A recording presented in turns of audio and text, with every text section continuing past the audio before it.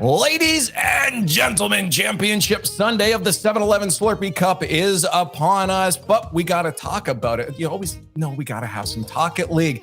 Thanks for joining us. I'm Leaf. Gibbs is beside me. We have Jorby and Turtle here to talk about Rocket League. We'll show you some clips here and there too. How about that? That seems fair. Leaf, right? I'm bummed because all three of you have the hair flip going on. And, I'm down to this buzz. It's just like you literally choose to buzz your hair. Because I'm lazy. Because you can grow that out to beautiful locks. I want to see beautiful locks, Gibbs. At land, man. All right, next time. Yeah. Okay, wait. What hairstyle are we giving him? I want to imagine. I want a mohawk, bro. Can we get a good pause from him right now so someone can clip this Photoshop? Gibbs, I feel like you look good in a rat tail. Hashtag RLCS and let us know on Twitter. There you go. Yeah, that's true. Actually, I need that. I will literally look at the hashtag after pre-show. I need to know.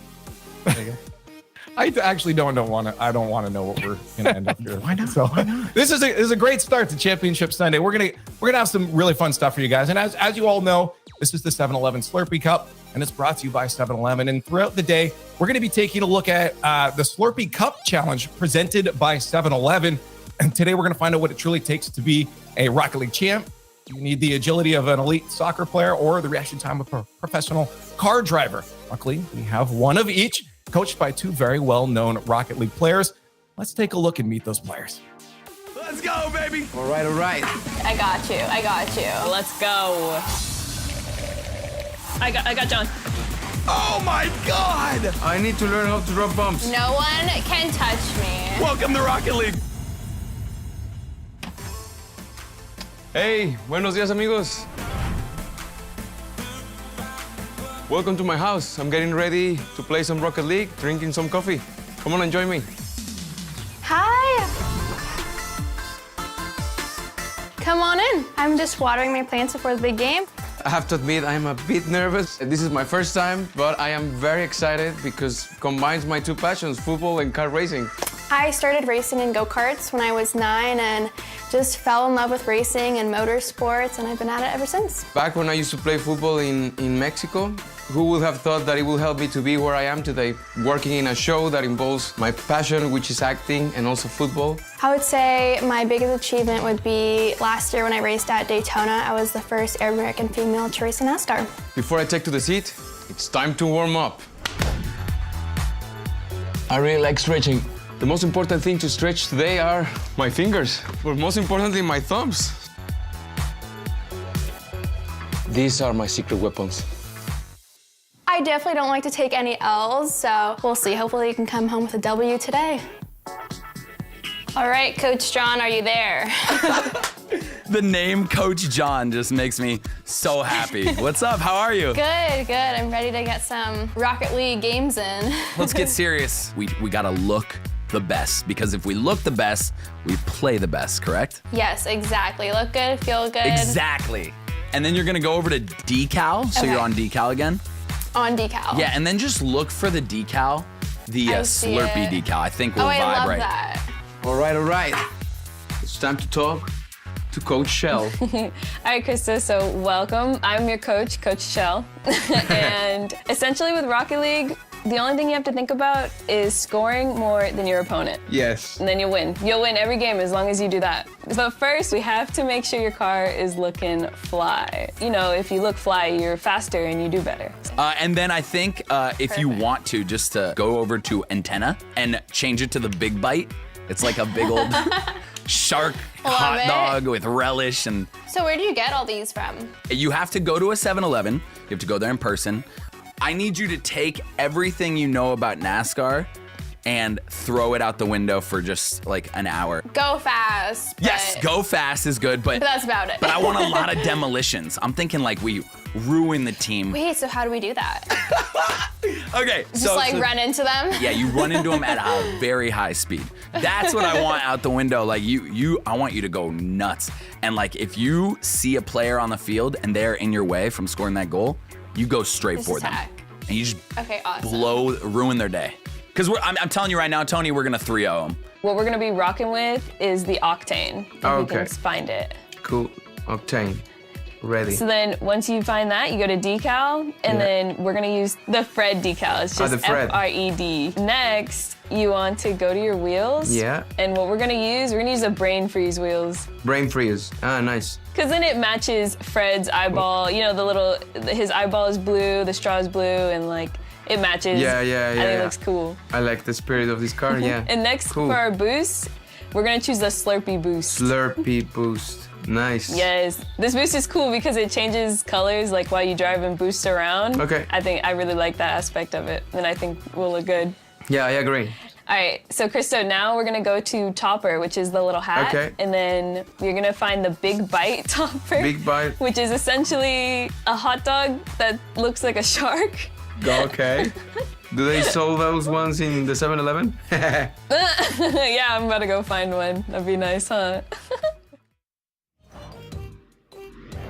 All right, well, now that everyone's ready, we're going to find out how that story unfolds throughout the rest of the day. And I got to say, Jorby, you have some swift competition on the hair now. Oh, dude, there's no contest. All right, Christo's hair is phenomenal. Also, you see those thumb stretches? All right, that was good. All I'm gonna say is, hey, good. Chicago. All right, I think that's the key, man. You just gotta like keep the thumbs, whatever he was doing, like the thumb push up. Watch out, Jorby, because Tony, she's gonna start practicing those demos, and we know North America loves their demo game. So look out, on Team Tony. Chel's advice of scoring more, though, Turtle, is probably the best advice a coach can give. You know, I think she should really be. Honestly, what is Sis doing behind NRG? Let's put Chel. Get Chel on there.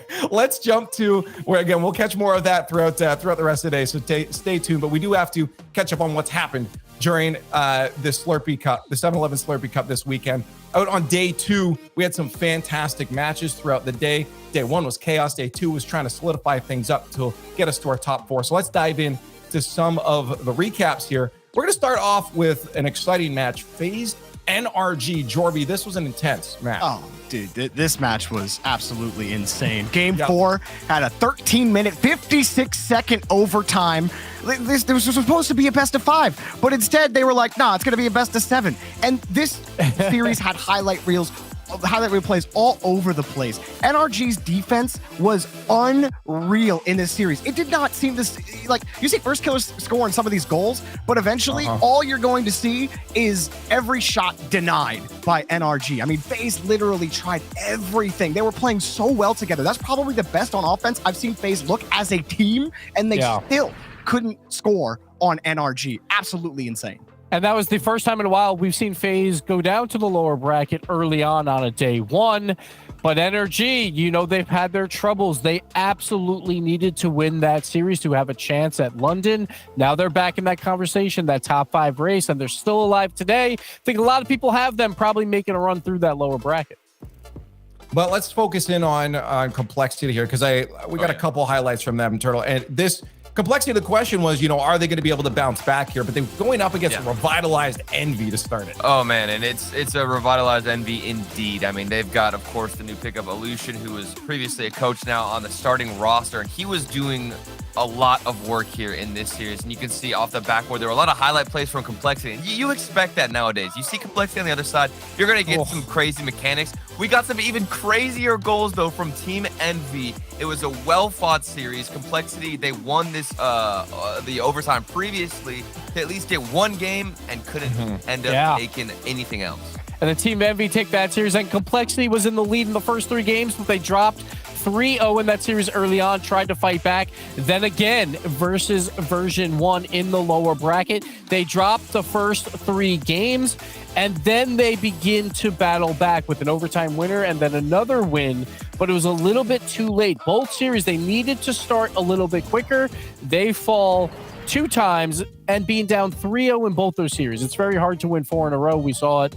It's almost impossible, Jordan. Yeah, I mean, honestly, Complexity, I know this team is still in position to make the World Championship. Spring Major definitely going to be a lot more difficult for them, but it just feels like it's so where is the team from the fall split that were contending? Yeah. Like they just haven't been consistent.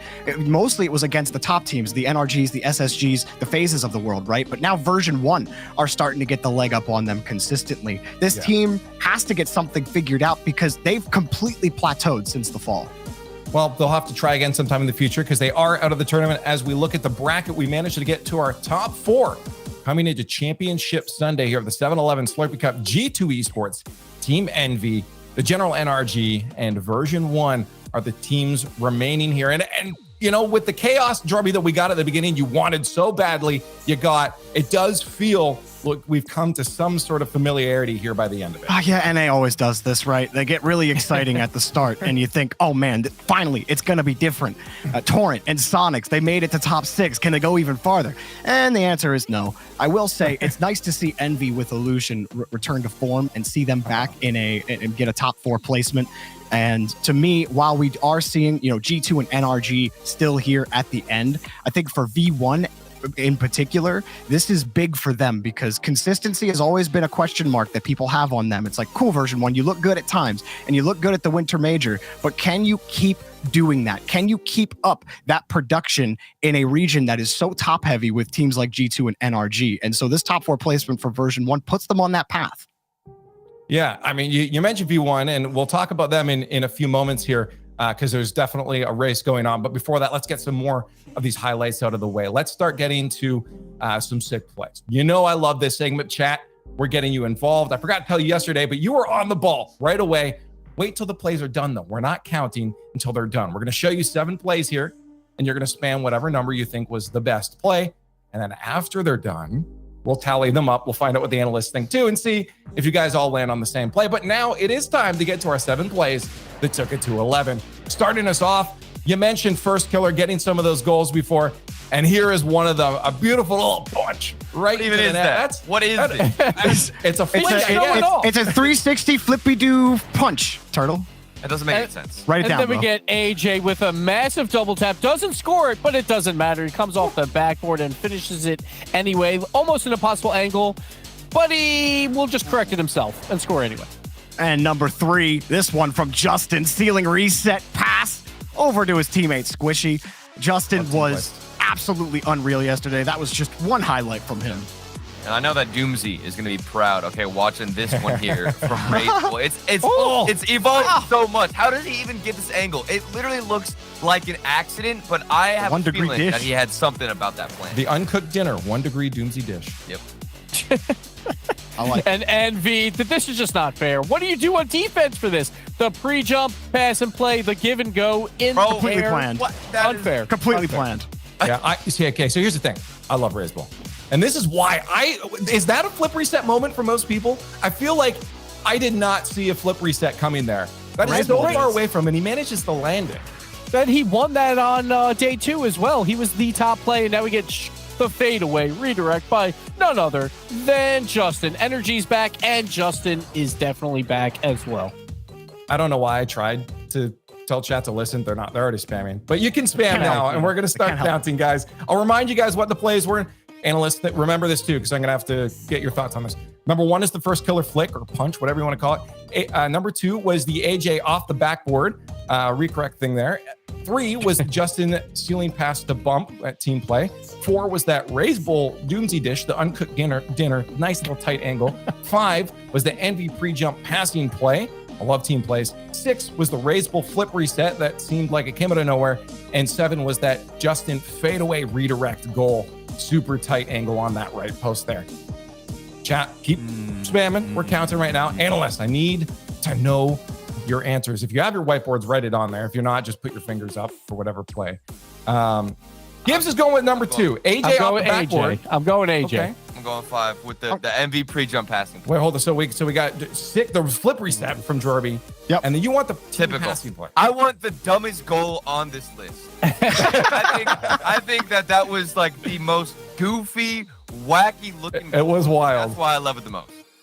Okay, fair enough. I think going for the flip reset from Raze Bull is ridiculous. The fact that he even had the boost to go for that, and he still got, like, yeah, the demo had to happen for him to get the goal, but to me, it was still really impressive stuff from Raze Bull. I wasn't going to pick his 1 degree dish, even though that's kind of nasty, because I don't think he did that on purpose. Something tells me that was totally by accident. Never know. Well, hey, True. these players, man, 5,000 IQ. But chat agrees with none of you. It's going to be number 3. Justin stealing past the bum. Hey, that's a good one. Good team play is a good team play, and you'll love to see them. That's why NRG, I think, excels at a lot of times. Turtle is working together with each other, and Justin, his mechanics can set up some beautiful things. And also the bump after that. Like, not only does he get the fancy flip reset ceiling shot pass into the midfield, okay, but then he takes out the goalkeeper. There's even more layers to an incredible play. Well, let's dive back now that we got all the recaps out of the way to what I was mentioning before.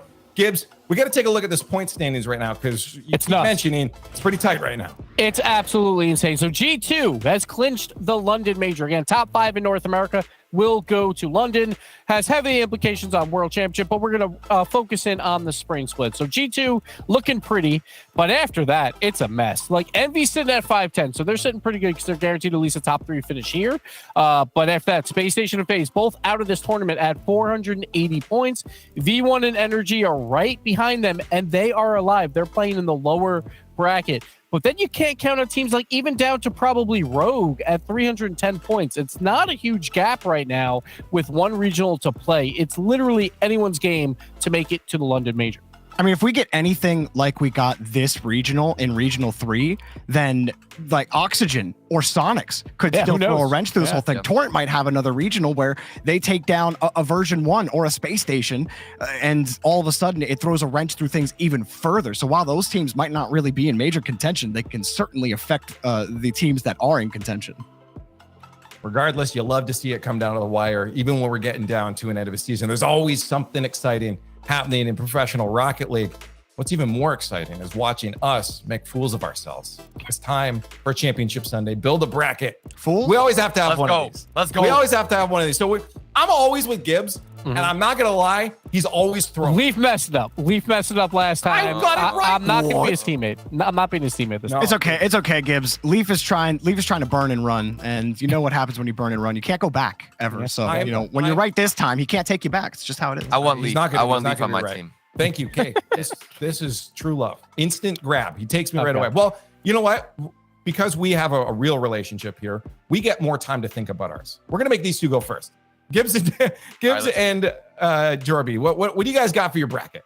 All right, Jorby. Show him. No, Jorby, you take it away, because we're gonna focus in on the lower bracket, and this is all Jorby. Jorby loves his V1. You know, so I said it on Friday the 13th, you didn't okay? have V1 going I wanted pure chaos, Turtle. I wanted pure chaos. You know what I got this regional? You want to know what I got this regional, Turtle? I got pure chaos. It's going to continue. You see Calm? He's giggling even when he's getting scored on. You think NRG are going to have that pristine defense like they did against FaZe? No, because Calm is literally going to be deleting all 3 of them off the field. It's V1 all day in this tournament. Okay. NRG's time is over. The time of beast mode is here. He's going to turn on, and they're going to go to the grand finals. And then we got to focus on the upper bracket. G2 Esports, they love to play Rocket League, but they are exhausted. So they're playing 8 games today. That's it. It's going to be a 4-0 versus Envy. It's going to be a 4-0 versus version 1. No more bracket resets. No more 13 or 14 game series. G2 is going to clean house today. There's a little bit of sanity there. Did you pick the upper part or the lower part? No comment. It's a team. Gibbs, don't take the bait. Gibbs, don't take the bait. That's a team. All right, we worked on it effort. together. We worked on it together. Gibbs didn't make a decision by himself. I didn't make a decision by myself. This was a team effort, Leaf. Something I don't think you and Gibbs really got down in your team. This is a meetings. chance for him to save himself here, because I don't know. Let's show him some sense. Give us the real bracket of what's going to go down, okay? It might be predictable. It might be basic, but it's because we're using logic on our side, and we know NRG's back. There's no question about it, all right? We're basically going to get a repeat of what we saw in the last split with the finals. It's going to go to the bracket reset, but then, of course, G2 Esports always take the reset. There's no if, and, or buts about it.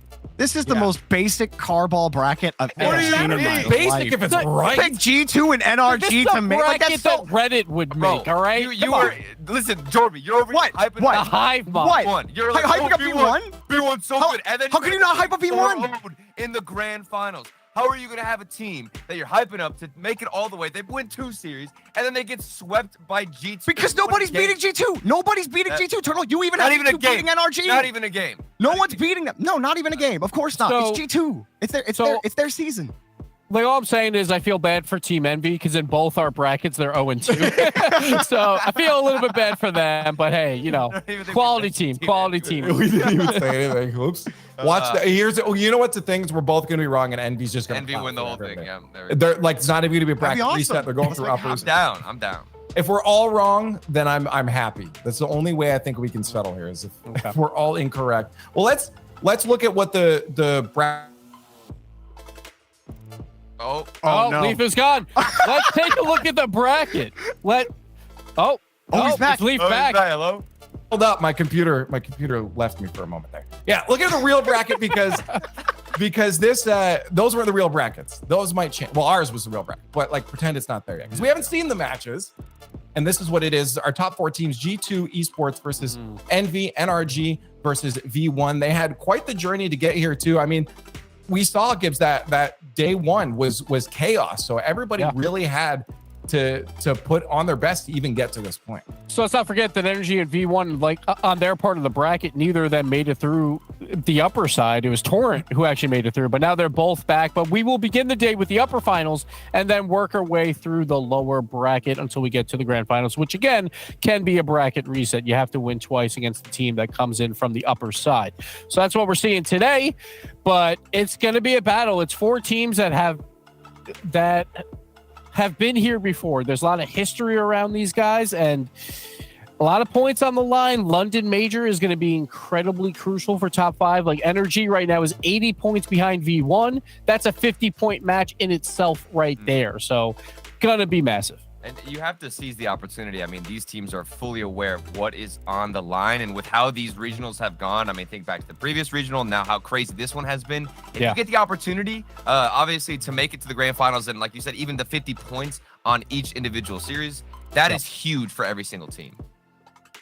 Kickoff's on its way, so let's start breaking down this first matchup here. It's going to be G2 versus Envy hitting the field first. This is in the upper bracket, so both teams are sitting with an extra life, but of course you want to enter that grand finals with the extra life because your opponents have to crush through the lower bracket and win 2 best-of-7s against you. So why not if you can? G2 looking like the best in NA right now, but Envy revitalized right now, Gibbs, with Illusion is still looking like a top contender for that grand finals. Yeah, and this is absolutely huge because North America, no bracket reset winner yet throughout this whole year. So if you win this, very likely you're going home with the trophy. But both these teams playing solid defense now, 1.08 goals against per game. Number 2 tied. So both these guys are looking great on the defensive side, doing much better than Regional 1 for both teams. But Team Envy is that team that no one expected to be in an upper final, and we're still not talking about them a lot. Like even when we do bracket predictions, but the team looks like they're finding their form, Turtle. Yeah, I feel like we need to talk about them more. Like, as I'm reflecting on what we saw with how great they looked against Complexity, of course, Illusion is back in peak form. Yeah. I really loved what I saw from Drees, so I'm kind of scared right now, Leaf. Maybe we messed up, dude. Should we have gone for like No. I'm kind of, oh, dude, I'm freaking out, bro. Look at you. Maybe, You're not even confident in maybe your this own is the bracket secret anymore. sauce. You were yelling at me for V1. Listen to you. Because You're yours didn't backtracking make any already. sense. You're You were backtracking talking already. about V1. Oh, my. No. Just watch Turtle, Maybe y'all go on a tear. listen What? to me. What? Look into my Freaking out. eyes I'm and freaking know out. that this is solid ground. Stand there in my eyes. I want little turtles shining in my eyes right now. Okay. We are going to hold strong to this, and we're going to be absolutely right. kind of We're the scared. book ends to this I'm death. kind of scared.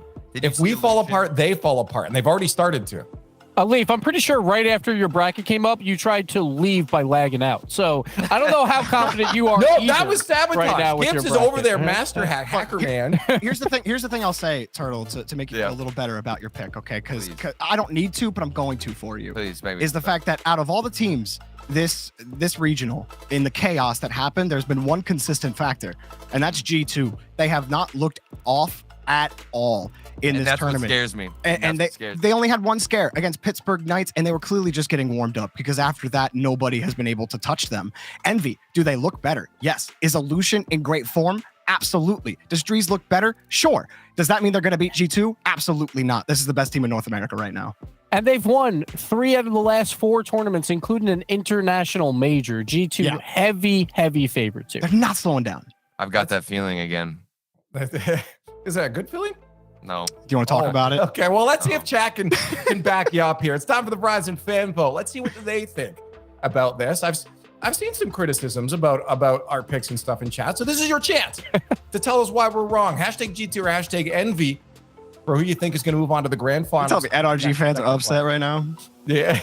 We didn't pick them to win. Did you see Justin yesterday? His defense was insane. Well, we'll get their chance to get back to you later, okay, when we get down to that match. But right now, it's all about G2 and Envy, and we got to get them on the board just officially. Obviously, we saw our brackets. I want to see if anybody's flipped, because Turtle is kind of scaring me right now, and I'm a little bit worried. So I'm going to start with me. I'm holding ground here. Come on, Turt. Okay, I'm sticking with G2. I don't want you to feel like this is a reflection of my trust and relationship with you, but I have to betray you, Leaf. I'm going to go Team Envy. I don't know why. Oh my God. I'm swapping.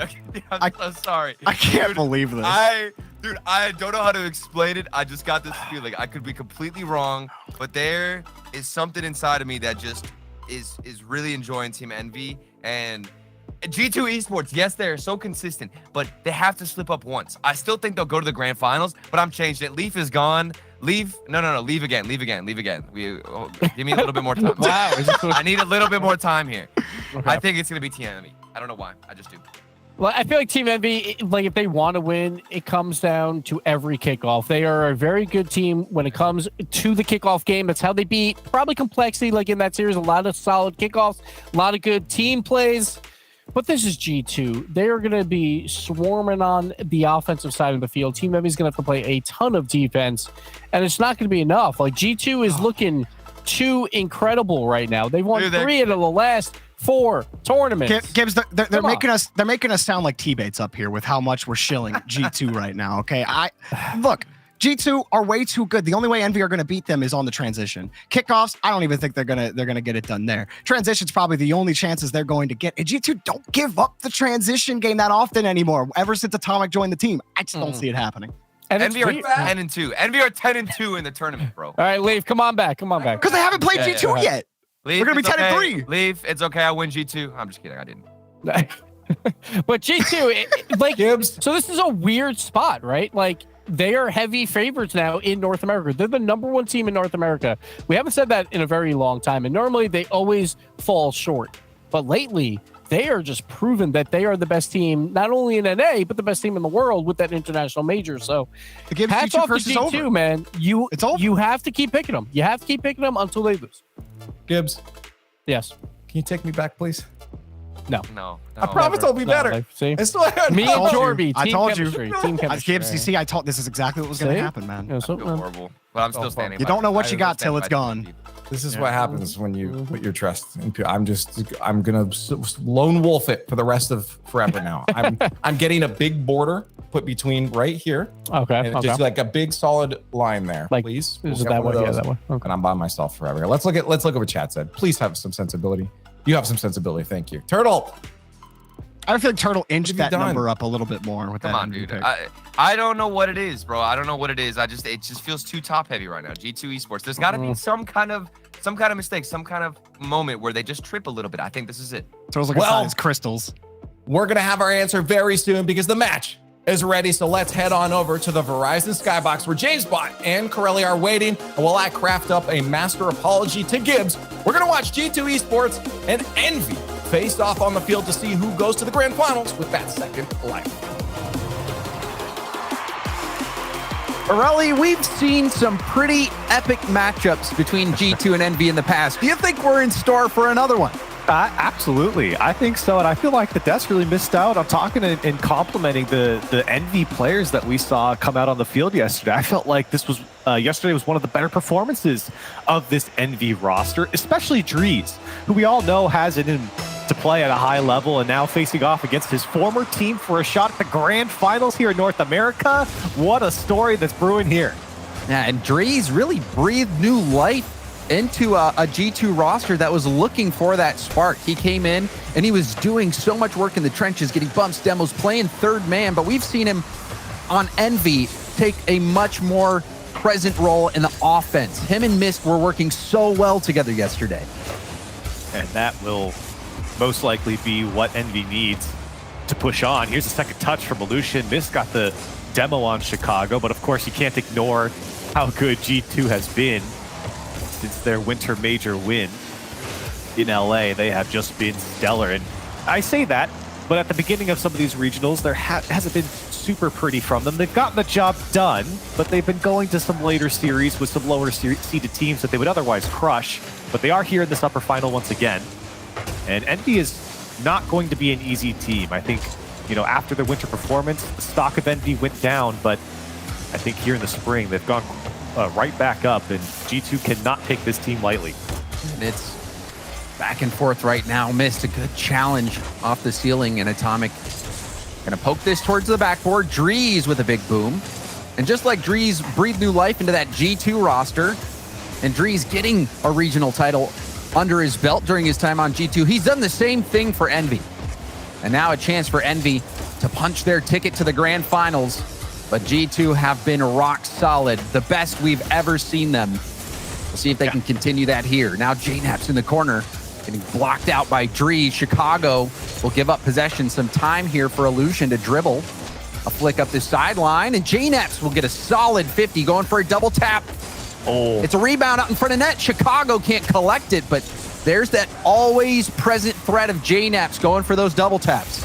yeah, and he certainly will hit them if you give him the space to do so. And right now, it has been pretty even. G2 definitely fielding some offense there in the last 30 seconds. Envy, they've got 2 shots of their own and putting up some quality defense. Chicago gets a demo. Here's Atomic with some space. Shot on target, missed. A weak clear over to Aleutian will get out for Envy. And now we see on the other end the defensive plays from Envy leading to a quick counterattack, but G2 collecting. Atomic, the challenge, doesn't get a piece of it. Chicago wrapping around, trying to slow it down, but gets challenged by Mist. But it's right to JNAP, center ball. Atomic didn't dive for it. Will go for the 50. Mist cutting off the play. Chicago off his own backboard, rebound out. Tip to the middle, it's behind Drees. Missed with the support. Aleutian stays upfield. Backward pass. Not bad. Shot opportunity. And Aleutian opts to keep control. He knew a defender was going to save it. But now the clear comes out from JNAP's. Yeah, that was actually really smart there from Aleutian, just to keep G2 from having the clear that they wanted. It ended up getting out for G2, but Envy giving themselves a shot to stay on offense. Now here's one, the back wall pass to Mist. He comes down to pass it to Aleutian, but Aleutian can't get over it. Some offense brewing for Envy, but no threatening shots coming through quite yet. We've seen now a few infield passing attempts. Yesterday, Aleutian did that phenomenally well for Envy, and it panned out multiple times. Envy comfortable with that back pass, with that mid pass, but now we see G2 with some space. Atomic jumping almost instantaneously on the flick, did get the center ball, and now going for another center play, but Mist will cut it out. Missed on the second effort in the air, was able to get the block, but out of boost, leaves it for Drees. Backboard play, cleared back. Atomic up against Mist. Mist will hit it downfield, and JNAP's popping it off his own sidewall. Aleutian, hard shot towards net. Mist will have it skip off him. Chicago did hit it off to the side. Now on the rush, Atomic towards net. Mist on his own backboard. Nice first touch. Will set up his second play. The 50. JNAP's diving in. Was looking for the corner boost, found nothing, will have to retreat. Drees on the challenge, Chicago high pop. JNAP's challenged by Aleutian. And we're still scoreless. Ooh. Both defenses standing up to the task so far. Yeah, I really got to sing the praises of Envy right now. They're doing a great job of beating G2, being very proactive in their challenges. Aleutian has really been a big part of that, as that second and third man, just slowing down G2, buying his team some time, and now Drees gets over the last man, but Chicago races back. Envy trying to put on the pressure late here. 10 seconds remain, and they're threatening. JNAP's Trying to get this ball in a safe spot. A skip from Atomic, and that's going to touch overtime in game one. Scoreless. Only one goal is going to decide it all. And it's cleared back. JNaps off the ceiling.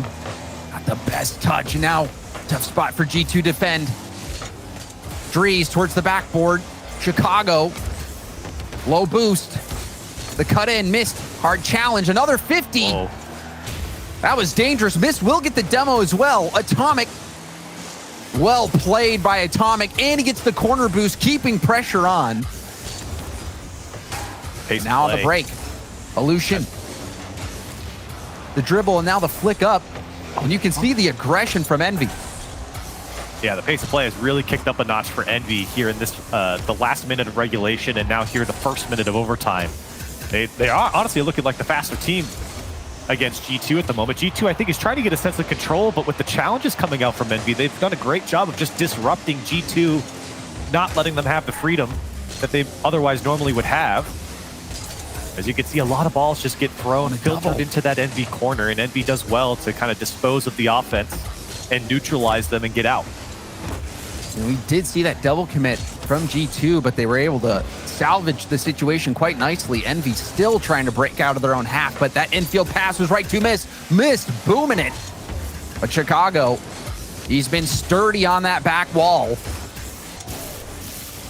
Atomic lob pass. Mist will turn. There was no one from G2 there to challenge. Another lob right back. JNaps out of boost. Drees airborne flip reset towards net. Chicago with a save off to the side. Boost troubles. You can see them starting to rear their ugly head for G2. That's a tip into a dangerous spot, but Chicago will clear it out to JNaps. JNaps goes for 50. Missed. Great speed. Will pop it high for Drees. Drees towards net, and that's going to be saved aside. Now the 8th save required from G2 here against Envy. Envy have just been knocking on the door, and here's one dropped down in front of Mist. Now the shot over Atomic. Drees gonna do it in 2 minutes of overtime, and Envy take game one. And you saw JNaps. He got a very light first touch on the ball, was able to get the 50, but the danger was in the rebound.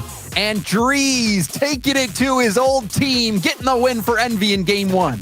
That's the man to do it. We talked about him yesterday, James. We're talking about him here today. He's the man on Envy right now in this regional that has really stepped up and taken a more offensive role, a more midfielder type role, a more disruptive role here on Envy. He's really done it all, and he has certainly pushed Envy ahead here in game one with a fantastic shot. I think for Envy, it really comes down to the pressure that they got. Again, that final minute of regulation is where Envy really seemed to kind of pick it up. G2, a little slow out the gates, I would say. You know, for a team like Envy, who has, I think, has struggled to find consistency on both sides of the field, Envy looked way more consistent, way more calm here in game one. And the numbers, they reflect that sentiment, Corelli. 11 shots from Envy, just 4 for G2, who was forced to make 9 saves. We saw how many saves G2 was making on the goal line. A lot of it Chicago low boost situations on the backboard. It was all G2 could do just to get the ball to the sidewall. A lot of times you see G2 look for those outlet passes, and we did see a few of those moments, but in those situations where G2 tried to get that fast break, Envy was there to shut it down, and I don't think we saw a single double commit from Envy that whole game. It was a clean game. Very, very organized, and you can see that in the challenge game. It's been so strong. That one does get over Mist, though. Chicago can't get the second touch. Now here's Drees. He's got to do it himself. He goes into the G2 corner. Envy certainly want to build on the momentum they built from game one. A fantastic way to start off a series here. Drees off the backboard to Mist. He can't connect, and Atomic there to clear it out. And you saw, it looked like one of the G2 players was getting dribbled in their own half. The drop down pass from G2 doesn't hit the mark. Illusion back off the ceiling, but he gets help from his teammate. High pop from Atomic, missed up early. JNaps, little lob towards net, pinched off the post from Illusion. Chicago off the ceiling and down. Drees hits it off to the corner.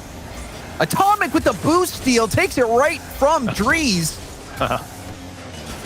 It's the little things sometimes, James. It really is, and it could spell disaster here for Envy if they can't break out. Here's Drees. He did pick up boost in the end, and he does get a good touch towards net. But stealing away boost, being annoying, as Atomic normally is against his opponents, has paid off. Now Chicago is just going to poke one free over the last man. It's the 1-0 lead for G2. And this catches Drees by surprise. He's waiting for the shot from Chicago to come in, but Chicago just hits it so hard, Drees didn't even go for it. Yeah, it just happened so quick. I think he was kind of shocked that Atomic came out clean there. You could see Atomic kind of sit behind the ball and just kind of wait to see what Envy was going to do, and then he realized they gave him space. Now Chicago, back post shot. The pass from JNaps is perfect, and quickly G2 double up their lead. It was kind of a crazy playoff kickoff. JNaps hitting it into Atomic, and it bounces off Atomic, who was already flipping, and goes hard to the corner. That was able to catch Envy out.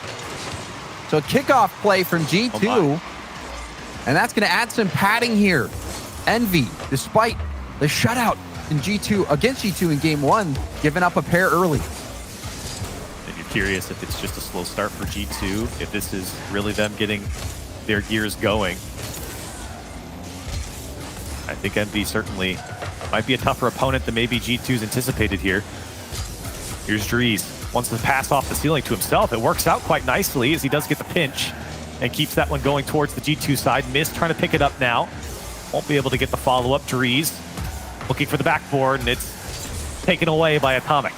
And I think one thing we've learned about G2, Corelli, is that there's no quit in them, even in those tough situations. I mean, you even saw at the major when G2 in Game 7 gave up that heartbreaking goal. They still bounced back and got the job done.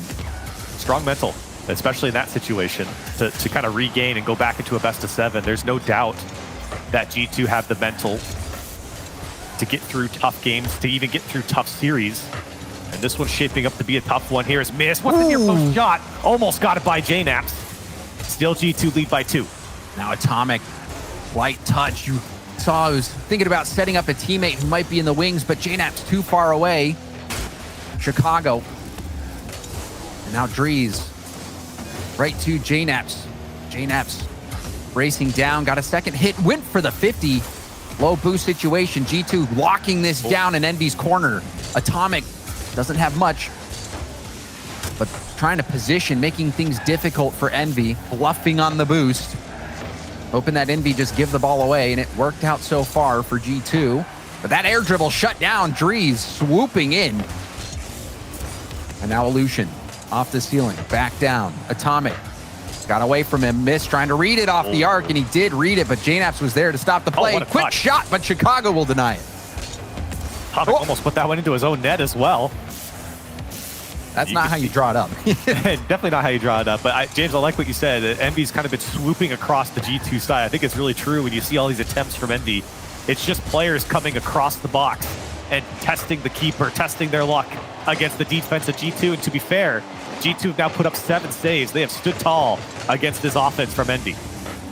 And they've been fending these shots off quite nicely. Even in game 1, their defense was looking sharp. It was just that one goal that was the decider off that mistouch from JNaps. But this early offense giving G2 that padding. It's the same defense, but this time their offense has been able to answer the call. I don't know if that pinch was intentional, but it actually worked out nicely. Mist, unfortunately, couldn't get past Atomic. Now JNaps and Chicago goal, and the last man beat. Atomic puts it over high, off the second touch, backboard. Easy for Atomic to push that one home. A 3-0 lead for G2. And this was the G2 swarm. Atomic is hitting in front of net during a double commit. That's how confident Atomic was that he would score the scraps off that play. And sometimes throwing those multiple looks in the air like that can make it more difficult for the defense. That was a 3v1 situation. And G2 able to close it out. Strong performance. You can't criticize the triple commit if it works, okay? They put one away. They're up by 3. Very comfortable game here for G2. I say that while Envy has had plenty of offensive tries here against G2. Defense has been very much organized from G2. Offense now clicking for them as they will march to victory here in game 2. G2 finding their form. Another defensive showing from G2, but this time they get the win.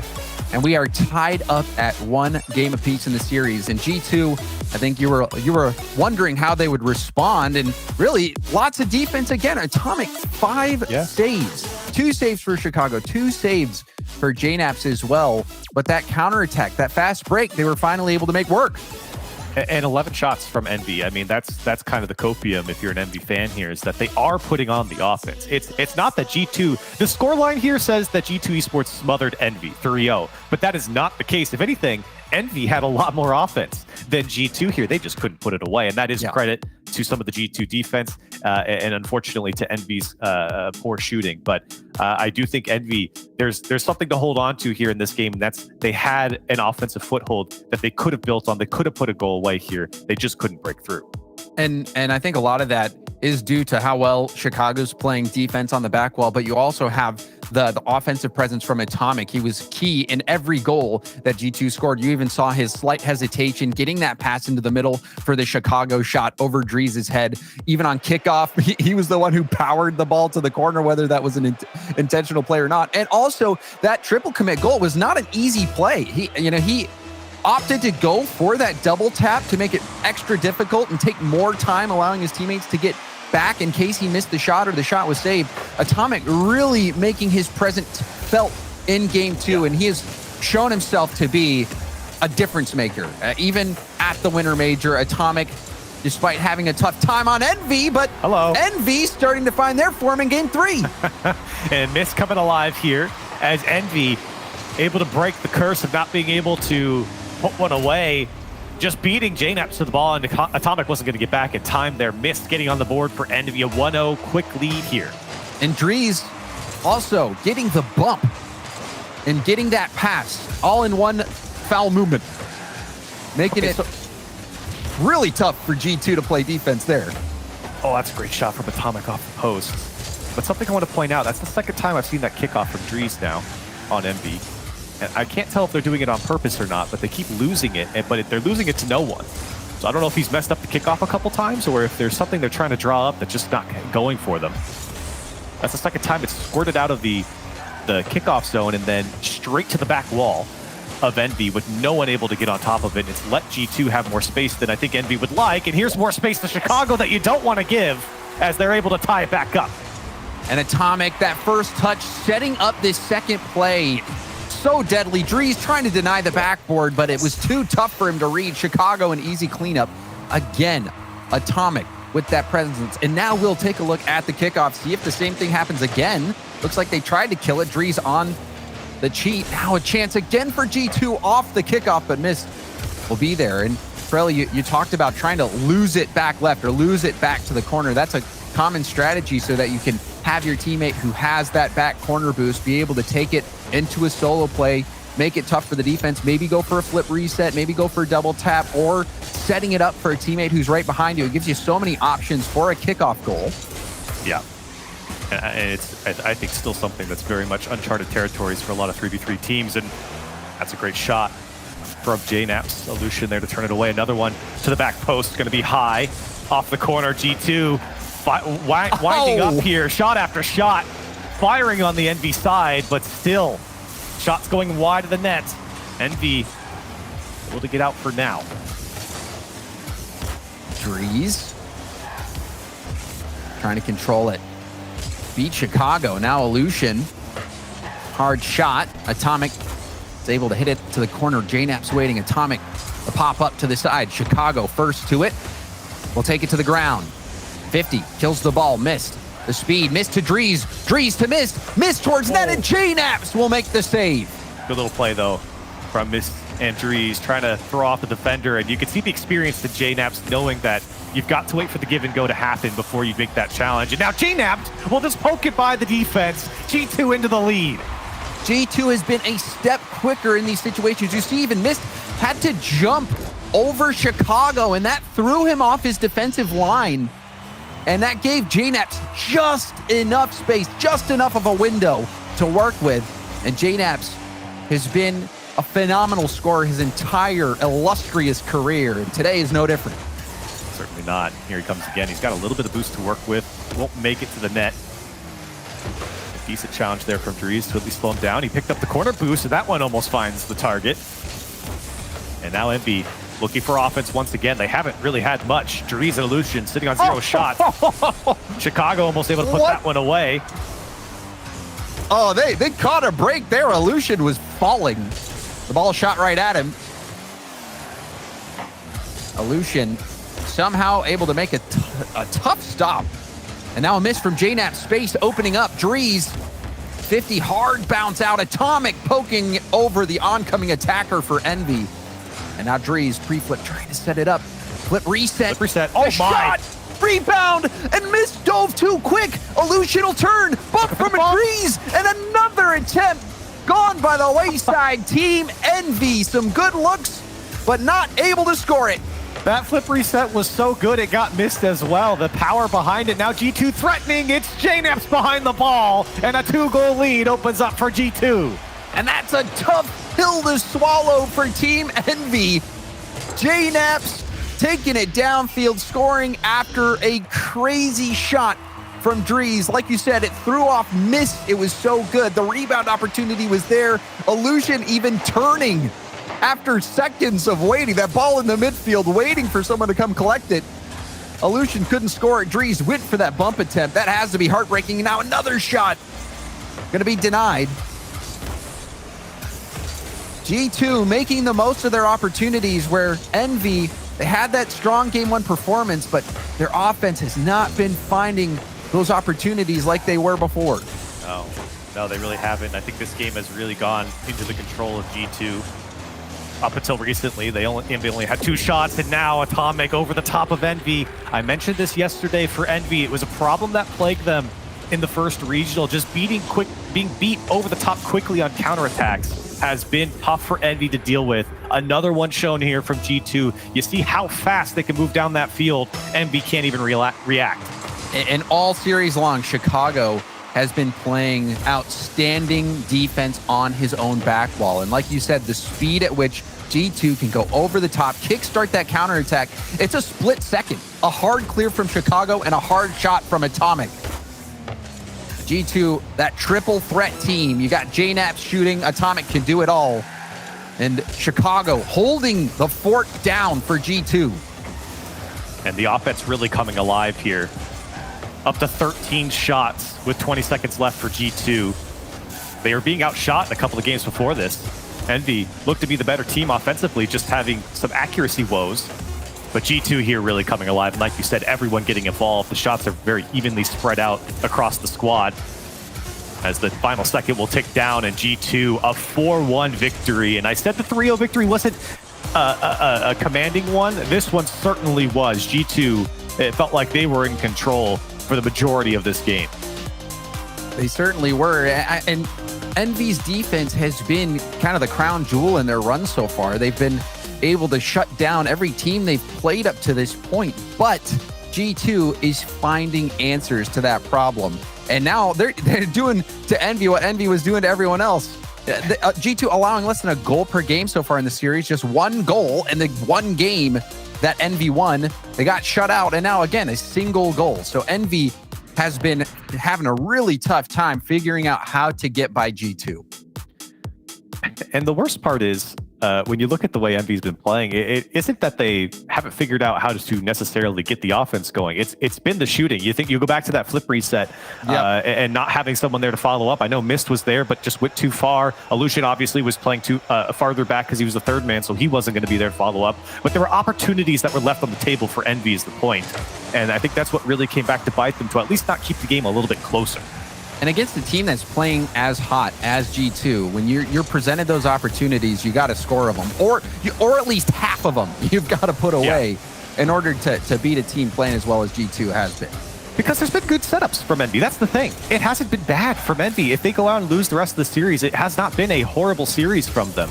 It really has been the accuracy. It's been just trying to convert on those opportunities that they have been generating themselves. And that's what's been impressive about this team. They've generated a lot of their own opportunities. They just haven't been converting them.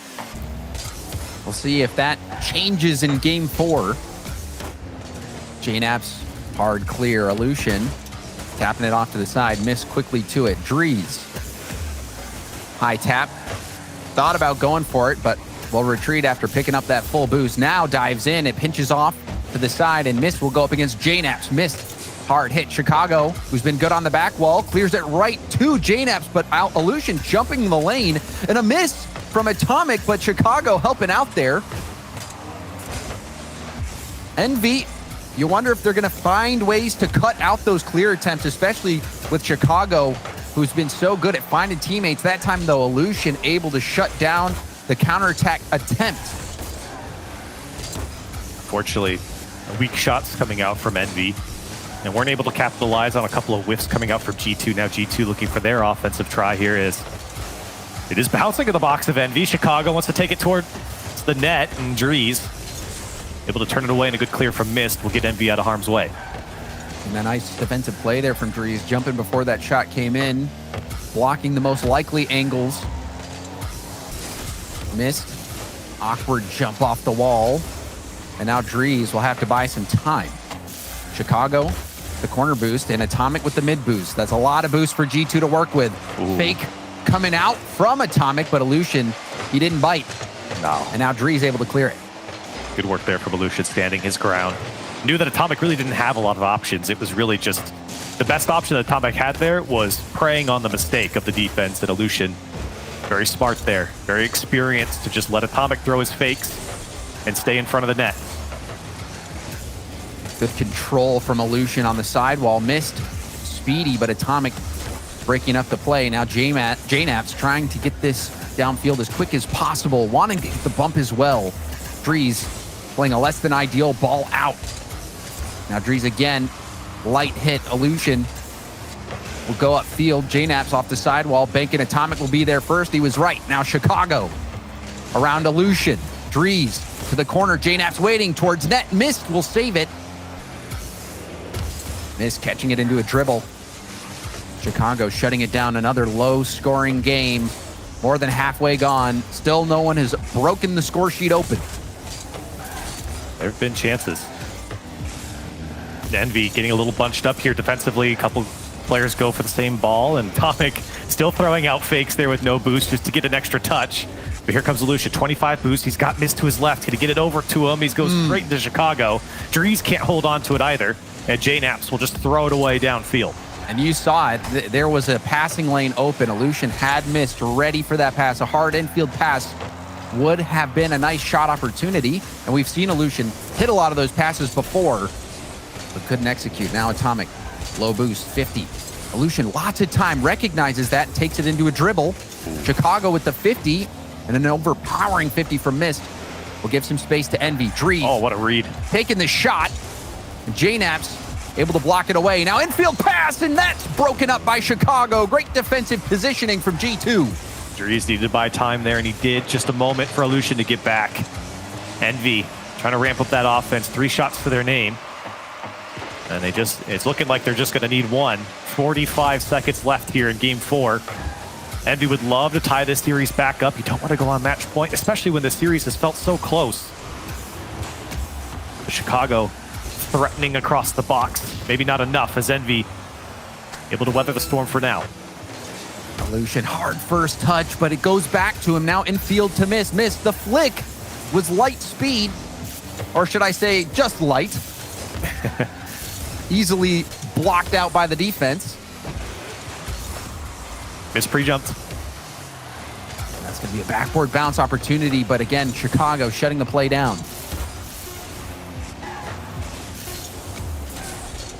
This is a bounce that could be tough for Mist to deal with. He keeps the ball in play. Mist, flip reset, and that's shut down. That could have been a tough spot for G2 to work from.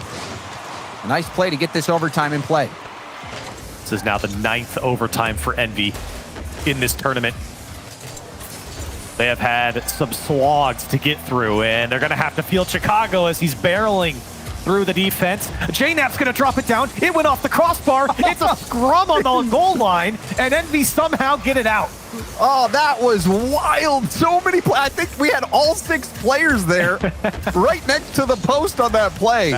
That one's going to end up a screenshot somewhere out there, a meme with all 6 players. There's a good freeze frame in that moment. Envy escaped with their life, but it was close. Now Atomic to the side wall. Missed. Hard clear Illusion. Is he going for the bump? It looked like he was, but Chicago able to dodge it, and he gets a hard 50 deep to the corner. Missed. Can't challenge Atomic. Illusion banging it upfield, but a play shut down by Chicago as he was able to turn on that one. Chicago, excellent speed. Backboard, you see the wraparound. Save. Missed, able to get it out. What a read from Mist.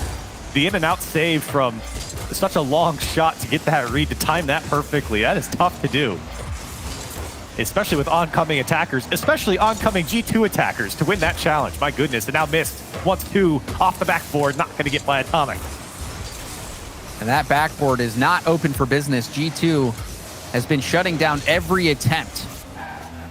It looks like Envy's gonna have to go for the infield or something creative in order to take this G2 team down. Chicago, light. Oh, Atomic faking out one, goes across net, and that's enough to end it. Chicago in place. look at this fake. Look at that fake from Atomic. That is world class to get the defender to bite on that one. And then a perfect shot over to, or a pass over to Chicago. G2 and Atomic especially making that one work and making it look pretty. And if you at first you don't succeed, try again. Atomic tried to fake out Illusion in the corner, if you remember last time. Yep. Illusion didn't bite, but this time he did hook, line, and sinker. And Atomic was able to make Envy bury themselves with that fake. An incredible play. In Chicago, right where he needed to be. An easy finish thanks to that fake. But even looking at that play, Oh my goodness. all 6 players within 10 meters of that ball. Yeah, that's insane. And what's more insane is that it didn't go in either. I mean, even with Envy panicking, I mean, that could have very easily been an own goal as well. Somehow Envy get out, but in the end, G2 come out on top. Match point now for G2 Esports, trying to march to another final. Envy, you know, again, I don't think this has been a horrible series. Of course, I don't think they're favored going into the series, but I do think that they've been playing good enough to extend this series for a couple more games. They just need their shots to drop. And right now, they've got to slow down G2. That offense has really cranked up. And honestly, Corelli, I don't think there is a favorite against G2. Right. There is no one out there that would be.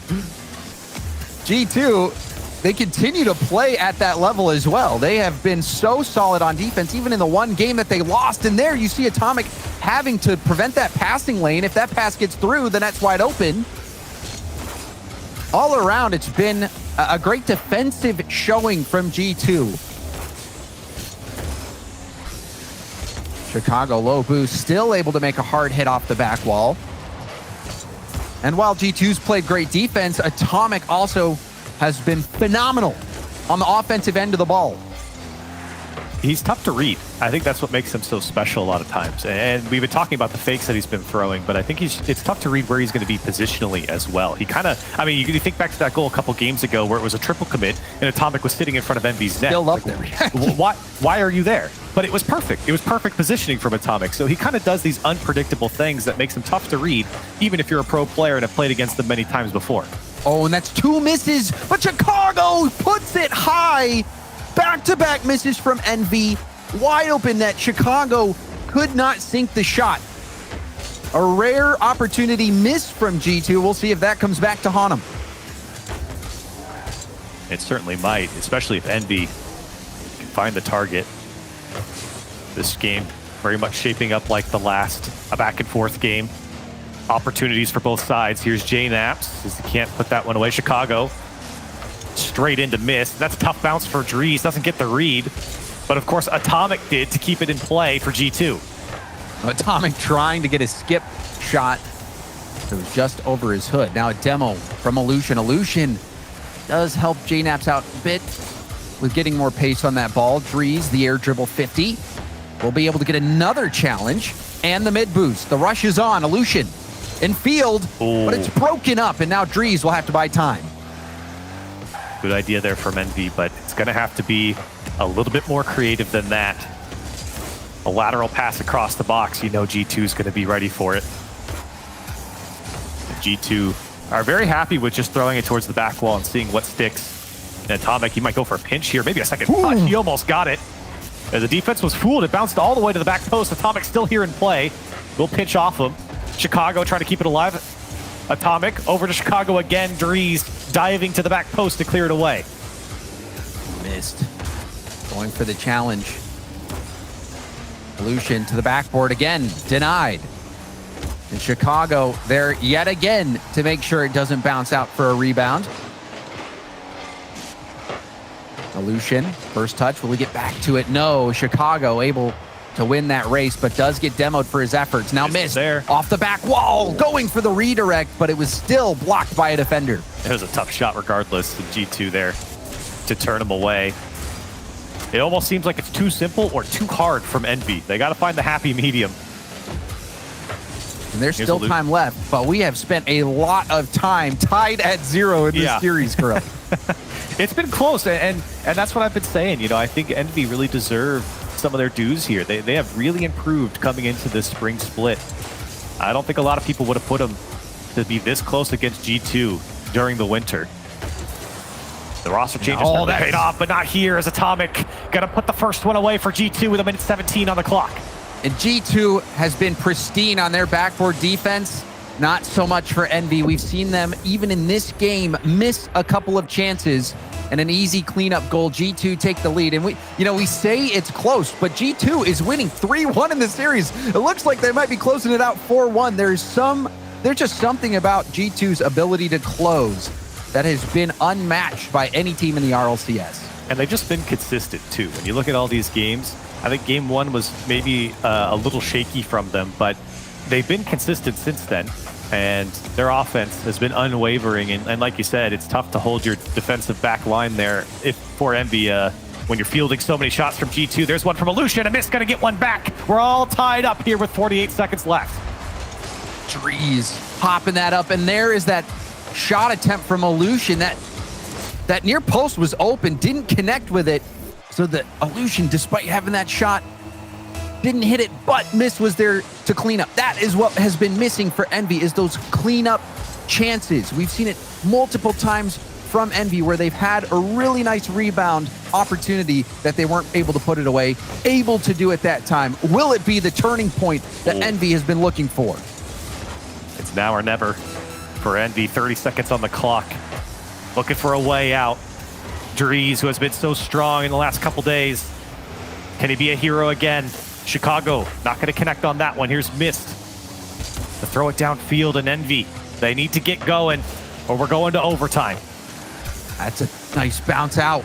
Space given. Atomic the 50. Lucian popping it up for Mist. Mist up quickly, but is cleared downfield. Atomic's there. Atomic, can he get to it? Backboard bounce. Chicago keeps the ball in play. JNF dodging the team bump, going for a dribble. Pass one, it's still in play. And finally, it will touch the ground, and we've got overtime yet again. JNaps was able to dribble there for so long, and Envy, I guess, was just sitting, watching and waiting. Into overtime we go, though, and JNaps wanted to get under that one, and a good clear from Lucian will get Envy out. Chicago with a challenge, just going to skip down into the corner. Now, shot opportunity. Atomic, the demo on the goal line. Drees makes a save through the smoke screen. Still threats coming. Chicago under one. Missed. Does well from his own near post. And a quality clear, but it's only as far as Atomic. G2 immediately turned that into another touch. All three players getting involved quickly here. JNaps a pass across the box. Chicago can't get over it. Envy have got to get a foothold on defense here. G2 are swarming on their side, and they might get out. Double commit comes out from Lucian and Drees, but at least it went towards the G2 side, and Envy are able to get back. Missed. And now Atomic also fighting hard. Missed, giving up the ball. Just trying to get some breathing room for Envy so their defense can get set. Off the ceiling, Lucian hits it down into a dangerous spot. Chicago, a lob shot, almost getting the block. Atomic, the fake around one. Lucian, you can see the panic in Envy's eyes as Atomic wreaks havoc on the back line. But a miss from Atomic. Oh my. And Chicago still first to it. Envy's so spread out. They're a little panicked right now. G2, they've turned it up to 11 here as they have just swarmed the Envy side. Dries needs this touch, and it's a decent one. But still, that's really the best Envy's been able to muster up here in this overtime. They're almost 2 minutes in. As Chicago's not going to connect on that one. Missed to cut it out. Low boost for him. Dries not going to win the challenge here against Atomic. JNAP's waiting. Atomic all the way! G2 going to take him down in 5. Atomic dropping bombs from the sky. That air dribble right after the ceiling bounce. What are you supposed to do if you're that defender? I guess you can't do anything but watch as G2 takes this series convincingly over Team Envy. And you got to say, you could feel that one coming in that overtime. G2 were all over Envy. And it was, you know, despite how much we've complimented Envy for, I think, having a very strong series here compared to the previous splits, I feel like that was probably their worst moment in that overtime. G2 maybe just going to a different level there, and their offense certainly showed that. Envy just couldn't compete with the pace. They really couldn't. And I am so impressed and continue to be impressed with how much of an impact player Atomic can be. He was, even when he was on Envy, you know, Atomic had these incredible moments. And then there was that period where things were not going so well for Envy. But now that Atomic has been able to have Chicago and JNAPs in the wings and be freed to really make an impact offensively, it has been remarkable to see what he's been able to bring. But also Chicago on the back wall played so well. It was not open for business. They kept Envy scoreless for a majority of this series. And then JNAPs, I mean, he was scoring goals, doing everything you expected him. This was an all-around performance from G2, and they're headed to the grand finals.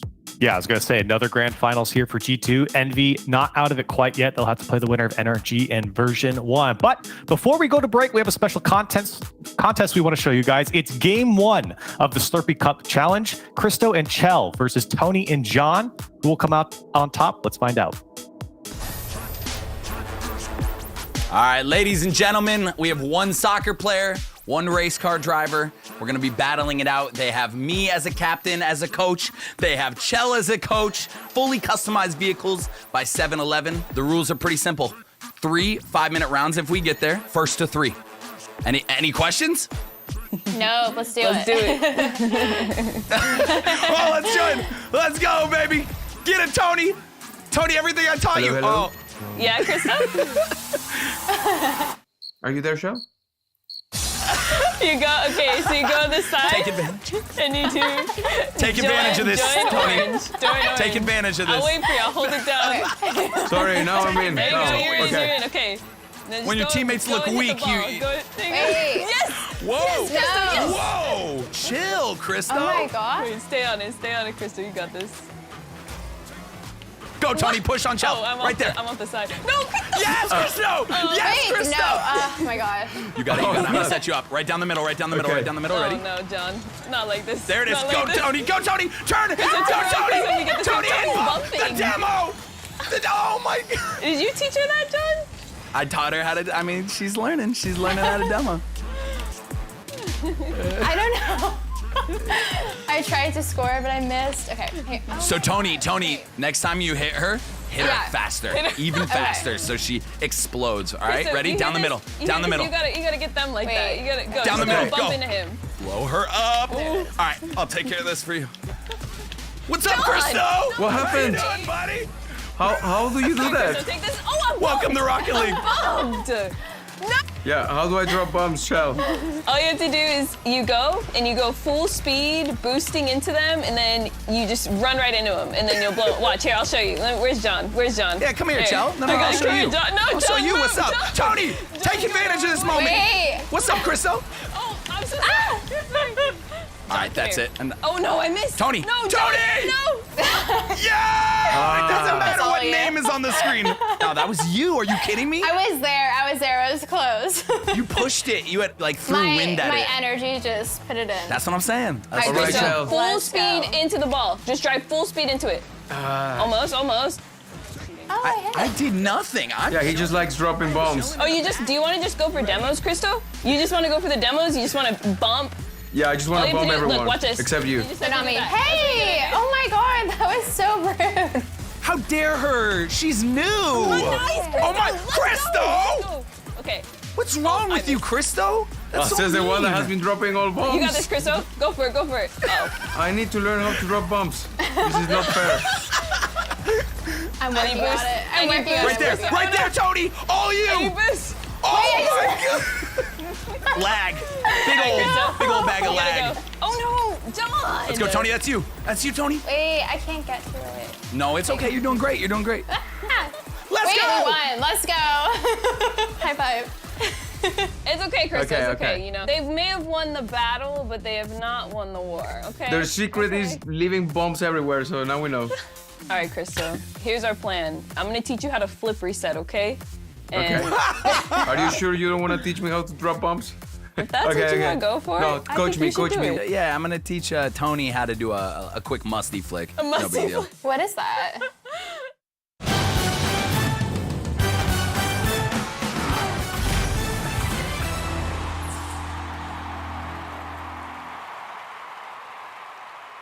Performance, precision, pepperoni pizza, built by fans, inspired by snacks. Model 7-Eleven. Win it.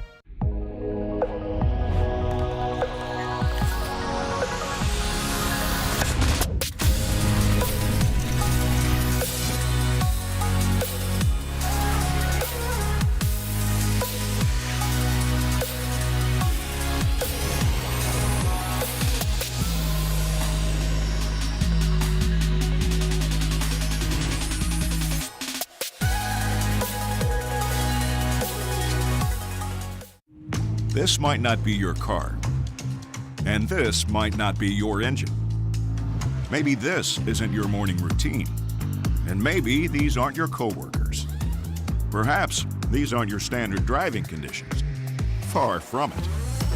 But this is your oil, which means you're one of us, doesn't it? For serious engines, on and off the track, upgrade to Mobil 1.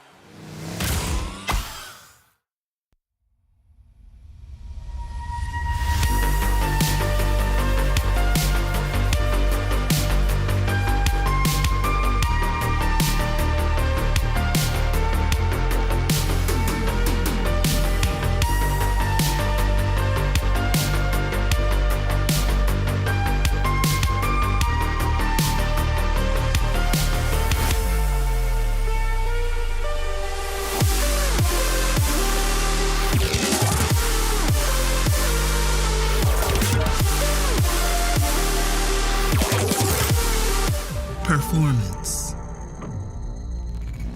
Precision. Pepperoni pizza. Built by fans, inspired by snacks. Model 7-Eleven. Win it.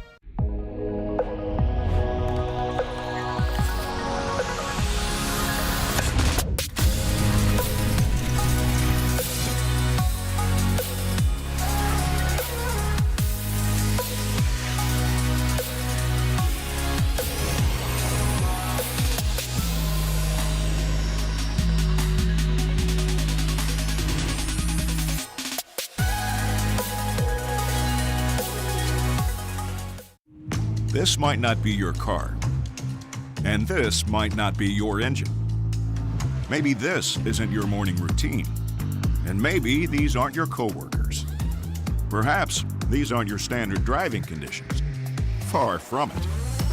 But this is your oil, which means you're one of us, doesn't it? For serious engines, on and off the track, upgrade to Mobil 1.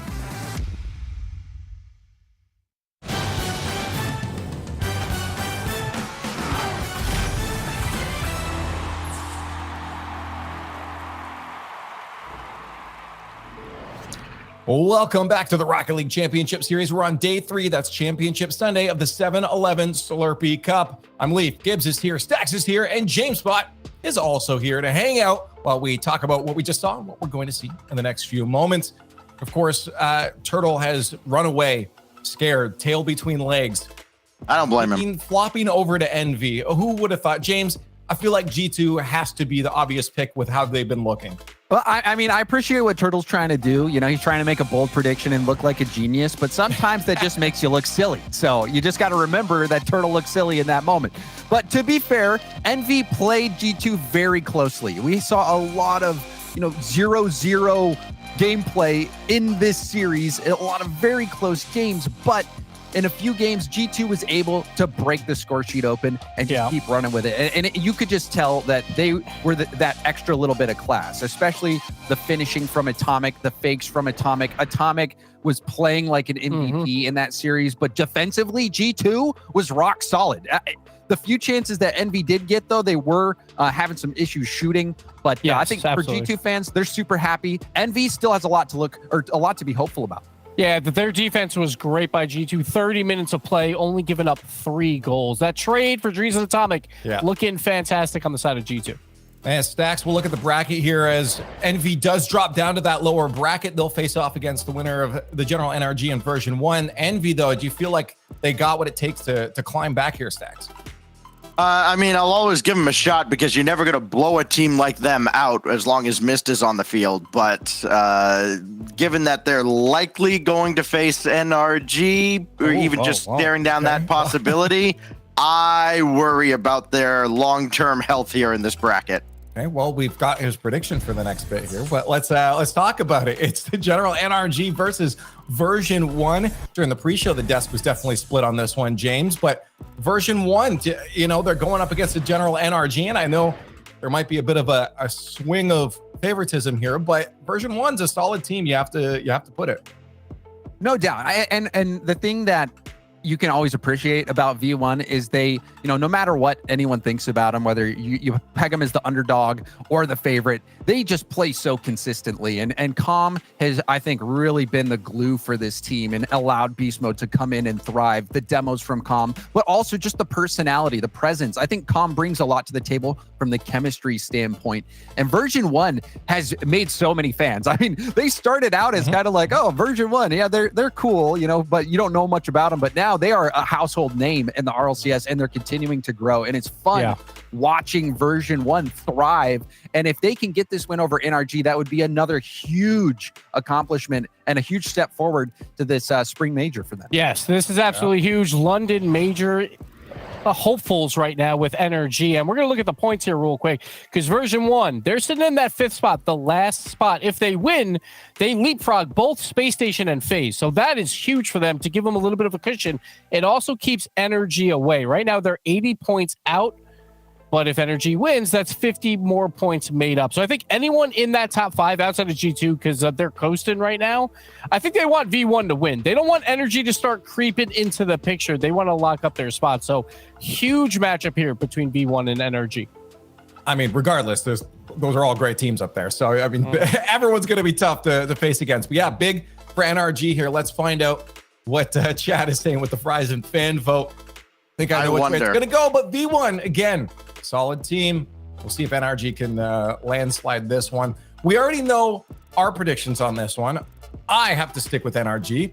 I think Gibbs's bracket was awful. They went with V1. Are you flopping? You gonna change your mind here and make some sense? So I really think that this is a true coin flip matchup, but I am a team player with Jorby. I'm going V1.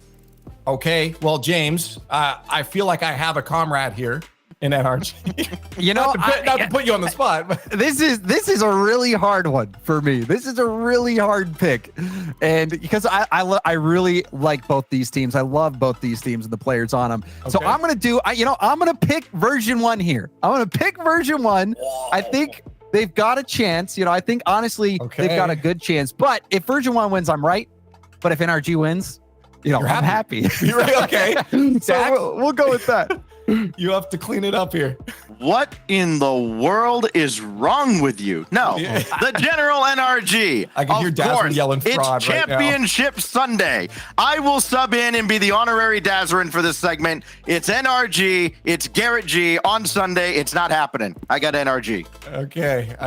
If he's wrong, there's a lot of flack coming James' way right now. That's a big vote. For NRG in the Verizon fan vote. Not unexpected. Let's head over to the Verizon Skybox now, though, as we have our next match with Chiefs and Turtle waiting for the match. NRG looks to end their slump by crushing through the lower bracket to grand finals, and with V1 ahead in points for the spring major, NRG needs the wins. Let's see if they can overcome V1. A lot on the line for both teams. Turtle and NRG kind of got both sides of the coin yesterday, whereas over on V1, perhaps a tougher road through the bracket. So a lot to unpack here for this one.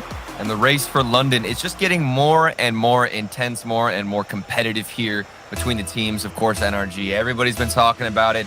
Their rough start to the split, but now they have regained. And it's a bit similar here for V1, at least in this regional event. They both fell a bit short to Torrent early on in the bracket, but they've managed to come back, and they're looking to make a deep run all the way from the lower bracket. We're already getting put on with some shots here from V1 towards the half of NRG. Nice early pressure indeed, and Beast Mode has been having a pretty solid weekend in general, putting in most of the goals for V1 throughout the course of this regional. And on NRG side, if you watched anything yesterday, you know that Justin's defense absolutely lights out. So we'll see how this all comes to fruition as game 1 continues with a little pressure here from V1, still stuck in this NRG corner. I think a big talking point so far for NRG has been the development of a new play style, which I personally am still trying to figure out, what it is that they're changing about their offense and the way they move forward. I definitely am getting a couple of glimpses back to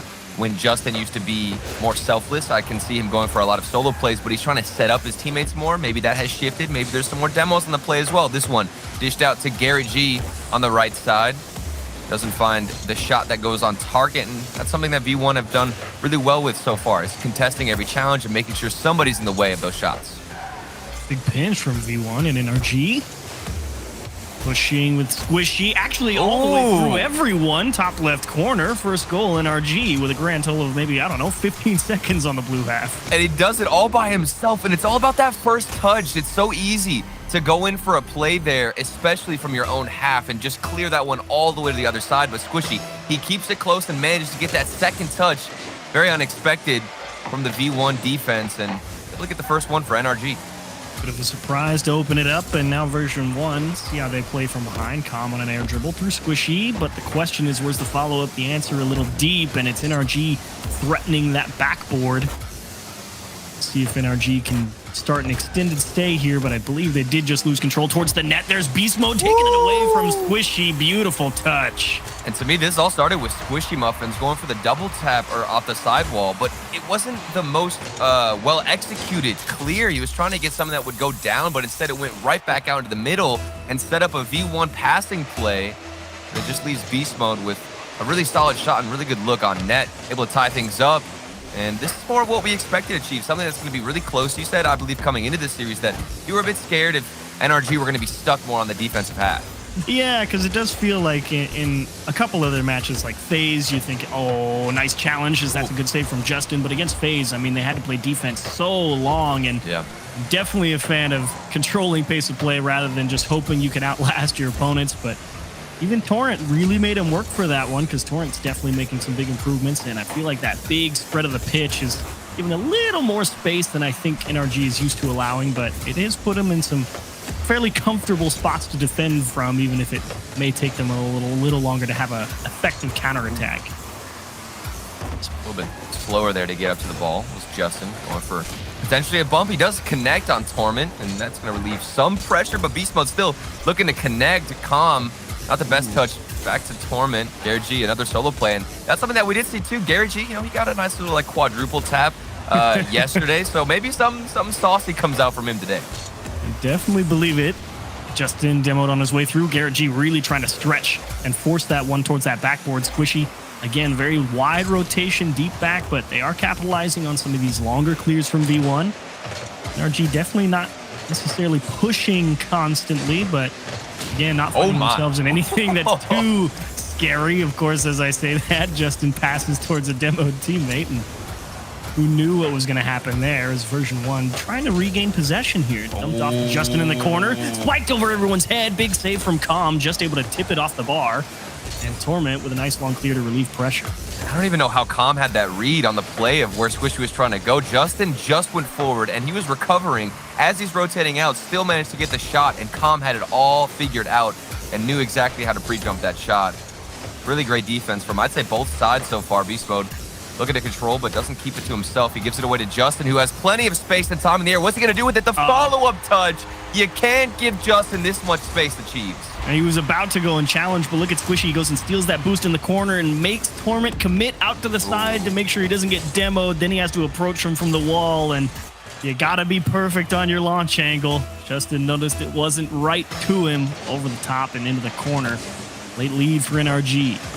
And now we've seen back-to-back goals that are very similar. I mean, that first goal from Squishy Muffins, the exact same play. You get one nice touch in the air, keep it to yourself, and then you're able to follow it up. The defense, they have to challenge as early as possible. So if you manage to get that second touch just in time, you can get it over him and have a shot on net. Ooh, but a good pass in the midfield. Torment, he was there and barely saved out from Justin.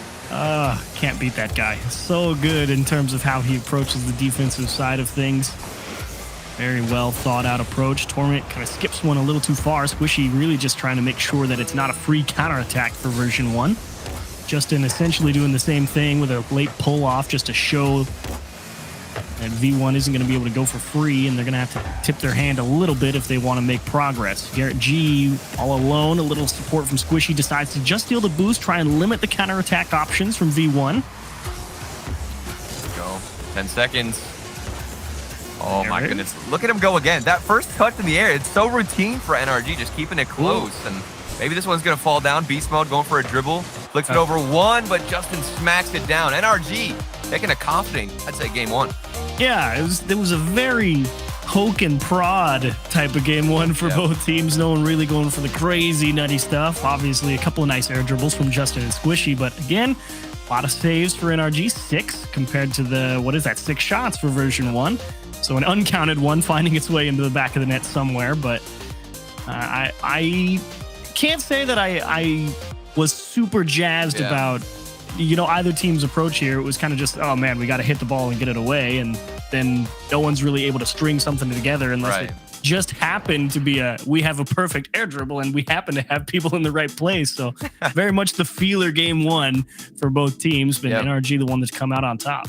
And you were mentioning 6 saves, 5 of those saves coming out from Justin, who has been stellar on the goal line. I mean, Justin normally gets talked about being so consistent on offense, but with his approach now on defense, you've been a big fan of it so far, with his ability to get in the way of these shots and know how to read the play, but also getting the same goals back-to-back for NRG. I think that version 1, the challenge game needs to be picked up. You can't give that much space in the air. Somebody has to go up earlier and assume there's going to be an extra touch, because it'd be better to let NRG fall down to the ground and take the advantage in the air, assuming they're going to get over you. Definitely a small tune-up to be had somewhere on that V1 defense for sure. I wouldn't be surprised to see them just try and up the pace a little bit, force NRG to dump the ball a little further, but they are committed to really going for ball control just about every chance they can get, it seems. If they can try and keep it close, they absolutely will. One more time out of the orange corner. Beast mode pressing. Garrett G definitely reading that challenge nicely. Knew it wasn't going to be too dangerous. Applying that pressure to Calm to force him to drive around that backboard and not have the cleanest push out, but he's through Justin, through Squishy as well. Here comes Torment through traffic, and that was just going to get poked off the backboard. Version 1 almost able to put something together out of nothing. Yeah, and it was a scary moment, too, from Squishy. I was on his perspective. He didn't want to challenge because he knew he'd get beat, but ended up leaving a free shot, but he's here to challenge just in time. Now in the midfield, going for a double touch or maybe a follow-up touch. Doesn't connect. Still lurking for a demo is Justin, and there's a lot of space. This ball's been very grounded for NRG. Look at the patience and control they have to execute on that transition when they're moving to offense. Oh, good pass, but just a little too long to develop. Justin having to cover the whole into the field, but love the approach for ball control. Definitely something that NRG is happy to do. Never a bad idea to try and control pace of play, even if it's not the easiest thing to try and execute in the moment. Justin around 1, but no help around for him, and so version 1 will find a solid clear back the other way. Yeah. I do really like how NRG are mixing it up. Like sometimes we'll get instances where they're keeping the ball low, like right here from Justin. He doesn't want to take it too high into the air, but then you think back to game 1, both their goals were literally up at the ceiling, and then here's Squishy Muffins doing the same thing. So it seems like they're mixing it up more and making sure not to be too predictable when they're moving out. Big punt for version 1 and trying to cause a little chaos in the net, steal some corner boost. Maybe they can push NRG side to side and get them to dive at something over the backboard as Torment unsupported here, but another couple of boost steals, and that's a nice demo on Squishy as well. And of course, at the perfect time, Justin with the defensive air dribble to buy all the time NRG could need to get reset. And V1 didn't have anybody to apply the pressure. Calm just got the demo, but then nobody wanted to challenge or push up. Torment and Beast Mode were both waiting on the defensive side, so maybe things need to be sped up here on the rotations. Try to force a challenge, or at least be quicker to go up and apply any bit of pressure, because so far it's been too relaxed for NRG. Torment just poking through. Calm trying to get aggressive and open some doors, but of course NRG still finding ways to get this one to safety one way or the other, and even Squishy generally no boost along his back wall, and he's just nobody's going for him. I mean, they're all thinking he's going to smash that as hard as he can to buy himself time to grab boost, and he's like, no, I just need to bring this down and gently dribble this across so my teammates have time to get the boost, and I'll just manage one challenge. And then all of a sudden, Garrett G is going to be the one who smashes it downside. It's so versatile so far from NRG. It's hard to predict where they're going to go or how they're going to move the ball out. Definitely see the defensive approach for NRG, all about ball control, but you can stop everything from going in, but what matters is you got to go down to the other end at some point. Exactly. Version 1 definitely trying their best to crack this egg. That's a little slippery. Oh, they all run into each other. I don't know. I think NRG kind of boxed themselves out here. Yeah, it looked like this one was definitely preventable. Calm. It was a nice flip reset, but that shot's just floating in, and Justin, he was going across, but got bumped in a huge mix-up on the goal line. Like, Squishy jumped up and couldn't make the challenge. Calm hit Squishy. Squishy hits Justin because of Calm's bump, and then Justin hits the ball to take it away from Garrett. That was the double pool shot bump for Calm. It's so weird, too, because NRG, it's looked so elegant on defense, and then all of a sudden, everybody's just crashing into each other. Oh, they're going to score. Oh my, what a save, Corbin. What? Thought they were going to get it right back, but I should have known. The original OG defender. Yeah, come on. Torment on the backboard. Nice save. Keeping version 1 out in front. Double commit here from Justin and Garrett. So NRG going to have to take a few moments to at least figure out how they want to try and piece this together. Calm also well aware of the importance of taking the ball away from NRG. There's a lot of space now for Squishy. What's he going to do with it? He has a nice follow-up. Oof. Good 50-50. Look at how quick Torment was up, to that challenge. That's what I wanted to see early on. So nice adjustment from them, and Calm can get another follow-up here, and they're just wasting time. 40 seconds, a little bit under here, and then this game should be in favor, and obviously going towards version 1. Little pinch off the ceiling. Squishy with the pace. Beast mode. This should be an excellent clear. Indeed it is, all the way down to the midfield. Squishy really going to try and stretch it here. Actually, a big miss from Beast Mode. Justin just going to go straight for the goal. Garrett G overcooks the approach. Was trying to go all the way to the back post. He's able to get there for a second shot. Squishy goes to the back post as well. Calm is able to recover. 10 seconds left. Version 1 trying to hold on for dear life. Big redirect from Justin up above the back wall. Garrett G finally has to give a little ground, and can Torment find a way to drop this ball. Got to keep it up. Straight to the floor. Version 1 gonna hold on tight and get through it. Win the game. And that's a frustrating one here for Gary G. You can see on the whiff, even if he wasn't able to score that one, just to keep the momentum of the ball constantly hammering the net. That's what you needed. So that completely flattened the offense. And hopefully we get to see another look at it, because that was, I'd say, the pivotal moment for NRG to get back into this game at Chiefs. It was close. It was even no guarantee. What is this, too?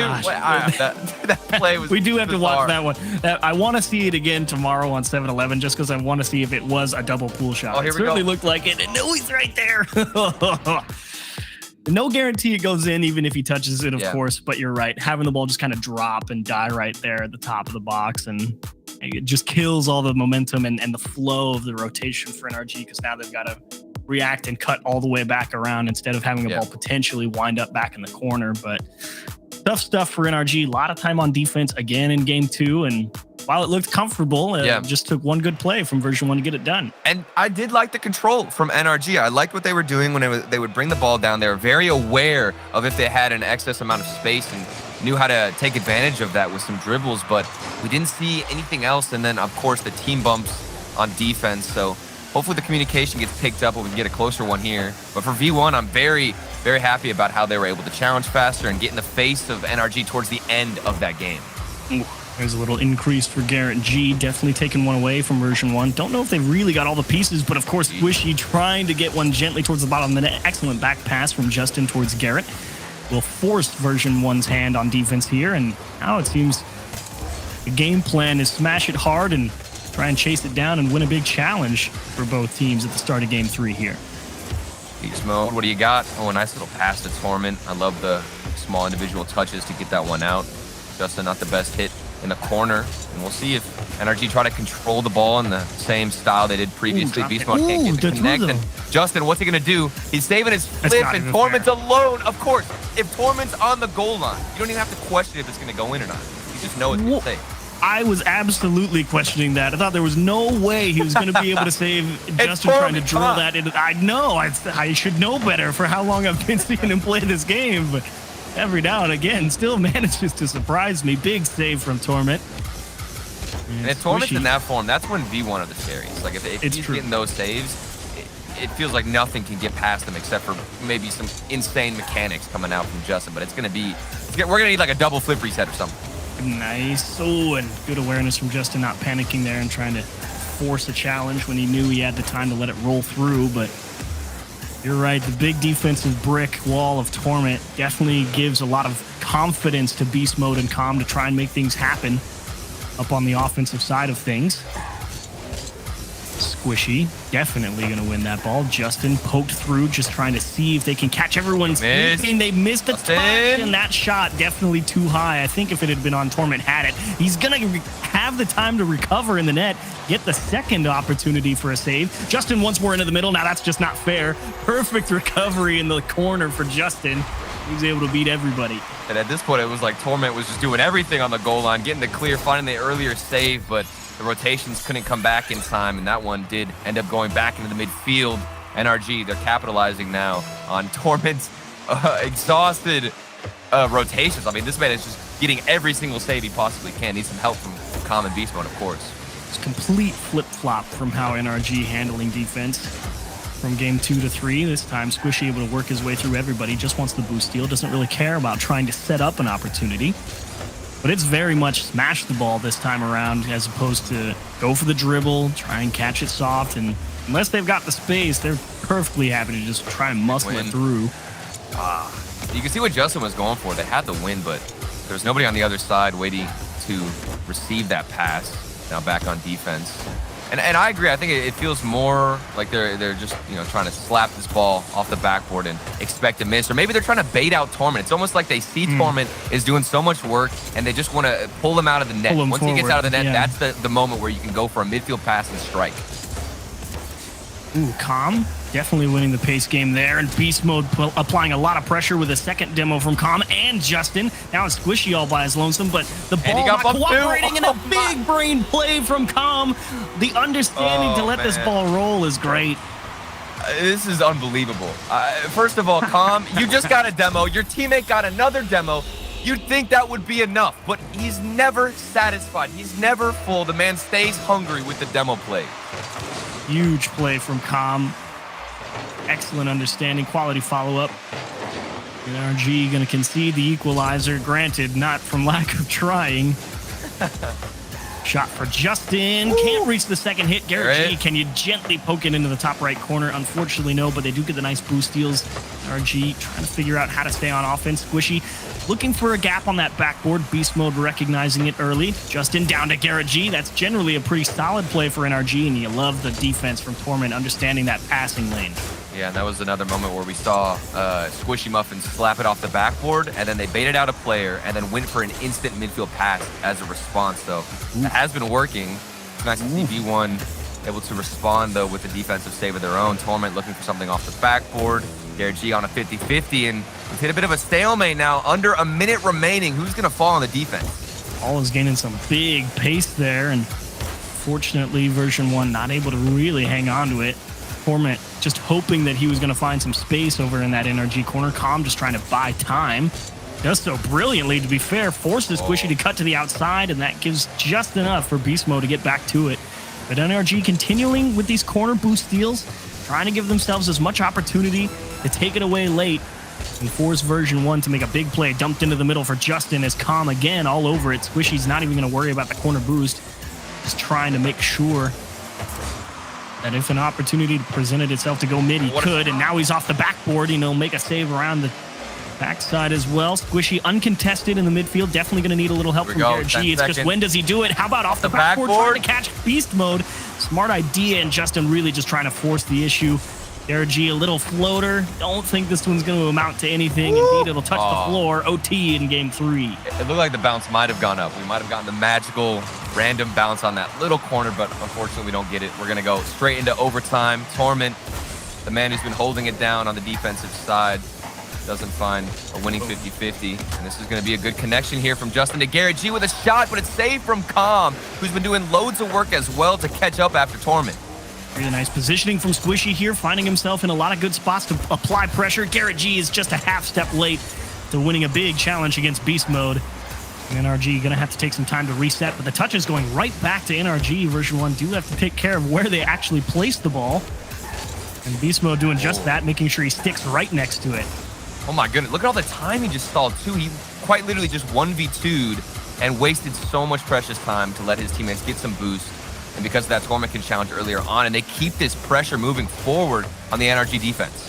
Ooh, big pinch for NRG, and Torment not even going to think about letting it bounce. Prefers to play it from the sidewall. Squishy wants a trap here, and he will do a nice job, as everyone's going to call for a pause here. And as soon as we figure out what's going on, we will let you at home know. But an OT, couple interesting opportunities for NRG at the start. A lot of good pressure built up, but really nice, like you were saying, 1v2 play from Calm to break him out of a tight jam. And Torment, Beast Mode, and Calm just trying to figure out how they want to handle things in this OT. And I don't know, it's neither team is able to execute on what I feel like they really like to do. It's weird, right? It doesn't feel somehow passive from both sides? It feels passive. Yeah. It's just like, we could try and force it, but it's just like, nah, it's not worth it. And that's probably due to how well timed a lot of that first man challenge is for both teams. Cause it's just like, okay, if you're sitting there, like the situation we just paused, right? And you see Squishy trap the ball in the corner and you're Garrett G in the net behind him. And you're thinking, man, I can see that Squishy's going to trap this ball, but Garrett G can also see that Torment has a really good line and a good pace to go and meet Squishy. So Garrett G's not going to take any chances and be like, yo, Squishy has a pretty decent opportunity to maybe win this one in a certain direction. We can try and force it. So I think it's really the challenge game has been so solid for both teams that they're just like, it's not worth trying to take a risk here because it could easily go the other way because of how optimal the approach is for the opposition. Well, and now the question is, like, when do these teams decide to take a risk? At what point do we see somebody, like, the only, I'd say, risk we saw so far was from version 1 where they got 2 demos and then Calm also went for a 3rd demo. But then you can argue, like, is that really a risk? If you take out all the players on the field, I don't know if that's necessarily a risk. So we haven't seen anybody in this game particularly push up. And of course, we're going to take a look at the Mobile 1 high performance replay. And you can see a lot of these were initial mistakes, I'd say, from the defense from NRG, but slowly V1 have made their own ways and made their own path. And this one as well, the save from Torment. See, it's funny because I knew that one wasn't going in. I saw Torment on the goal line, but you saw Justin behind the ball. So it's really a coin flip as to whether or not that one's going to slip in. Yeah, it's like I had no idea. I thought for sure he was going to get the pace all the way to the floor, but Torment has really been lights out on the defensive side of things. As usual, a very tough nut to crack and an excellent play from Calm there to find an equalizer in the game we find ourselves in. It's not easy to just be like, yeah, I'm just going to let this ball roll at 5 miles an hour up the wall and I'm just going to go and hit Squishy because, like, it's so I never tilting. think that's a good play. I'm just like, this isn't going to work. It's too slow. I would never just be like, oh, just go hit him and we score. It sounds so easy, but to think that quickly through the motions is just amazing to me. And he's not panicking either. Like, you can see that ball have a weird rotation or a weird roll up on the back wall. And again, folks, we are having a little bit of a technical issue. I believe the voice comms for one of the teams had died, but we're working on getting them all back in and ready to go. So it's been a nice little break, I'd say, for both teams to get situated. And it was a perfect time to pause, in my opinion, because we didn't see, I literally didn't feel any momentum on either side. It felt straight in the middle, both teams not taking risks, and we're just waiting to see who's going to take that extra step forward. And it could be a mistake or it could be something beneficial. Definitely not killing anything, that's for sure. Yeah. And that is NRG figuring out. Now, here's the real question. Here's the real question. I mean, really, I like what he did with his hair. Yeah. He didn't have to do this for us, but I really appreciate it. Really nice guy. Yeah, thank you. Do have to wonder, is this the comms are down, timeout, but you actually have to use the bathroom? The 800 IQ play. I mean, the comms are down because he got up and walked away. That's painful. I mean, I think Com's maybe tweeting something out here. He's just, That's what I was saying. Has he got the Twitter fingers going? Dude, it's definitely Twitter. If you see any of these Rocket League players on their phone, look at Beast Mode. Wait, what's he looking at? His phone. That's what I'm saying. He's on Twitter right now. What are we all looking at? They're not thinking about strategy. They're just looking at the latest tweets. Okay? That's literally all it is. Big Burner's got some things to say, though. Yeah. Burner's always got something to say, though. What did you think of Fire Burner? You probably spent a little more time with him than any of us have on the desk. Well, like, just as a player in general, or as a coach? General. Like, in what? In general. Well, first of all, I love the man. Fireburner, so nice. Very, very genuine human being. But I think he's a pioneer of the 50-50s. Like, if there's a coach I would choose out of all of the coaches across the field, I think I'd go for Burner. I'm not even joking. Like, he's very calm. He brings a very calm presence. Sizz would hype you up, don't get me wrong. But Fireburner, if he could just teach me how to win every 50-50, that already gives me the advantage over everybody else. So I'm cool with that. He wrote the book on it. Yeah. And it is always an interesting dynamic. Do you think, because I know that you played during a time where coaches weren't necessarily the most popular. We had coaches. I wish we had coaches when I was playing. It's such a big aspect to the game. Even if the coach doesn't know anything about Rocket League, just having somebody there to calm the mental, that is so important and crucial. And I think it's one of the most overlooked positions right now in Rocket League. Well, certainly version 1 thriving with Burner and a couple of roster swaps to pick up Beast Mode, and before that Comms. Certainly doing well now. Chance to make the top 4 here, as I believe we are getting set to reset. We will be starting the kickoff. So we will see how they like to approach with a little bit of a reset. I always think it's kind of fun because you could always make the argument of, maybe someone who's boost star, blah, blah, blah. Now we all restart at 34. But like you were saying, it been feel like that, yeah. Been pretty Very dead split. even for everybody. Now, who's going to actually take a risk? Oh, this one going right in favor of Beast Mode, and we're back into it. I would love to just start this off with some crazy demos. Somebody take a risk. Just go for it. Maybe that bathroom break was all you needed. To be fair, I don't know if that's real or not. It's just me. It's just me memeing. Currently, I am. There's going to be tinfoil hats all over the Reddit comments. I can see it coming. As NRG kind of just floating this one around the midfield. Certainly not in the best defensive position. Version 1 definitely advantage here. They will turn it in. Calm actually notices a little open spot here in the lower left-hand corner, and they will take the lead in the series. And it's the same spot. Calm in this position. He always finds himself with one goalkeeper there, the ball glued to the back wall, and then still he ends up making it work. That was a difficult one. Had to jump off, then use his flip at the perfect time, and we do get a V1 win. Definitely a bit of a rough restart for NRG there. Yeah. Never really put the ball into a spot. Like, yeah, they won the kickoff and Justin went around the backboard, but you kind of just lost the ball in that first touch in the midfield straight out to the side and not really any support from anybody. And version 1's like, cool, that's free possession. And we're coming upfield with steam here to kind of set up shop a little bit. And Justin, I think that last play on the goal line, perhaps a little bit antsy about maybe a pass coming out. So he's trying to wait a little deeper in case it bounces off the wall so we can actually go out and challenge it. And Tom's just like, sweet, that's enough for me. It's so interesting, too, looking at the replays. It's the exact same positioning from Comp. He's in the corner, lurking like a menace that he is to society because of his demos and his aggression. He's just waiting in there like a lizard, okay? I'll do it again. And then, exactly. Then the ball comes out to the corner, and he just takes advantage of everybody on NRG who's just waiting in the net patiently. It's scary, man. I wouldn't want to be staring down Calm coming at me from the side. I wouldn't want that either. But game 4, NRG need to find an answer. Certainly don't want to have to win 3 straight against a team as good as version 1. No easy roads this deep in a tournament. Important game for them.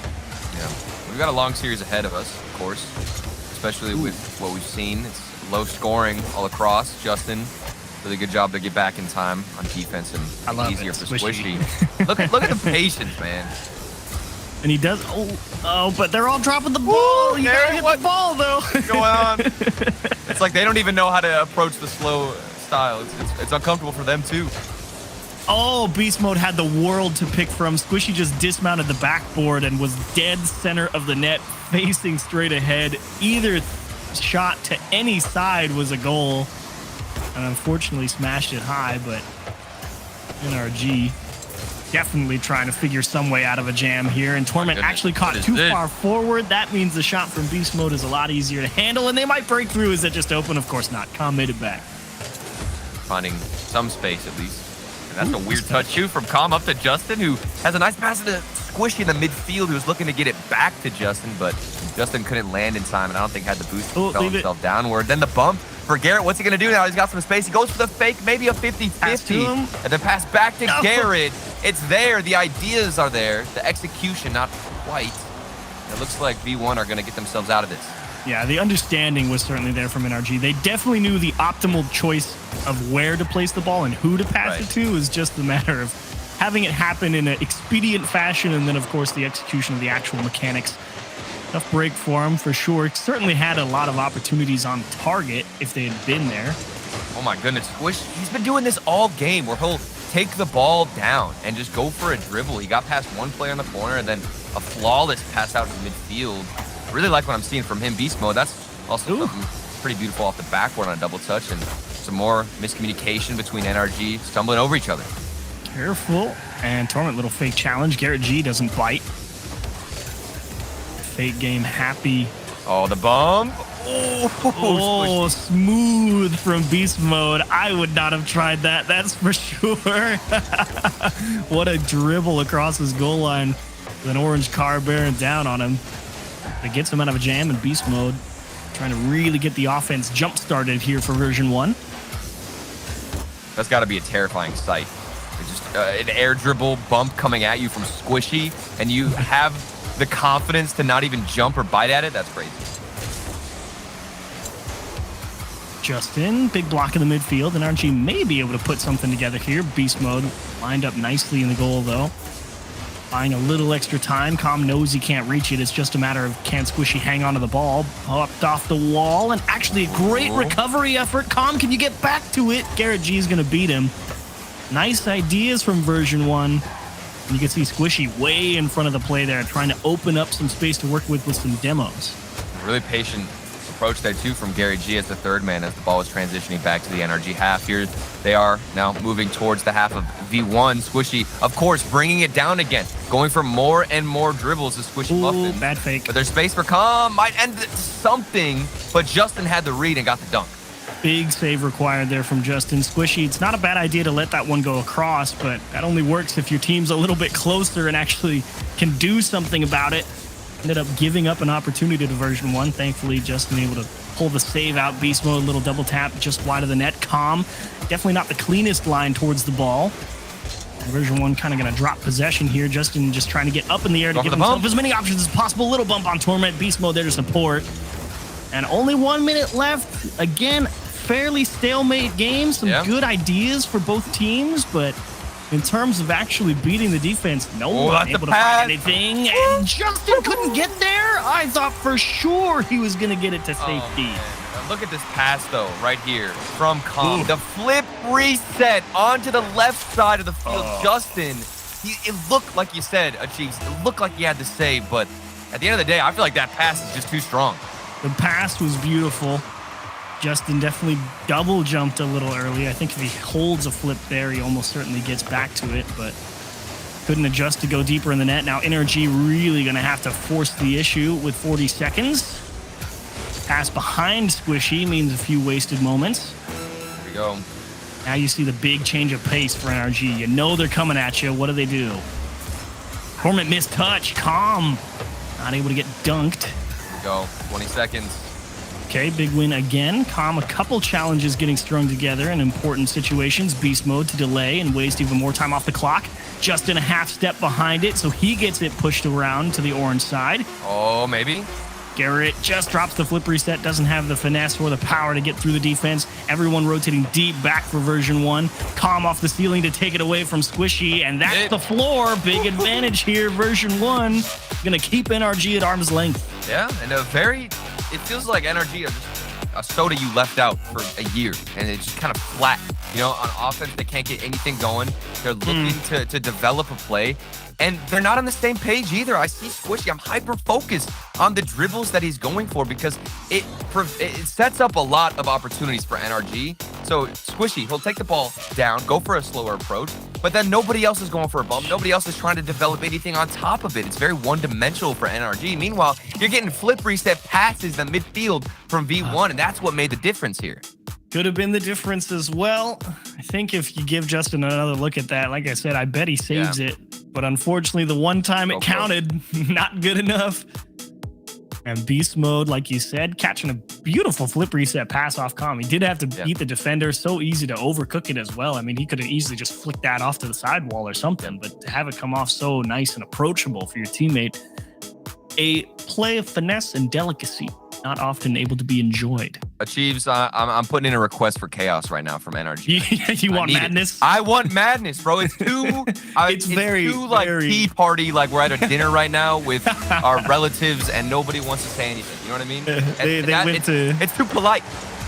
It does feel too polite. I know exactly what you mean. We're the best team here. Where's the chaos? Yeah. We're going to make you look like you don't know how to play defense. And we might just get it. NRG out of lives here. They may try and ramp the pace up as much as they can and just force everything possible. Oh, a lot of fakes as Calm goes through everybody and he drops the pass into the middle, gets out in front of the ball and just ticks it down. Oh, is that just in? One, no, it's going off the sidewall. Maybe somebody there was in time. It was Calm. Justin got the demo too to prevent a follow-up save. Close one for NRG, and I'm still taking back that Calm misplay. He did have the pass, just couldn't connect on the pinch cross. Definitely difficult. So can't be too upset. Justin just trying to take it away from Beast mode. It's actually going to pay dividends here. There's no way anyone from V1 can actually make something happen. That awkward angle for him turned it into a much more difficult angle for them. Garrett pushed out into the middle. Justin off the sidewall. Squishy's here for this. He may dip it down to Garrett. Unfortunately, doesn't have the option. And Calm wisely choosing to take his time there in the midfield. See a little bit of some chaos now from NRG. Garrett G was pushing up forward to take some boost. Now we've got Squish in the backfield. Of course, going for a slower play. He's going to keep to himself, but what else is there? We've got Squishy on the solo play. Nobody else wanted to go for a bump, and we've got V1 responding pretty effortlessly. Tom is really picking apart that NRG challenge game. He's been all over it, really taking away a lot of extra touches or challenges that NRG is trying to go for, playing an excellent defensive game. Garrett G to himself in the corner. Beast mode. Trying to mix things up. Justin misses boost in the midfield, so he'll just cut and dish it out to Squishy off the wall. And Calm, nice pinch. Make it as difficult as possible. Beast mode needs a little help. Calm, weak touch. Definitely not able to square it up. And again, there's that trap from Squishy. Trying to get him the opportunity to set people up. And now it's Garrett G off the ceiling. And no cookware. Oh my goodness. Whoa. Is that just in? What? I want it to be. That was one of the fastest clears I've seen. I did not expect that kind of power coming out from Calm. It's like he ground pinched it across, and they're still on offense looking to maintain some possession. Almost halfway through game 5. NRG still struggling to find any type of shot. Only 2 on the docket so far. 4 for version 1. And again, they just got to buy some time here. They just cannot get through Calm for free. He's an absolute brick wall. Beast mode. That's the first time we saw Squishy panic. The ball was given away. No possession coming out from him. Calm, a nice rotation in, and Squishy there in time, but I don't think it was on target. Calm, he's doing a lot of work, but he can't get that final pass across. Beast mode wanted that kiss off the back wheels and hope it would skim into the net. Really good idea. What a bump from Garrett. And he's giving himself a lot of space. Pass across for Justin up way early, but the pass just a little too hot to handle. Didn't have the time to get up to it. Nice idea again from NRG. Definitely trying to make some changes. They know they got to get up there. They know they got to open space. Take this game back into their own hands. Demo on Squishy in the backfield means Garrett G has to slow down a little bit here. Still battling for possession. Squishy thinking about it and knows Beast Mode's too solid on the back wall to give that one up. Calm punts towards the net. Easy play for Justin to make, but how do you transition out? Here we go.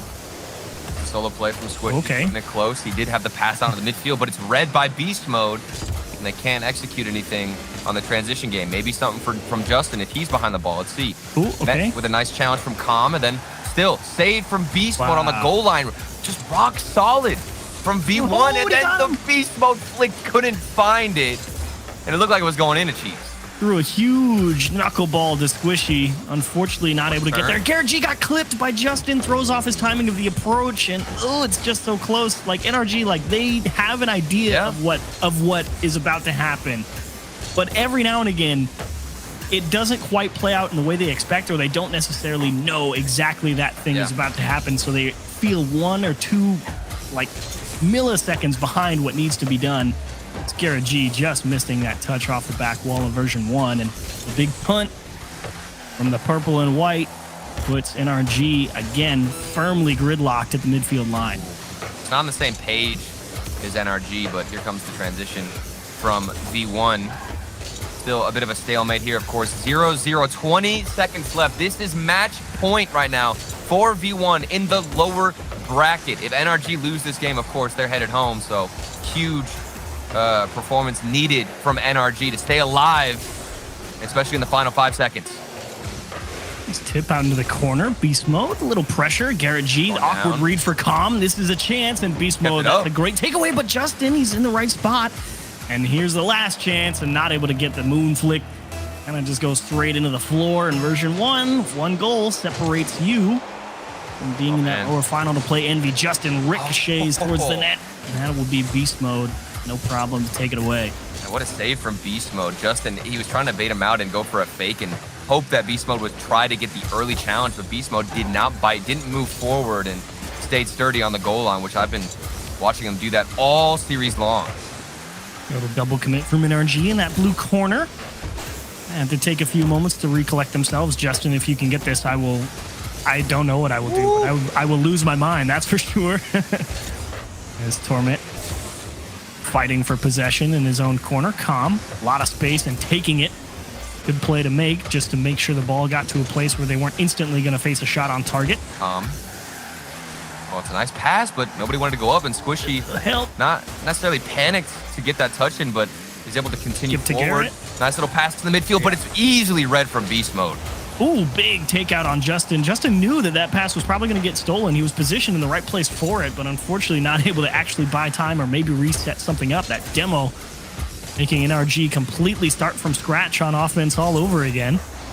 But at least they're over here on the blue half. I mean, it's been a lot of time camped out on their own half all series long, so even if they're not able to really generate dangerous chances, I'm sure NRG would rather be in this spot than seeing if they could just get by version 1 as they all get beat here. Calm with a chance. Justin going to make sure that it never comes to bear. And they seem much more spaced out NRG on the same page, at least in this OT. And they've been well organized, and the defensive had. That's a good touch there. But Justin, an even better read, and they're still alive, making sure to find the clear on defense. And some more bumps coming through on that NRG backline, making it tough for them to cleanly follow up some of their touches. Version 1 doing their best to throw a wrench in the gear that is NRG. Beast Mode gonna need a little help for this. Up to the ceiling, can still get through Garrett G. Nice challenge. Torment, how do you find it out to a teammate? The answer is you don't. You give it over to Squishy, and now Calm has to kind of stretch for this one. Garrett G off the wall. Torment gonna take it away, understanding that's really the only play for NRG. Okay, Beast Mode didn't get the 50-50. Here comes Squishy off the backboard, and still team's throwing it into the corner and then expecting or hoping for one mistake to come out. Beast Mode didn't have enough boost. All he needed was one extra pad, and he would have gotten the save. Well, if it was this easy, just have it go off the ceiling and Beast Mode. You're right. One extra pad probably has it, or a couple steps further back. And that one's all the way to safety. But Garrett G, every now and again, pulls out some crazy shot from somewhere that you know is probably going to happen, but you don't necessarily believe it's going to score. And then just like that, it's in your net. NRG not done just yet. And that was like the most routine goal to go in. Like I expected something crazier. Again, I want chaos, Achieves. I'm not getting enough chaos. I was about to say, did you feel like you got enough? No, not at all.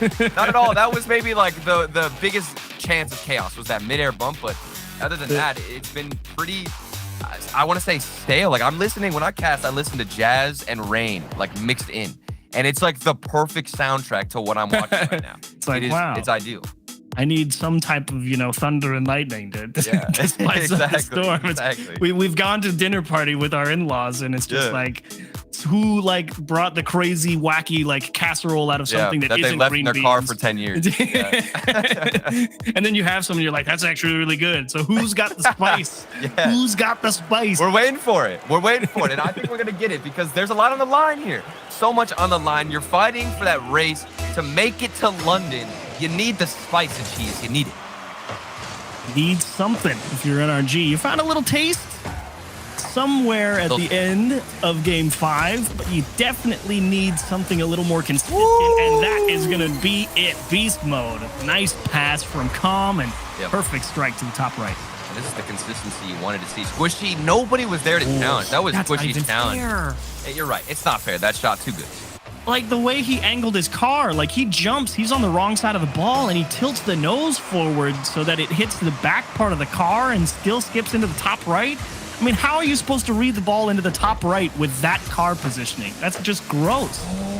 Garrett G to take it away, and Justin says, nice pass, Garrett. Beat the man. A classic NRG pass. And it looked like Garrett was actually going for the double, but then stopped boosting because he knew it would go out better to Justin, who was in the perfect spot. A good retaliation from NRG. 21 seconds in, we already got 2 goals. This is the chaos we wanted. This might be the most spicy game we've had of the whole series. 2 very quick goals.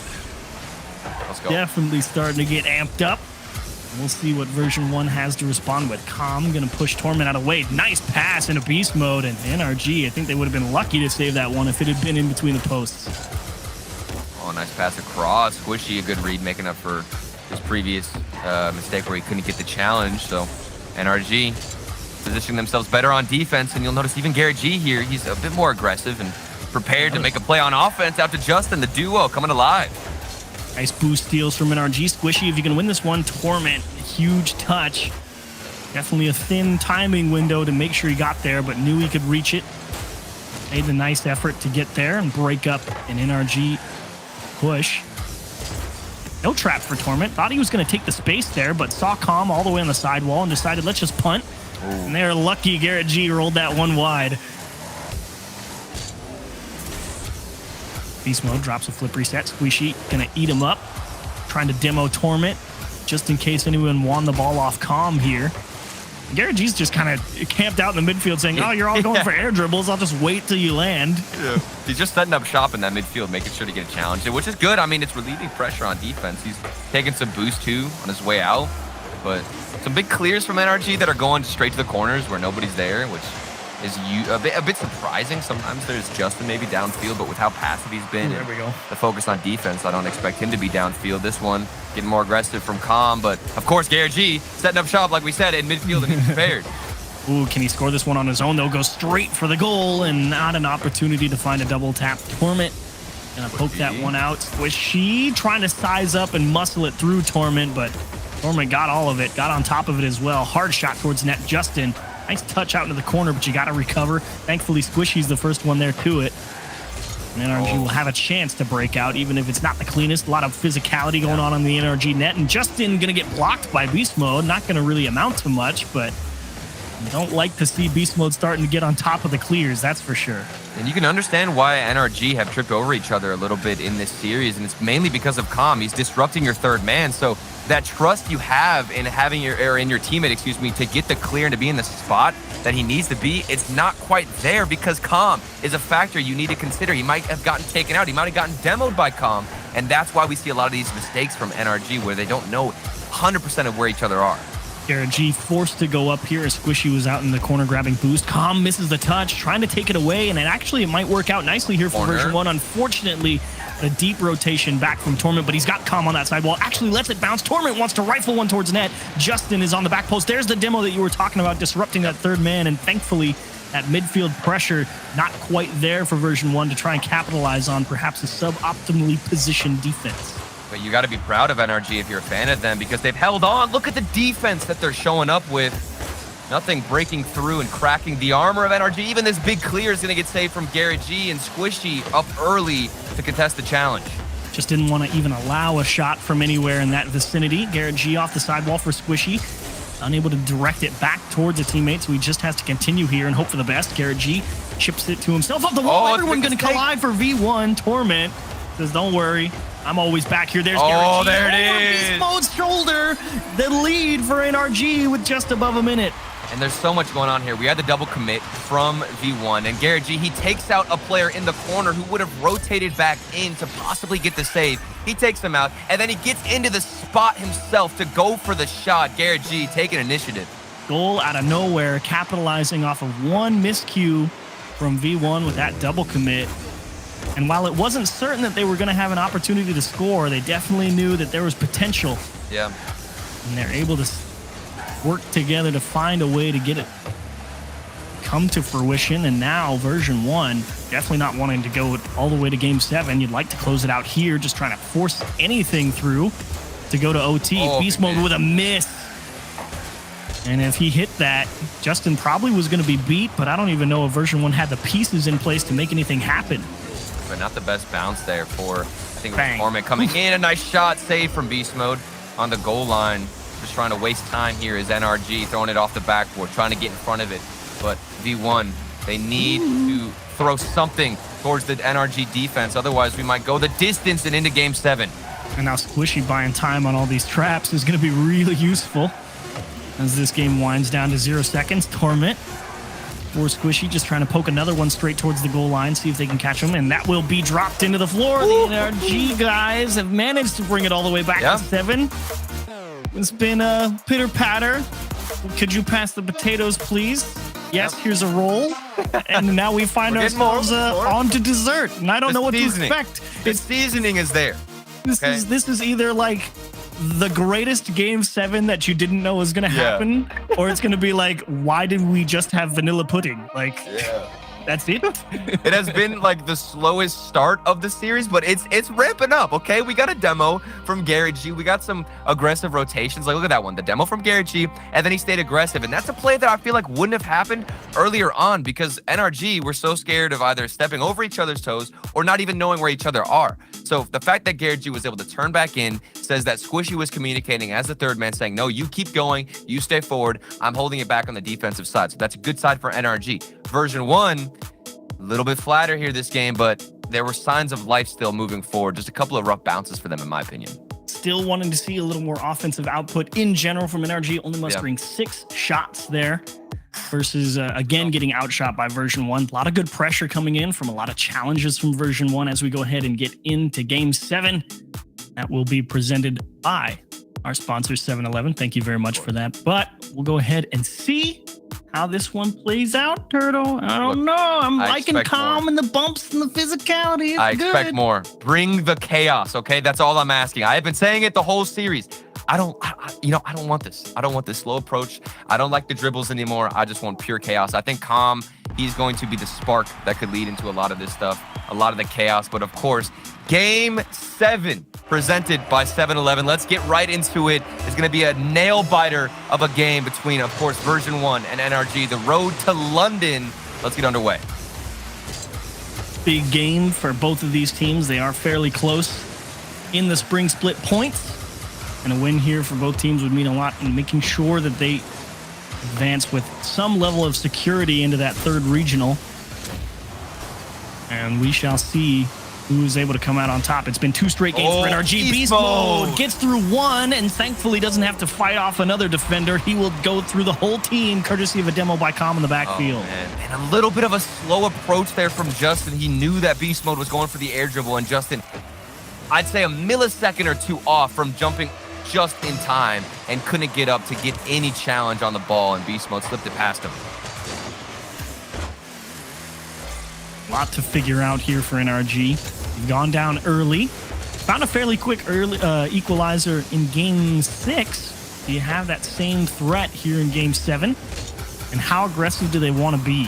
Oh, did he have a split? Oh no, I thought Beast mode for a second got that flip reset, but unfortunately, we don't get to see it, but maybe something else special comes out from Calm into the midfield. He waited a little bit, and maybe we get to see it again, but there's a save on the play from NRG. Focused on the positioning, Calm understanding exactly how that play was going to come together, and very narrowly, NRG able to poke it to safety from the goal line. Calm with a nice trap. Garrett G also leaves Squishy in the 1-on-2, and looking at him have to fight off Beast mode, and he will just edge it out. Scary stuff. NRG will keep the deficit to 1. They're through the midfield. Can Justin reach it? Calm is on the backboard. Should have known.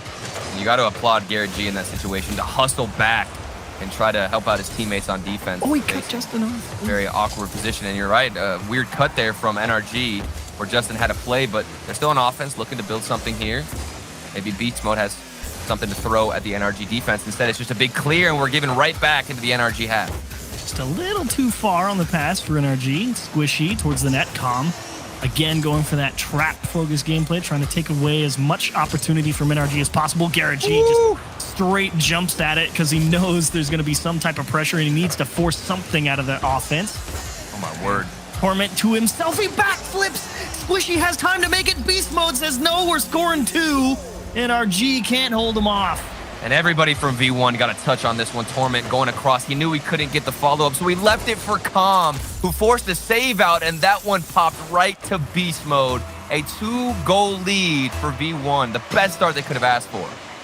Absolutely. Goals have come in a premium generally all series long for NRG. It's been hard for them to get through. The first 4 games, NRG shot more than V1, but in games 5 and 6, V1 have outshot NRG.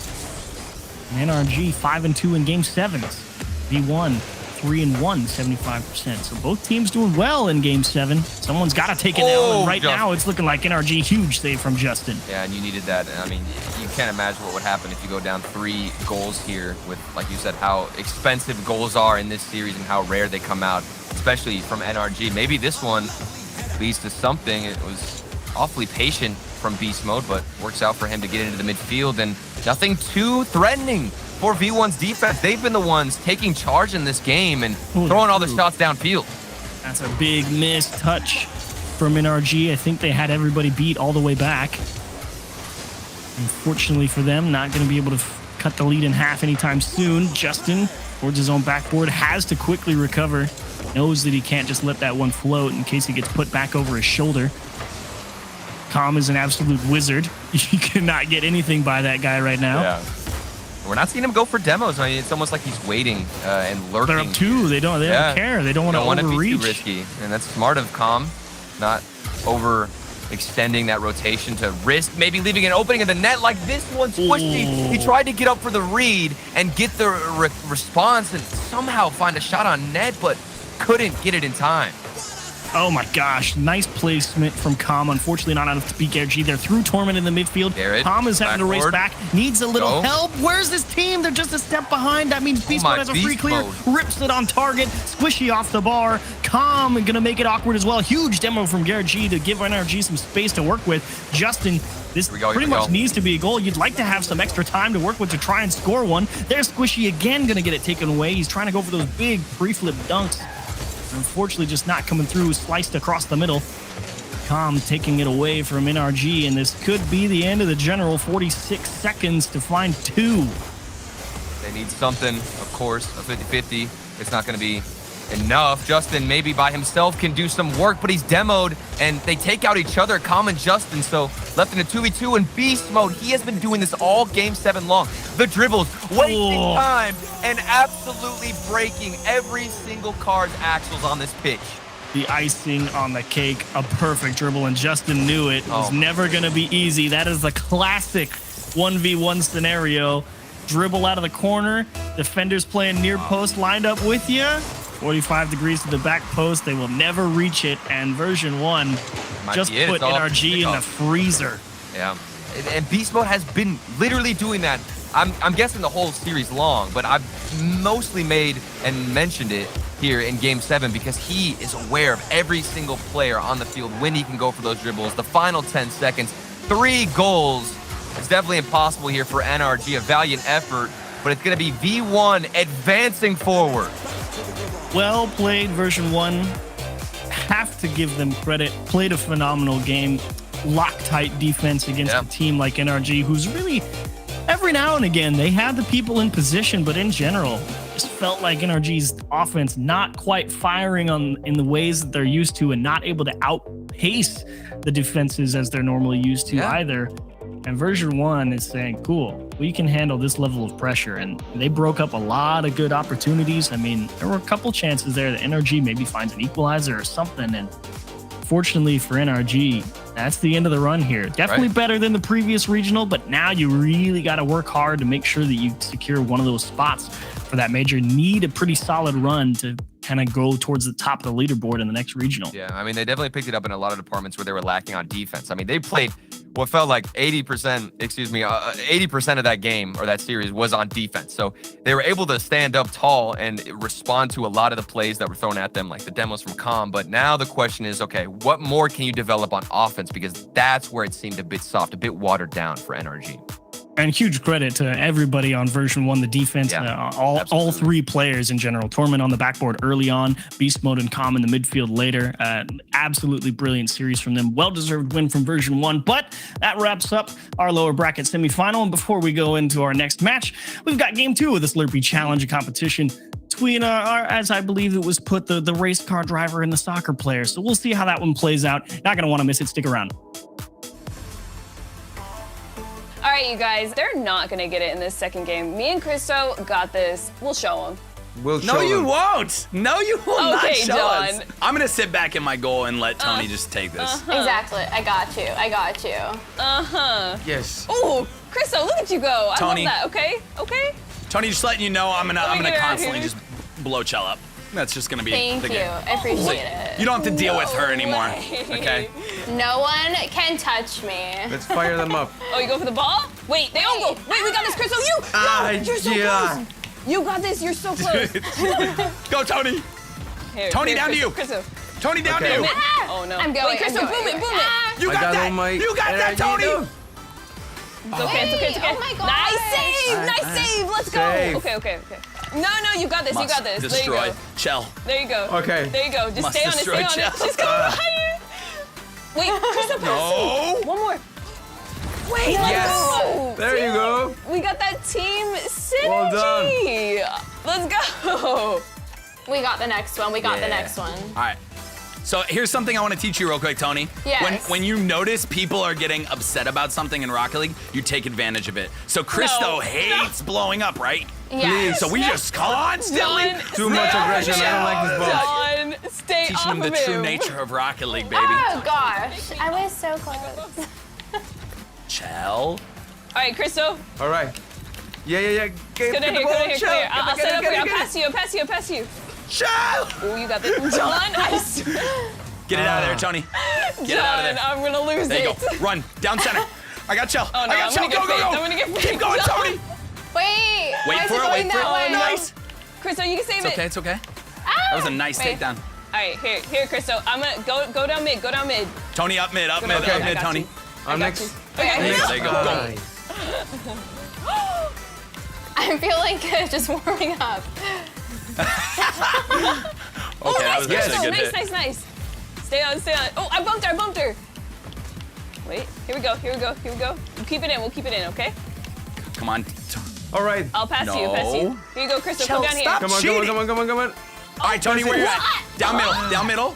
I'm gonna I'm bump behind you. I'm John. behind There you go, Tony. Go. Run with it. Wait, oh, they're bumped each other. No, it was all part of our plan. We've been practicing that one. It's called the Bumpty Teamwork. Dumpty. Bumpty Dumpty's a huge Bumpty. Down center. No Down way. center, Tony. Right there. It's for you. Wait, I'm trying. Ah! Double jump. Chell. Whoa! No. Let's go. High fives. All right, Shell. I feel very right. confident. I Yes. feel you've coached me very well. Yes, I thank you see? for that. Well enough for Now you is to the score time this, right? to show them. Wait, I just scored in the Yes. round goal. Yes. Oh my god. Yes. That was me giving you a motivational speech. Let's go. It worked. Chell, how's it feel to 1v1 someone who's brand new at the game? How's it feel? You're the one over here who's demoing my teammate. We're doing great. We have this round. I feel confident. Down the middle, Tony. Down the middle for No, you. John, All no. for you, Tony. No, John. All for you. Let's go. No. Let's go. Yay! That was all My Tony. first goal. Yay, high fives. All right, last minute. Last 20 Let's seconds, sorry. go. We can do this, Shell. We can go yeah, overtime we got game this, we too. got this. We can go overtime. Oh, Hey, again, bumps. What is this? Me and Krista All right. are ending this. We're ending this. See? Oh, Shell no. scored, We are yes. ending it. Me and Krista, Yes. we got this. I don't know what happened, but we're winning. Yes, Shell. Yes. I got you, Christo. Yes. We were so close. It feels so good to win. And you know what? We won without bumps, which is the best thing.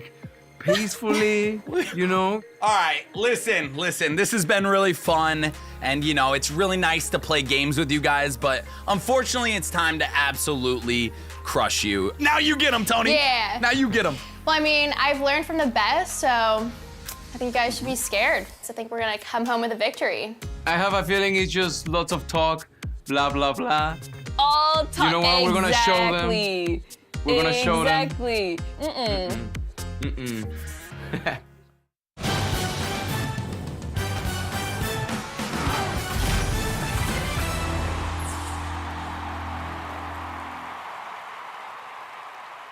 Performance. Precision. Pepperoni pizza. Built by fans, inspired by snacks. Model 7-Eleven. Win it.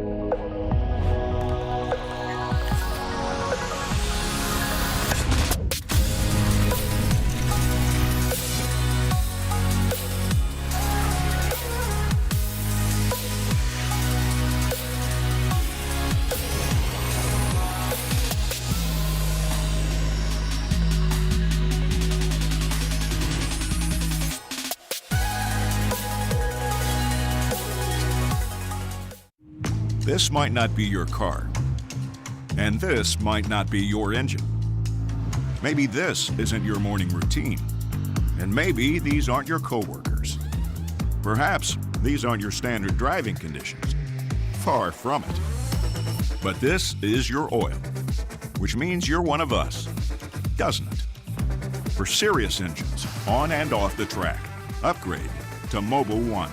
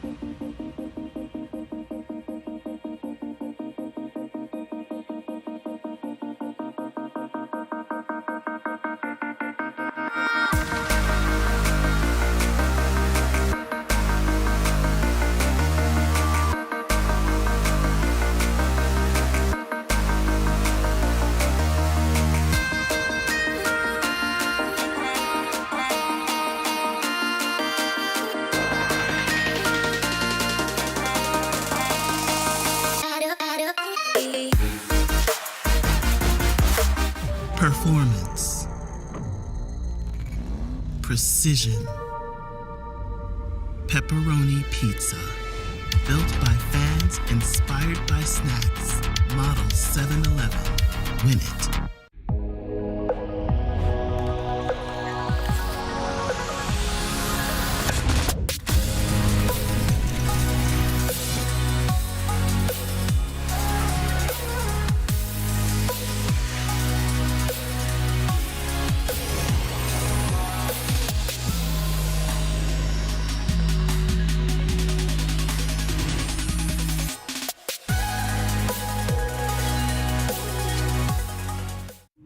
This might not be your car.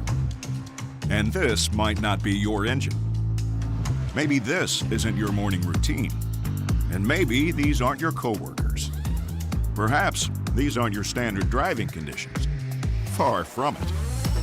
But this is your oil, which means you're one of us, doesn't it? For serious engines, on and off the track, upgrade to Mobil 1.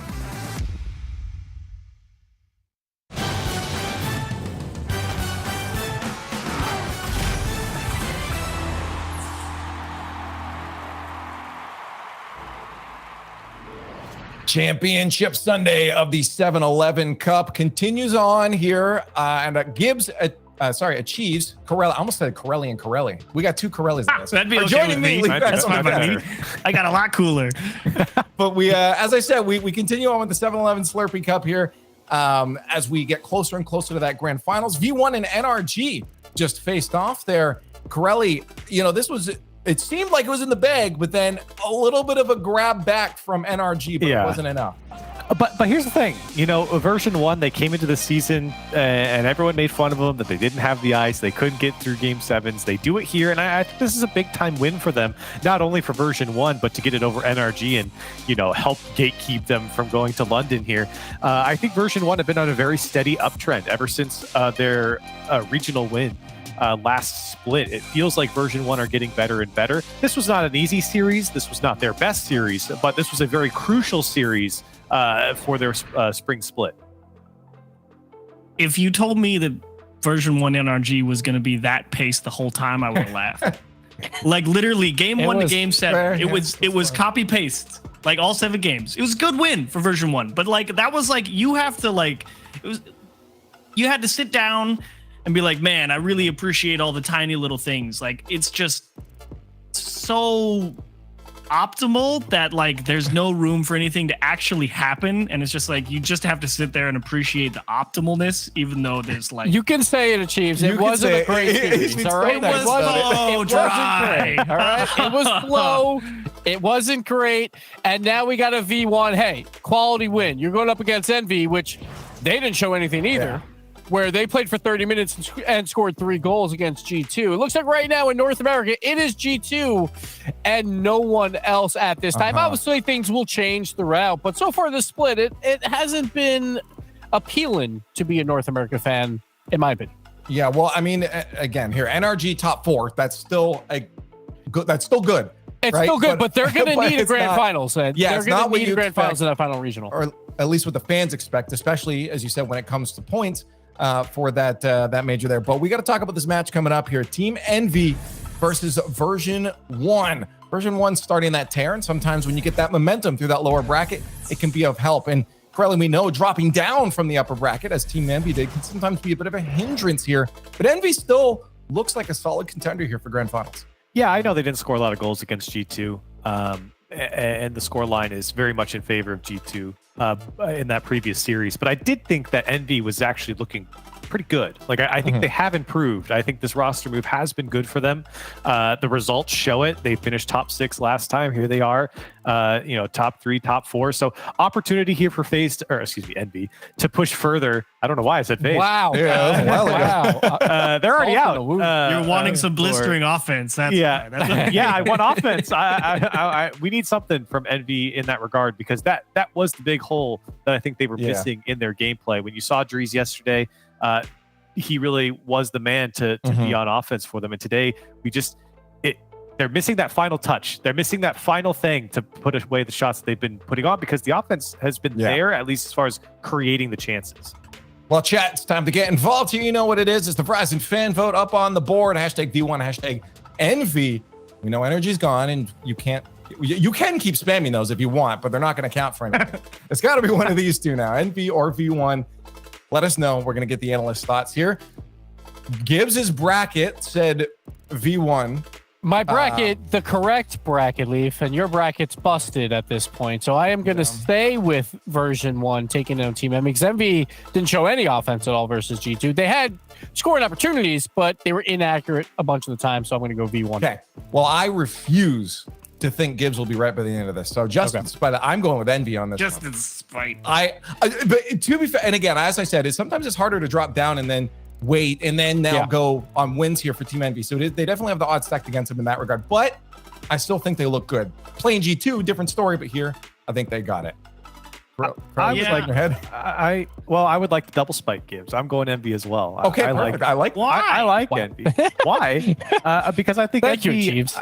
Well, I listen. I do think that version 1 they have the opportunity here to go from a game where they've been able to play just recently, so I think that will help them. But I like the way Envy's been playing. They played good offense against G2. Like there was some quality offense. A book, Envy coming out like today. everything that happens in a book happens in the middle. Gibbs and I are the best part of this book. I'm So going you're version going one. Envy, I don't know how to Envy read pickers here. You're rooting against a calm beast mode and Torment that aren't letting anything through. And if you've already got a weak offense, you're toast. 64% is the correct choice. These two guys at the end have no idea what they're talking about. Chiefs is spicy today. We'll see. Yeah, 64 is correct, because any higher would be wrong. Let's head over to the Verizon Skybox, though, and see what's going on. Stacks and Dazzrin are waiting around. G2 waiting the grand finals for one of these teams. Only one can make it through, and the other goes home. Can V1 make the run, or is the machine oiled up and ready to roll? Well, a breath of fresh air here, Dazzrin. Instead of, say, an NRG G2 final or Energy Space Station or G2 Space Station, we're going to get one of Team Envy or version 1 in the grand finals. That's right. Seeing Envy's run has been definitely one worth noting. They had a shot at G2 and they missed. Now they're trying to see if they can take a second one, as version 1 have battled their way through a lower bracket with a very close series. They get a very close series against the general NRG. Now they're trying to make sure that that wasn't a fluke, and they're going all the way to the grand finals in the 7-11 Slurpee Cup. We kick it off, as always, game 1 at Manfield Stadium, and Calm to start things off. Up to the backboard, looking for the early goal. Nothing doing there for V1. Everybody back. And now it is Lucian and Envy's turn as they watch Beast Mode clear one right back in their face. Torment around the corner. Beast Mode running ahead for the demolition. Didn't get there. And missed, trying to race Calm. Good luck. It was almost centered, but Calm, one more touch to send that ball out of harm's way. And you have to imagine, especially after watching that last series, Daz, you can expect a low-scoring series here. But Beast Mode right under the crossbar. And if it does turn into a shootout, I don't know if Envy can keep up. Yeah, I mean, the biggest question is, can they match the speed of this guy? Beast Mode dodged the demo and puts a banger of a shot on at the same stroke. It's amazing to see how well Beast Mode's played this tournament, and we're just witnessing more as version 1 take an early lead. Version 1 had to take down NRG, as mentioned, to get to this spot. Last series Envy played, they were stifled offensively against G2. Gibbs mentioned it. Only the 3 goals, outscored 10-3 in that series. Drees tried to take this himself. Mist is there. Try to get the read. Bouncer saved by Beast Mode. Torment should have it away. Calm going down the middle to pop that away from Alu. And Drees will have all the time in the world to play this. And he had Calm bearing down on him. Calm's going to be the biggest player to watch, especially with how disruptive he's been over the course of today. When things get really rough for version 1, Calm steps up and just creating chaos on his opponent's half. We're looking to see that, but he's out the plate right now. Alu taking him out as Torment tries to move this ball downfield for V1. Lucian has low-key become a fan favorite, I think, after how he was treated by FaZe Clan. He didn't play badly at all, still got dropped with that replacement with Typical coming in, and you know, everybody's kind of cheering for him, hoping that he gets another shot at this. And look, both these teams right now are guaranteed enough points to get to second place in the race for London. Winner here would be 180 points clear of NRG, the 6th place team, looking real good to get to that spring major. Exactly. You want to put yourself in the best spot possible, because knowing where that 3rd regional event happens, it's going to be a bloodbath in the bracket. But right now, these teams fighting Alu. Imagine the look if this Envy squad can still make the London major. Based off of the performance, Alu, you thought that he would take a step back, but he's really shown up here for this team, having to step in and play. Just kind of showing he hasn't lost his touch yet, Stacks. That is not the best touch at all out of Mist. He'd love to have that one back. Drees forced to race back. He made the save. And now Calm has beast mode downfield, but that one's not strong enough. And now Alu and Drees circling around. Nobody went for the ball, so Torment had a free shot. And Illusion had to make the save. Now beast mode. Up ahead for Torment. Back to beast mode. And it's not 2-0 just yet. Mist got in the way. One of the best defenders around. And you've got Torment on the other side as well. Again, that's why you tend to think it's going to be real tough to crack either defense. Mist and Torment going up in the air for that ball, and Drees will come in to clean it up. Drees play out.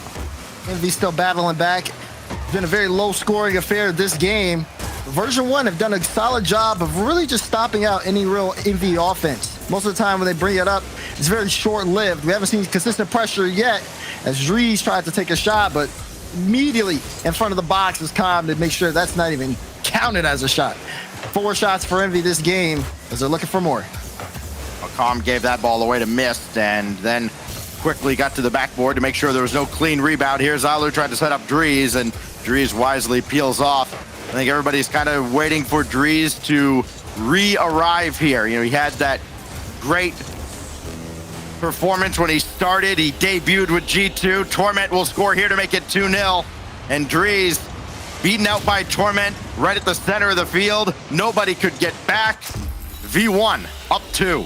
That's the situation where you got to react perfectly. And as soon as those sparks flew on the demo, Torment was there to put the shot in time. Alu got a piece of it.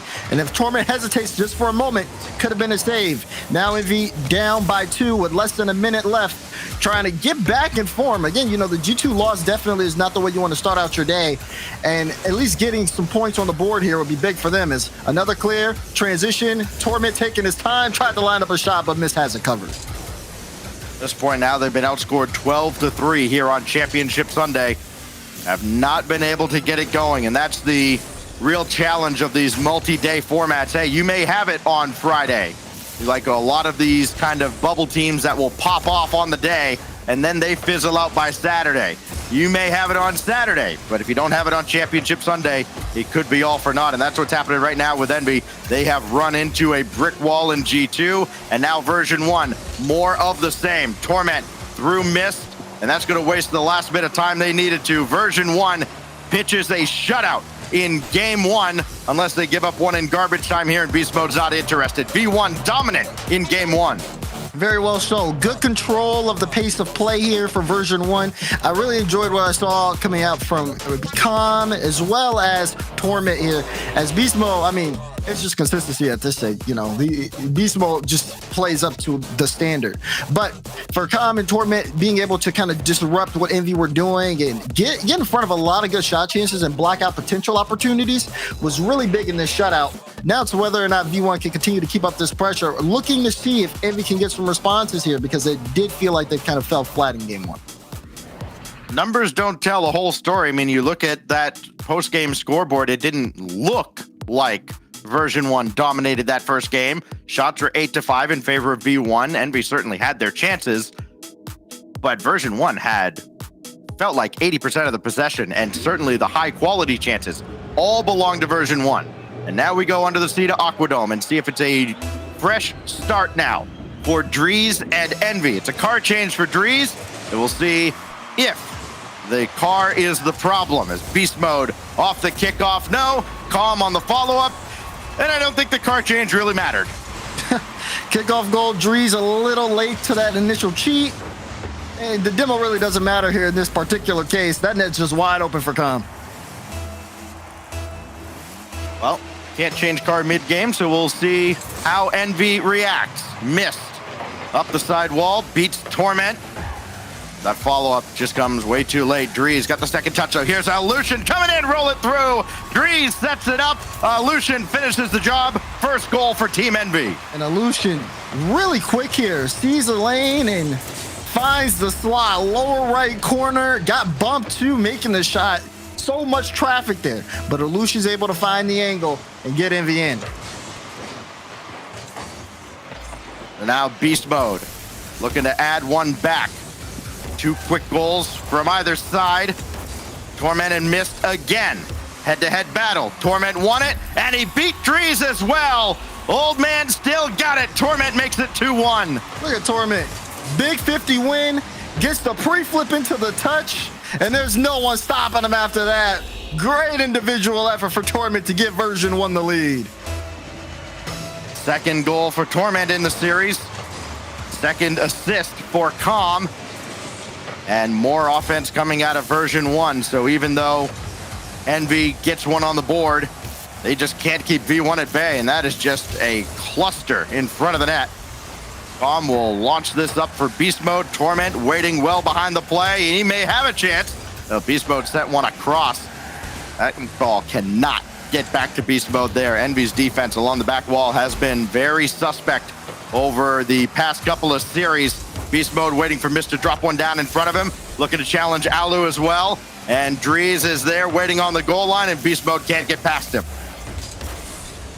They're clear out from Alu. Torment trying to take this one off on the side. It's been a little quiet here for Envy. They've been trying to manage the chaos early on in game 2. They've been able to kind of make things a little shaky here for V1, but not enough to where V1 feel like they've lost their step. Been a little bit of missteps here and there. But look at the passing as Envy, again, trying to get those stretches downfield, looking for a way in. That's the great thing about these long best-of-7 series. Yes, you can drop a couple, but you have plenty of time to get the offense rolling. But they are running low on that time. Beast Mode shot just a little wide, trying to go behind the defense, and then allowed to get another touch. Drees and Mist are not on the same page. Finally, Mist takes charge, but that's a wasted opportunity for a counterattack. And then Calm whips here, and just very bizarre circumstances. Alu, what a redirect to drop it down to Drees, and Envy comes out the better of the two. Look at that. Look at the chain dash on the wall for Drees to get there. Great pass to Alu. Alu's solid drop down. Had to stretch for it a little bit. Drops it right down for Drees to clean it in. Those are plays you like to see from the Envy offense. Able to work around version 1 to get that goal. 3 goals in the first 30 seconds, and then we had to wait a minute or so to get that one. But Envy does equalize as Alu will cut this off in midfield. Beast Mode up the ladder. Calm, waiting patiently. Throw one around Alu, called his own number and missed, shut him down. Now Torment gonna be a decoy. Beast Mode to the backboard looking for the double. He's got it! Oh my, Beast Mode once again. Torment leaves it for him, and everybody from Envy left watching as Beast Mode puts it into the top left corner. That was a sick play as well with that fake. And now version 1 back in front. The challenge laid down for Envy again. Come back again if you can. As Beast Mode clears one away. Calm, 1v1 with Drees. Beast Mode going after him. And Drees avoided contact and slowed the play down just enough. Shot wide, and then Mist makes the save coming out of the net. It looked like they were dead under the water, but version 1 could not score against Envy here. And it keeps Envy within arm's reach of V1 as Mist will take this away from Torment. Drees following in behind him. Illusion's got to rotate back and out. And then he will take charge, sending Drees back to the midfield boost. His shot, at least going to go to the back wall first, and he can't get one on target. Mist can, and Torment sent it away. Mist trying to get involved, a little low on boost on some of these drives, so a little slow here for that involvement. But still, AV with some offensive possession. Trying to cut off some of these midfield transitions from version 1 is going to be very important for them. Again, right now they have that offensive, you can tell they're able to work around V1 with the way that they've been able to move the ball. It's just when it comes down to getting those final shots, they've been a little late to them. Colony needed that corner boost, so Torment let him have it. He'll take the ball instead, and then he'll take Mist. Lucian got on his horse, made the save, stopping Calm. Here's Beast Mode. V1 trying to pick up the pace now against Envy. try to close this one out, get an insurance goal, if nothing else. Missed. Away on his own. He's got Illusion coming to his left, but can't get a pass to him. And now Beast Mode. One more touch needed. Calm running ahead, and Illusion stopped that as well. The defense from Envy has picked up as this game has gone on. Don't like V1's chances to add another goal or have similar offensive success as the series rolls on, but Envy still behind the ball here. Illusion, good win over Beast Mode. Drees couldn't get to that boost though. Beast Mode stole it. That's going to be trouble. Double on the way. He's done it again. He's absolutely unbelievable. You can't stop this guy once he's in the air. Look at that control. Beautiful read. Mist thought he was going to shoot it high. Beast Mode shot it low. It was just too fast for anyone from Envy to react to. Beast Mode is popping off, and so is version 1, up by 2 with 37 left. It's like Envy have tried to react and say, all right, we'll make saves if he gets the second touch. And it's not if he gets the second touch, it's when. And he has been deadly accurate. 4-2 the lead. That all but puts game 2 in the books, but there's still life here. Missed. Can't follow this play up. Drees thought about it. Torment has it instead. And now Drees with a full tank of boost will send this all the way downfield. But Calm is right there waiting. He'll just catch and then release around Mist. And with no time on the clock, one last demo from Beast Mode. Pop it up for Torment. Why not add one more for the road? Version 1 out to a 2-0 lead in the series, halfway to a date with G2 in the finals. Well done from version 1. You could definitely saw a lot of, again, chances for Envy out in front. It seemed like they had a better idea this game, but again, not able to get any shots going like you see on the stat screen here. Really tough time there for them, but for version 1, it just everything was clicking.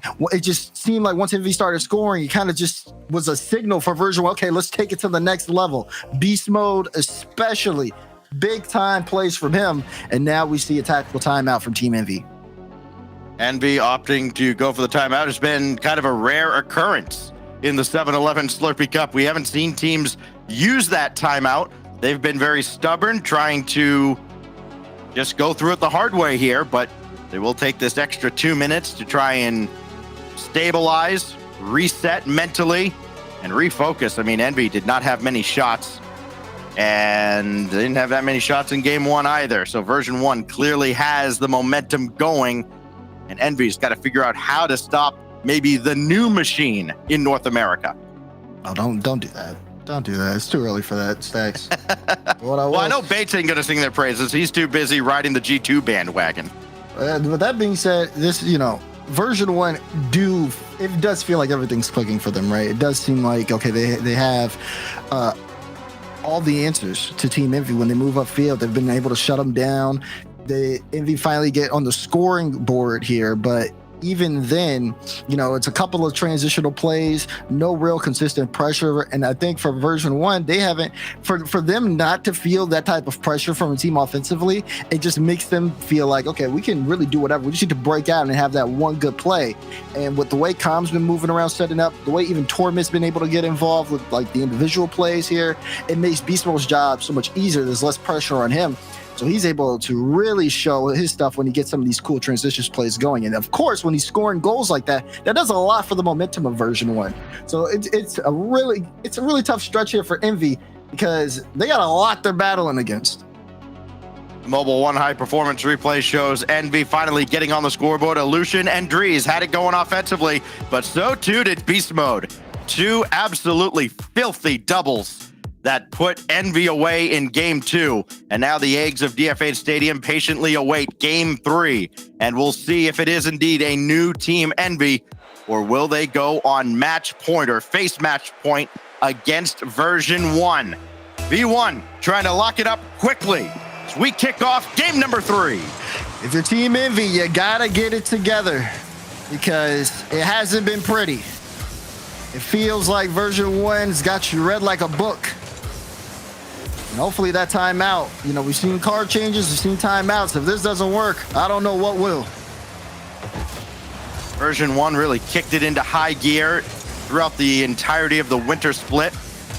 The big roster change bringing on Beast Mode, the young phenom. They say goodbye to Gimmick, who had a good run with Oxygen in that winter split. They barely beat out Oxygen for the last qualifying spot at the major. As Mist will have Torment facing away from him. Drees locked up with Torment on the side, and Beast Mode should be able to take charge. That's a good win by Drees, but Calm is right there as he'll just take his time, bait Illusion in, try to get a piece of Mist as well, but Mist not having it. This could fall to Drees. It does. He's looking for Alu in the corner, and Torment's there, and he says absolutely not. A little bit wide, but it forces Envy to go back scrambling. Yeah, for Envy, you can see a little bit of miscommunication there as Mist and Drees get to that ball first, but both of them go for it at the same time. Now they're trying to create some pass plays, but I think it's got to be communication here. That has to step up. Going into this game 3, version 1 trying to cause as much disruption as possible. And instincts alone, you're going to need a little bit more than that to shut things down when Calm takes your team out.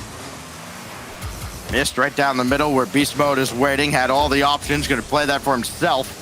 And Torment now with Calm streaking down the side.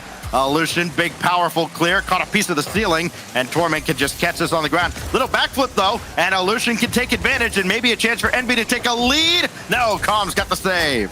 Still chance here in front for Envy as Drees tries to get it around Mist, around 2 Mist. Defense from version 1 still holding on to that one. Now looking to see if they can get that out themselves. And look, even Calm, he just has so much space in the midfield, able to just pull off a musty like that. Envy have to be able to cut things like that out. Really force the issue here against V1 as they've been playing a very passive game so far, game 3.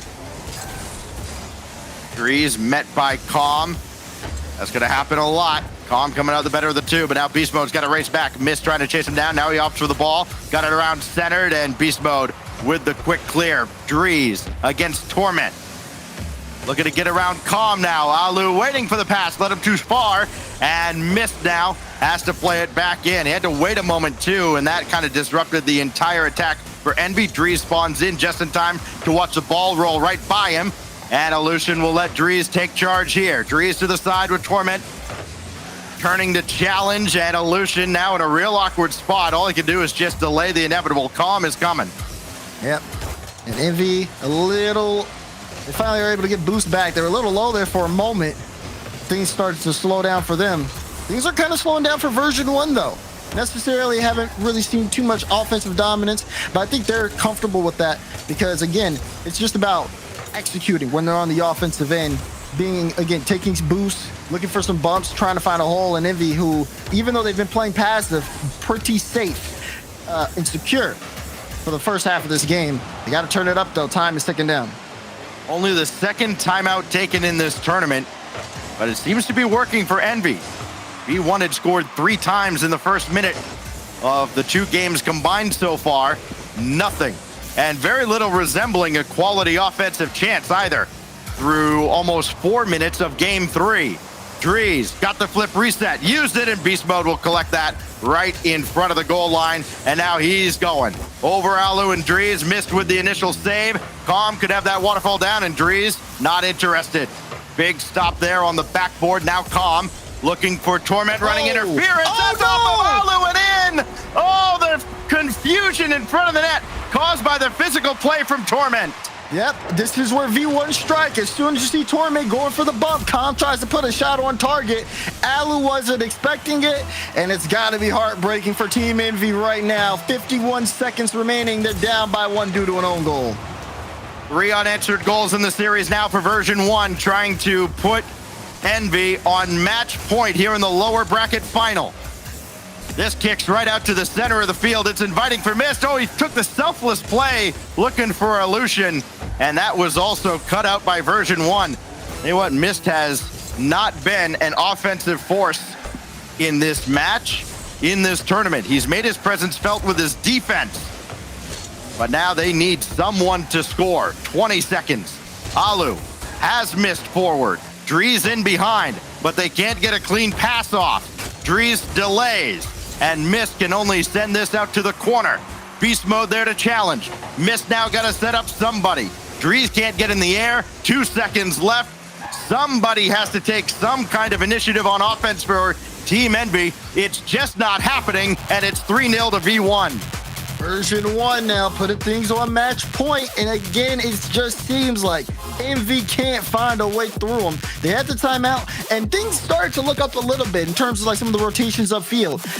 That being said, they couldn't execute on the goal line, and Version 1 waited until they saw a prime opportunity.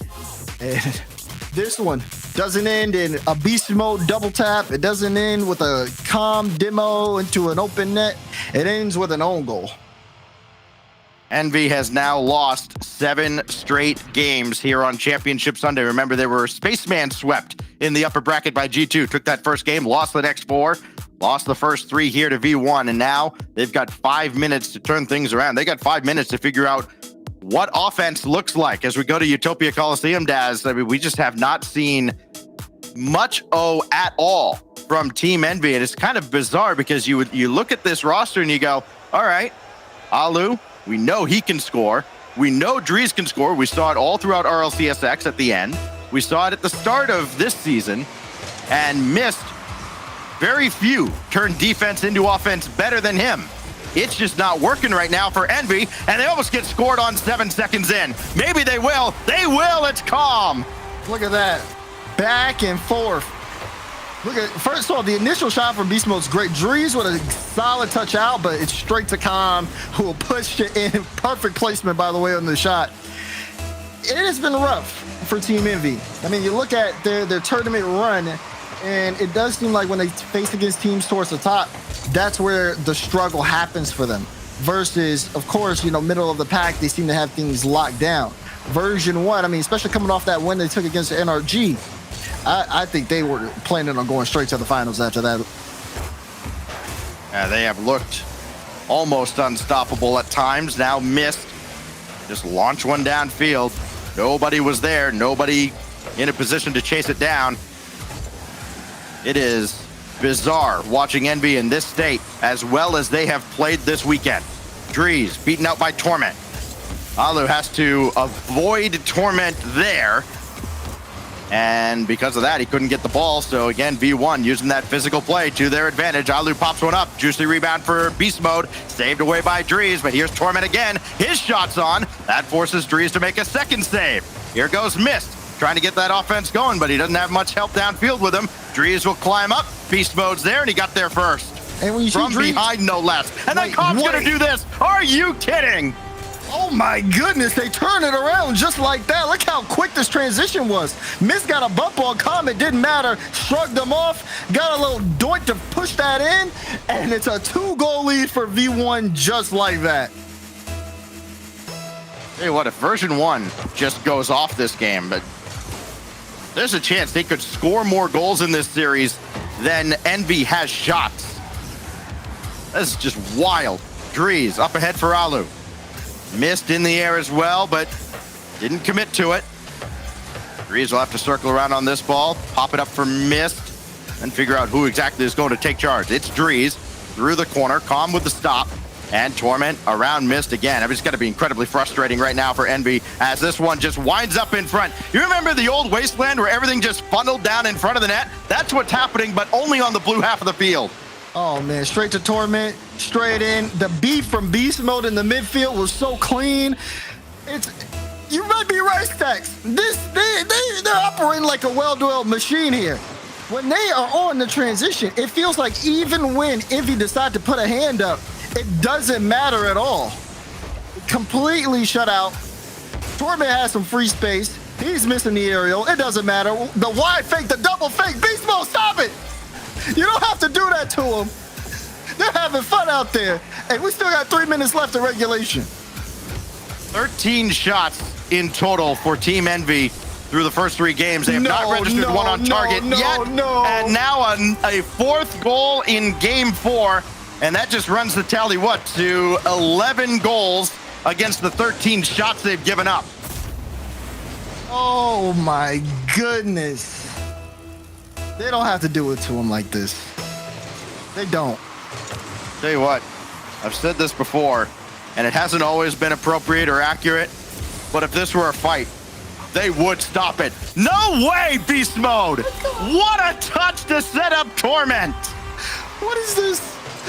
Hits it straight down, follow-up touch. Toodaloo miss. It's an open net. And Torment scoring. G2, get warmed up. Version 1 are on the way. Oh my goodness. Oh, and Torment with a dunk. There are some countries you can't even show this match. This is unbelievable. Look at Drees goes up for a challenge. I would have just let Torment have the ball. The dunk goes in. 6 goals halfway through game 4. Yo, we have a scoregami doc that our good friend Direct has put together. 6 goals in 2.5 minutes. We might need to start thinking about maybe some of these 9-goal performances or more. Beast mode downfield for Calm. They just are relentless. Looks like they're almost sending a message to G2. Alu to the backboard. Drees will end up in the net. Torment, nobody to pass to after Beast Mode and Calm are taken out. And then, but look at where Envy is. They're all together. And they go for demos, but everybody's respawned. They're all back in. They went downfield with no pace at all. I mean, you talk about a team that is just utterly defeated right now. Calm almost had nothing but green grass in front of him. Beast Mode shot denied by Alu. And Calm couldn't get the center. So if nothing else, Mist is going to pick up demos. Calm got one right back. I mean, this has devolved into, it's certainly not Rocket League. I don't know what exactly it resembles, but it has been a thorough beating by V1. What I tell you, Mist right now is driving around the field demo chasing. Oh. Yeah, that was just in. That was just in. You can watch Mist just completely just miss that one. He literally drives around the net. He picks up the boost, drives around the net. Lucian's in chat saying, have mercy. Dreams is saying, please. Just let the clock run out, guys. The shots are 14-0 in this game. This is, I mean, you see beatings like this in the first round of a qualifier when a group of friends signs up and gets matched up against like NRG or G2. You don't see it in the lower bracket finals of the North American Regional. Drees might get a shot here. He does. Mist will get the goal. And, well, there's your Brazil. There you go. You got that. We got one. I can't even break this down. The way this game is gone. This game has broken down. What are you talking about? That's right. That is the first shot for Envy in this game. And it feels like a meme. You have nothing else. Now Alu will score. Terrible poker hand, 7-2, 58 seconds left. You just wonder, what in the world are we watching? What? I'm not answering that. I don't know. I don't know. Listen, version well, one. Let's see. Are they on pace here? I mean, 2 goals in 7 seconds. They're not getting nuts. I'm trying to give anybody some hope at all. All right. I don't want to call the game too early, even though it's been over for the past 4 minutes. No, the game is over. Like, the game is over. Guys, congratulations. You have a chance to take an early break before the break and go get set for the grand finals, because clearly version 1 are going to have a great time there when they play against G2. But for the rest of this game, you're going to watch Miss Demo chase.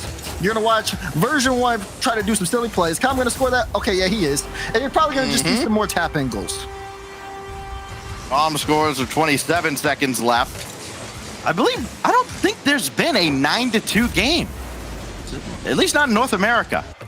We'll get confirmation in a moment, but we could have history if nothing else. I mean, this has just been absolute savagery out of version 1.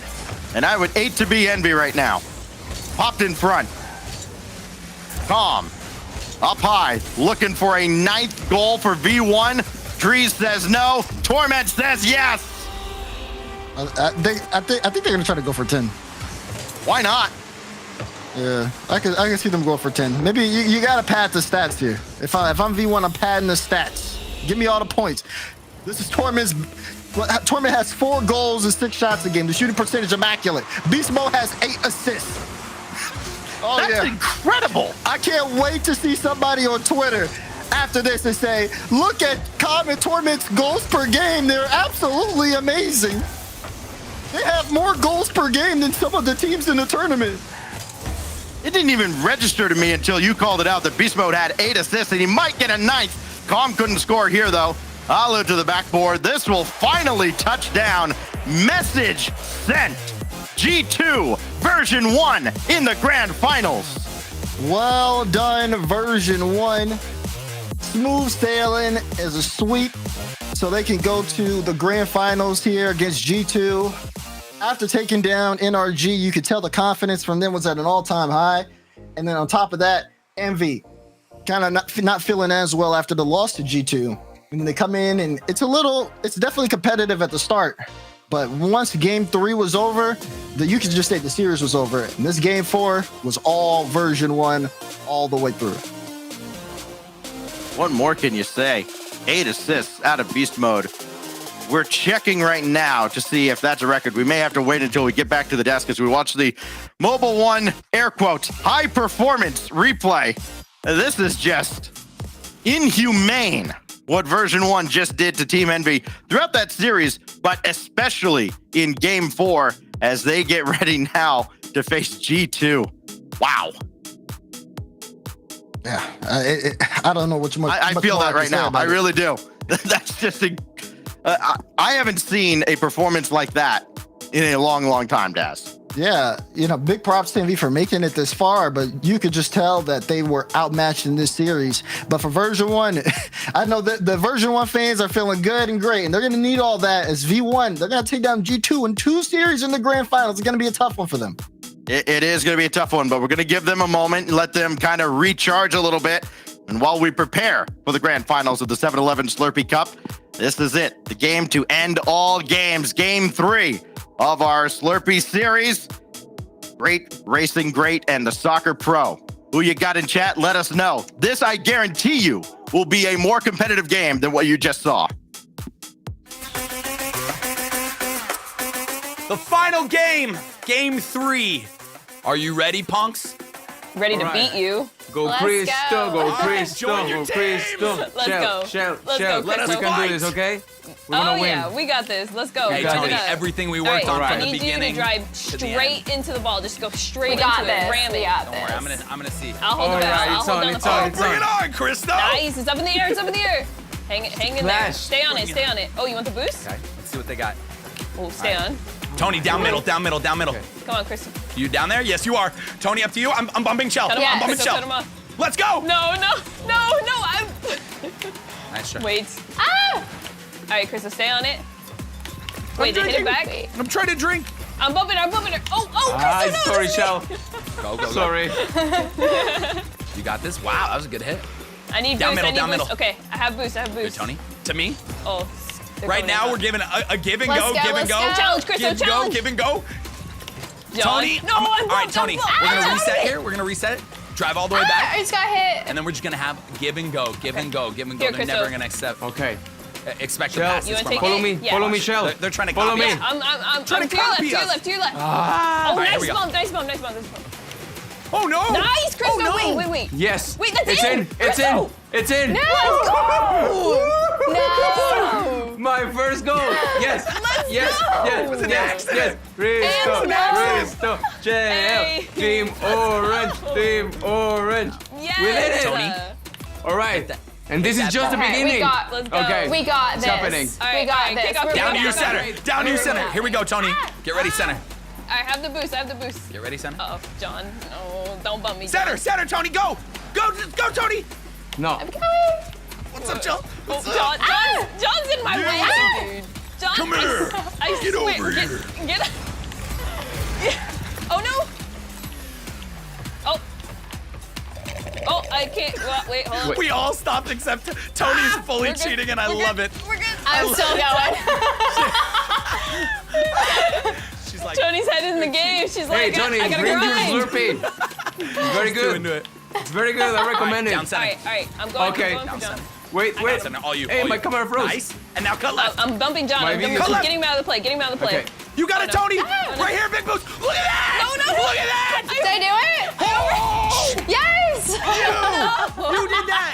Yay. High five. I don't know what happened. My console froze. She bowled you guys so hard. It was ridiculous. Yeah. I'm sorry. All right, I quit. all right. I quit Rocket League. My job's done. Let's go. My job's done. All right, it's on. All right, It's go for on. the ball. Go for the ball. Go for the ball. Come on. All right, Come on, center Joe. again, center Okay, again. okay. Let's just show them what we're all about.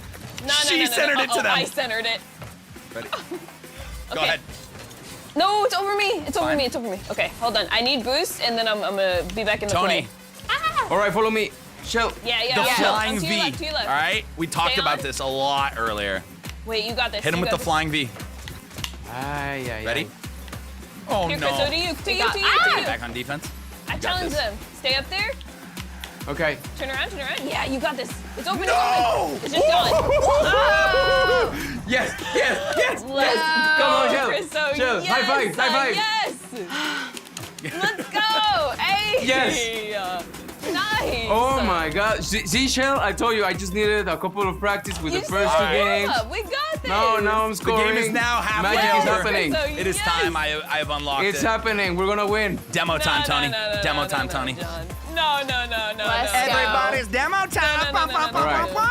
John. Everybody's demo time. I'm getting bumped. Christo. Hold on, Chriso. I gotta bump John. I gotta bump John. God, oh God, oh God. All right, guys, hold on. Slurpee break. Love a Slurpee. Christo Let's almost go. Okay. Let's go. flying back. All right, Tony, take advantage of them not being back yet.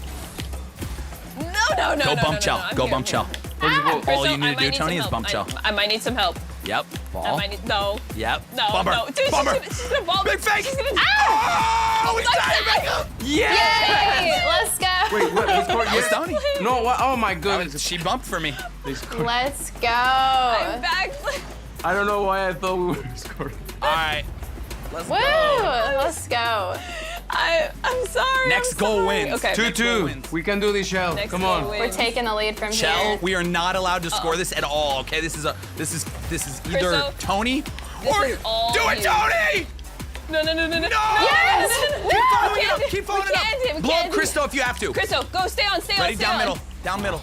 Tony, that's all you. It's gonna be hard to read, but you all the Christo, training, get all back, the get training back. you've worked on. She's gonna right go there. for it. Boom. Maneuver around him. Fake him. Nice. Scare off. Good Stay on. fake. Stay on. Wait. You got this. You can save it. You can save it. Come Nice. Mind There games. you go. There you go. Bunch of mind games happening right Hold on. While you guys do that, I'm gonna get John. What? I'm gonna get him. Hold on. Go down there, Tony. John. Run. John, come here. now. Chell, and leave me alone. Oh. Tony, retreat, this is Chriso, it. retreat. I can give you a pass. I can give you a pass. Oh my gosh. Go mid. Go mid. Go mid. This is so hard. Go middle. Okay, And be ready for it. Backflip coming to you. I'll get John 1 out of here. minute. I'll get John out of here. I'll get him out of here. Ow. Ow. Come here. Come here, John. Come here. All right, Chriso, push it forward. There you go. Oh, don't you dare Oh, go no. in.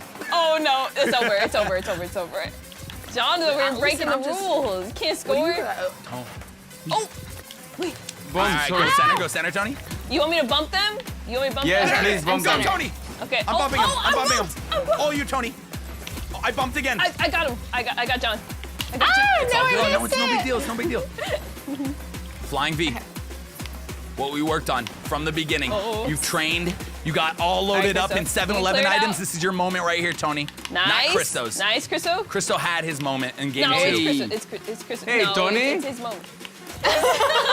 What is going on? Okay. All right. Oh no. Oh no, Chriso. Oh no. Wait, what just happened? OT. First goal. Rigged. All right, first goal This is wins. it. This is the finale, no matter what. Tony, good bump. I'm going for Chell. I may have missed. No, I'm going for Chell. You don't have to worry. I that gotta was a fake great out, fake, John. Tony. I gotta fake out. No! Get out here, John. Get out of my Push way. it, Tony. Chriso, you Push got it. this. Down the center. No. Yes! Let's go. Yay! Let's go! No. Yes! Oh my God. Shell, what I'm happened? trying to get this. Yes! I'm sorry, Chriso. High fives! We crushed you. In your face! We're the winners! It was all luck, Shell. Don't worry. All Don't worry. luck. It literally was all luck. If you think about No, we're the the whole best. game, like I think It was all luck. Like we definitely if we run it back, like 100%, I agree. Like the whole game we were dominating. It was just the last couple Me of and minutes that Crystal, they won. like, yeah. we were just chilling the whole time. We weren't even, like, sweating. You guys were Hey, sweating Tony, so are we hearing a hard bunch of and, excuses you right now? know, Is this nah. like excuses time? Okay. A lot of excuses. A lot of excuses. I mean, Whatever. Keep going. We'd love to hear more. It's okay, Crystal. We run it back and we come back stronger. Okay? Yeah, we're gonna come back stronger. I just need to learn how to drop bombs. That's true. Yeah. Yeah. Next time. Thank you, Coach Shell. I had lots of fun. The Slurpee boost was the best. Can't wait for the next one. I personally think, Tony, I think you just upgraded to my teammate if you're cool with it. I'm We're down. gonna take over. We're gonna take over RLCS straight up. Let's go. I'm High down. five. Let's do get it. Boom. Did you all love the look of our cars in game? Personally, my favorite customization in this collab is the brain freeze wheels. I mean, look how cool they are. Even better, these wheels are the last customization item available. So folks looking to boost their ride should head in store at participating 7-Eleven, Speedway, or Stripes locations to purchase select food or beverage to unlock the code. Guys, obviously on the screen there's tons of terms and conditions, which I expect you to read right now. Every single word. Read it back very slowly. Sign at the bottom. Perfect. Yes. Yes. Yes. Keep reading. Obviously, you could read all the terms and conditions at 7eleven.com.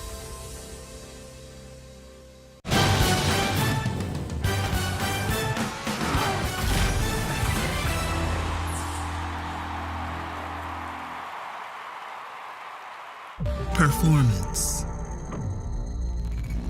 Precision. Pepperoni pizza. Built by fans, inspired by snacks. Model 7-Eleven. Win it.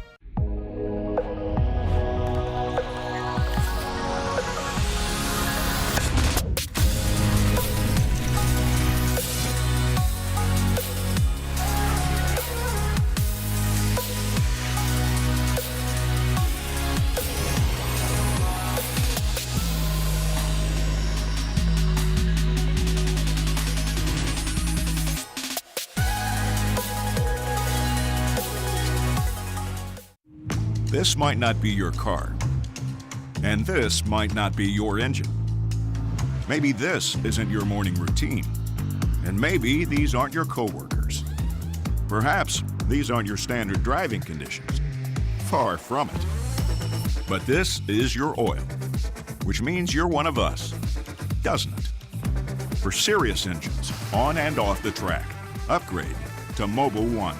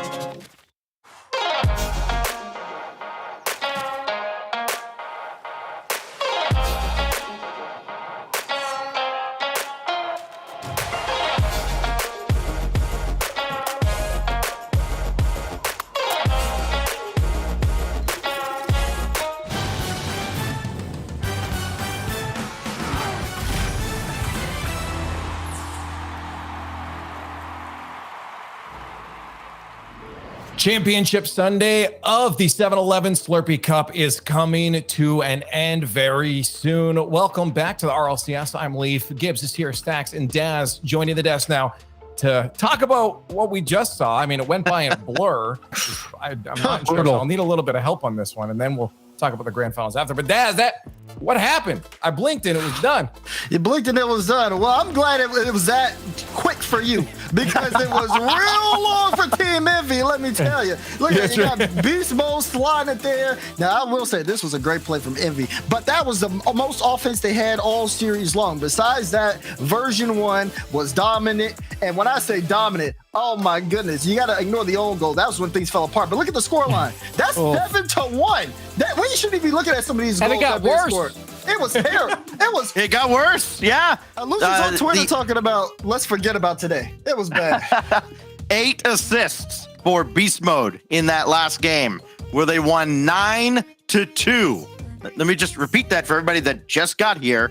They won the last game 9-2. And we're told Beast Mode set the RLCS single game record for assists all time, I think all regions as well. 8 assists. Yes. I think it was Fireburner's record before. That is 8 assists in a game, not in the series. Yeah. Just want to reiterate that in a game. Absolutely crazy. That's what I'm saying. Yeah, Envy definitely wants to erase that one from the history books. Yeah. They're probably logging onto Liquipedia, seeing if they can get some sneaky changes in there or something. You know, they're in good shape, though. I mean, they go third here. They got a boatload of points out of it. They're still, I think, 110 points clear of 6th place. It's not a lock, but they could be worse. It's good. Still 3rd place. That's not too bad in North American region. So let's take a look at the bracket, though, see where that put them. 4-0. Version 1 as they knock Envy out. Finally, NRG fell just previous that to version 1, and G2 was sitting patiently, Gibbs, in the grand finals. Yes, and V1, what a day for them. They began the day in the last spot for the London Major in 5th. If they would have lost to NRG that went to Game 7, they would have only had the lead by 30 points in that 5th spot. Now, they are number 2 in NA. They have passed FaZe, Space Station, and Team Envy. So V1 for the London Major is looking fantastic now, but now they have to go up against the only team that is locked in their spot, G2 Esports, who looks incredible all split long, including the international major as well. They've won the last 3 out of 4 tournaments. The one tournament, though, they did not win was Winter Regional 3, and V1 won that one. So these are the 2 teams that have won most recently. Yeah. But for V1, they got to be feeling great after playing Team Envy, Daz. Oh, yeah, for sure. I think that it's a different conversation now, right? Because you just said it. They're pretty safe right now in terms of the London conversation. But there's still the thing that you have to take down the beast that is G2, who has been unbeatable so far. Again, a lot of people are saying they're the best team in the world right now. So you got to be able to shut them down. That's V1's challenge right now. G2 Esports version 1 grand finals is on its way, and it's time for the prize and fan vote. You guys need to get involved one last time here, maybe 2. If G2 doesn't win this one, we'll have another one afterwards. But right now, #G2, #V1. Who's going to take it? If G2 wins this one, it's over. They grab the 7-Eleven Slurpee Cup crown as they will be crowned champions of version 1, and then we'll go for another best of 7 afterwards. Analysts, I need to get your thoughts here. We're going to start with Gibbs again because we did see his bracket earlier, and I think he's sticking is what I kind of heard. I'm just saying, I have a perfect bracket right now. I also said that Tony would win the Slurpee Cup Challenge, and guess what? That happened as well. So G2 doesn't want to play a lot of Rocket League. They're going to win it right now. No bracket reset. Okay. G2's taking it. Yeah, that's G2. What you had. We had, on the other side, though, we had version 1 taking the first best of 7 and then G2 winning it afterwards.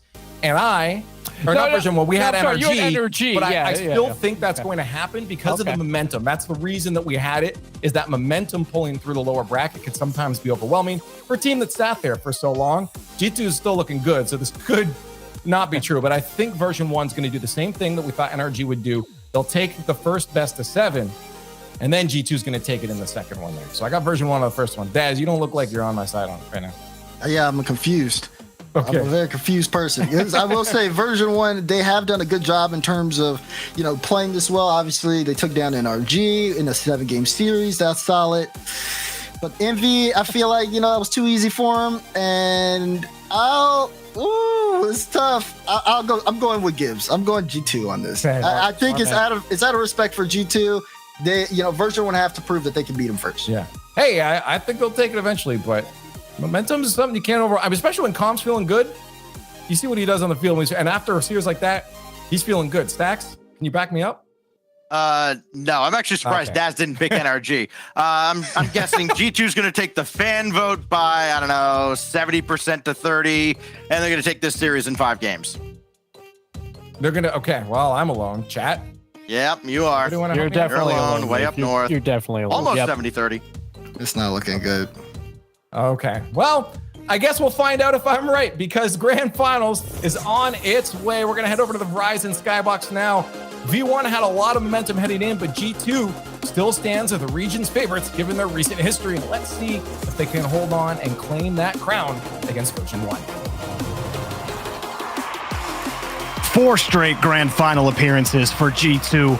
And again, we find them here against version 1, who have had quite a run through the brackets, Subi. They got a tall task here, having to win 2 best-of-7s against G2. Yeah, and this feels very reminiscent of the V1 team that we were watching at the Winter Major.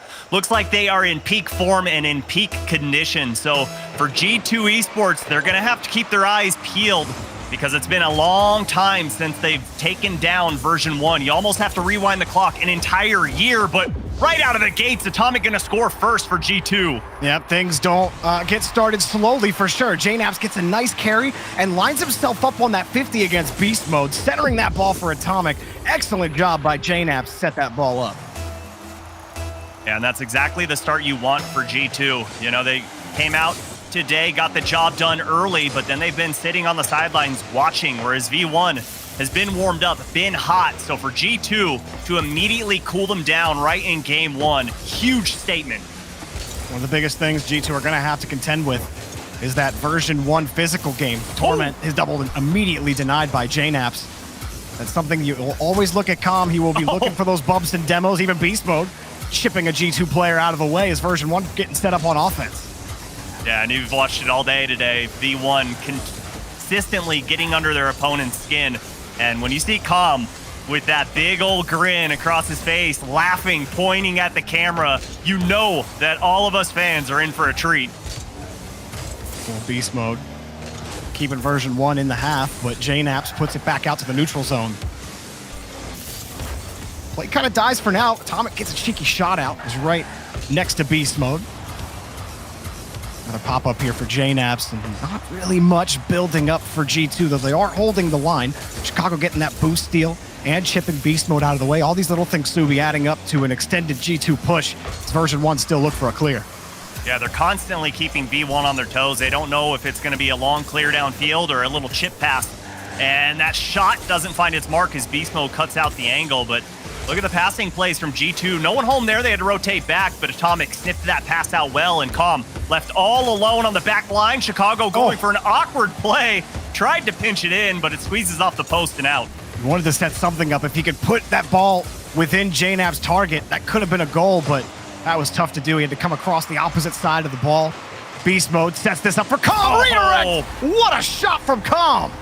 And Calm calls outlet pass all the way downfield, gets that boost steal, and keeps his eyes peeled for the pass. And Beast Mode hits him on the dime.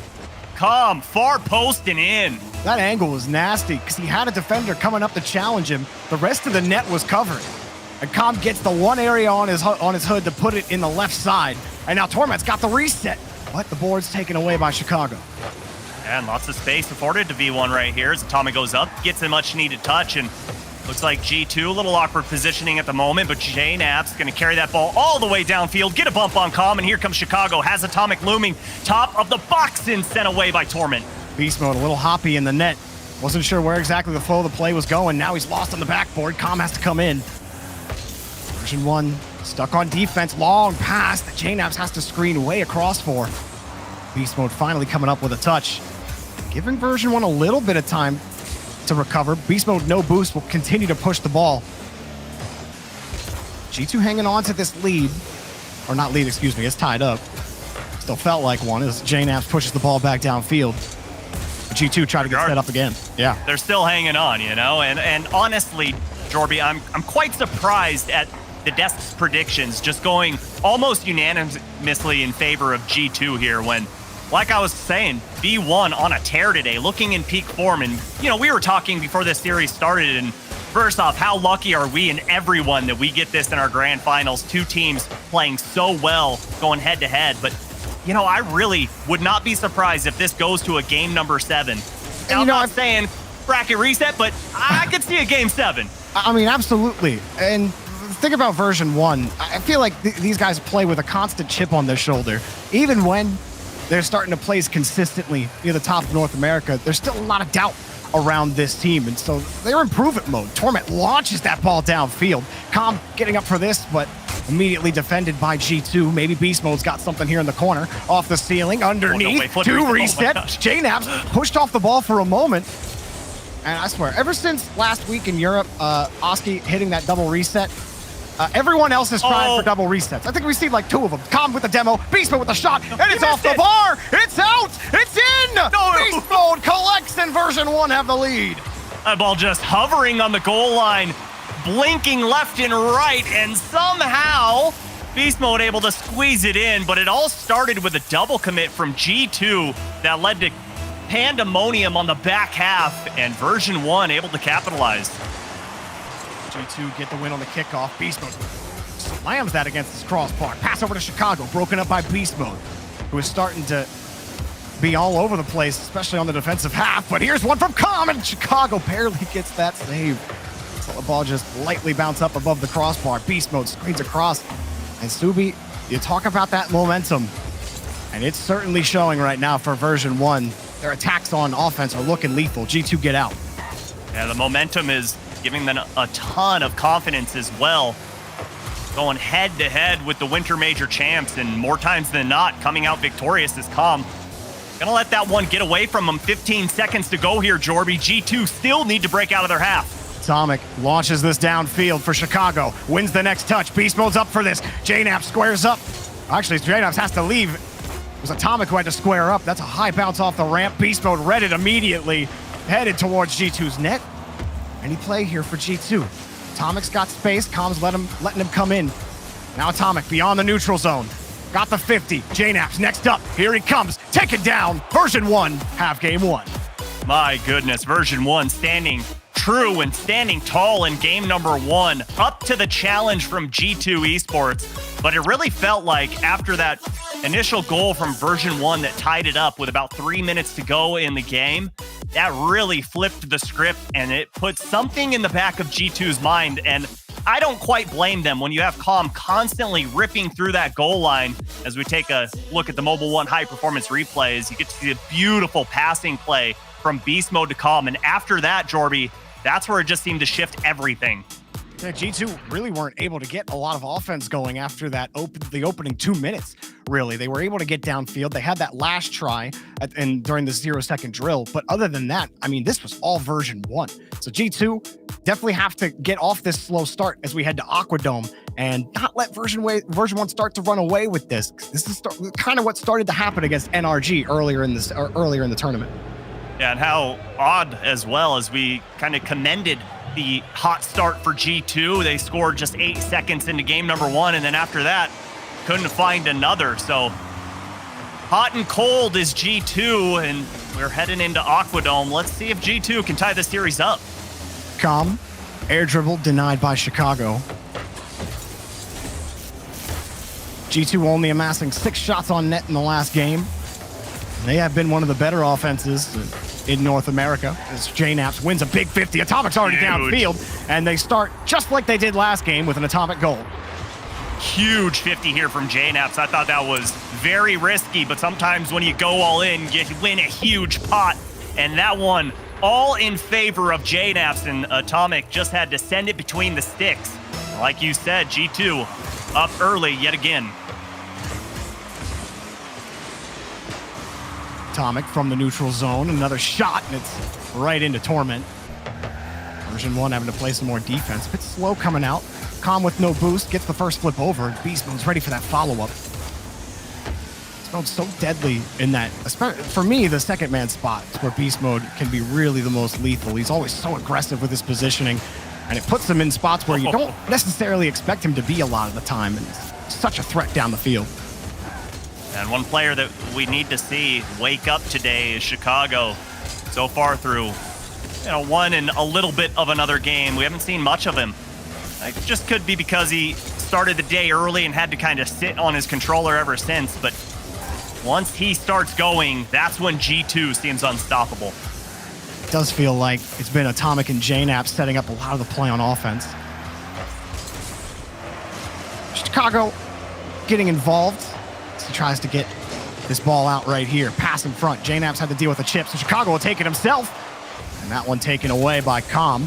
Chicago starting to come to the forefront. Beast Mode puts this one up. Chicago back over to Naps, who takes the ball away on the rebound. Chicago coming in quick. And a quick defensive stop for G2 puts them back in the blue half. JNAP's underneath, got the reset, but Beast Mode takes it away. And I loved the positioning we saw there from JNAPs.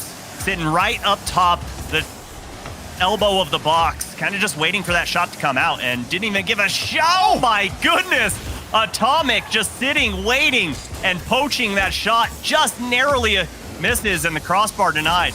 Well, you called out Chicago, and then all of a sudden he started producing. It was even earlier, he looked a little bit like Arsenal, jumping in front of the clearance lanes, where challenges could happen for version 1. They weren't able to score on that play, but Beast Mode's coming forward. That one taken away by G2. Atomic gets there quickly. G2 having to play a lot of defense against version 1, and that one taken away again by Chicago. Torment's got a free ball from the side wall. Plays underneath Atomic. He's got Com in front. No way. A bouncer off the post and in. Beast Mode collects. V1 playing with their food in the defensive half. Bye-bye, see ya, over Chicago, and Beast Mode with the cleanup. But it all starts with Torment and the nuisance play from Com.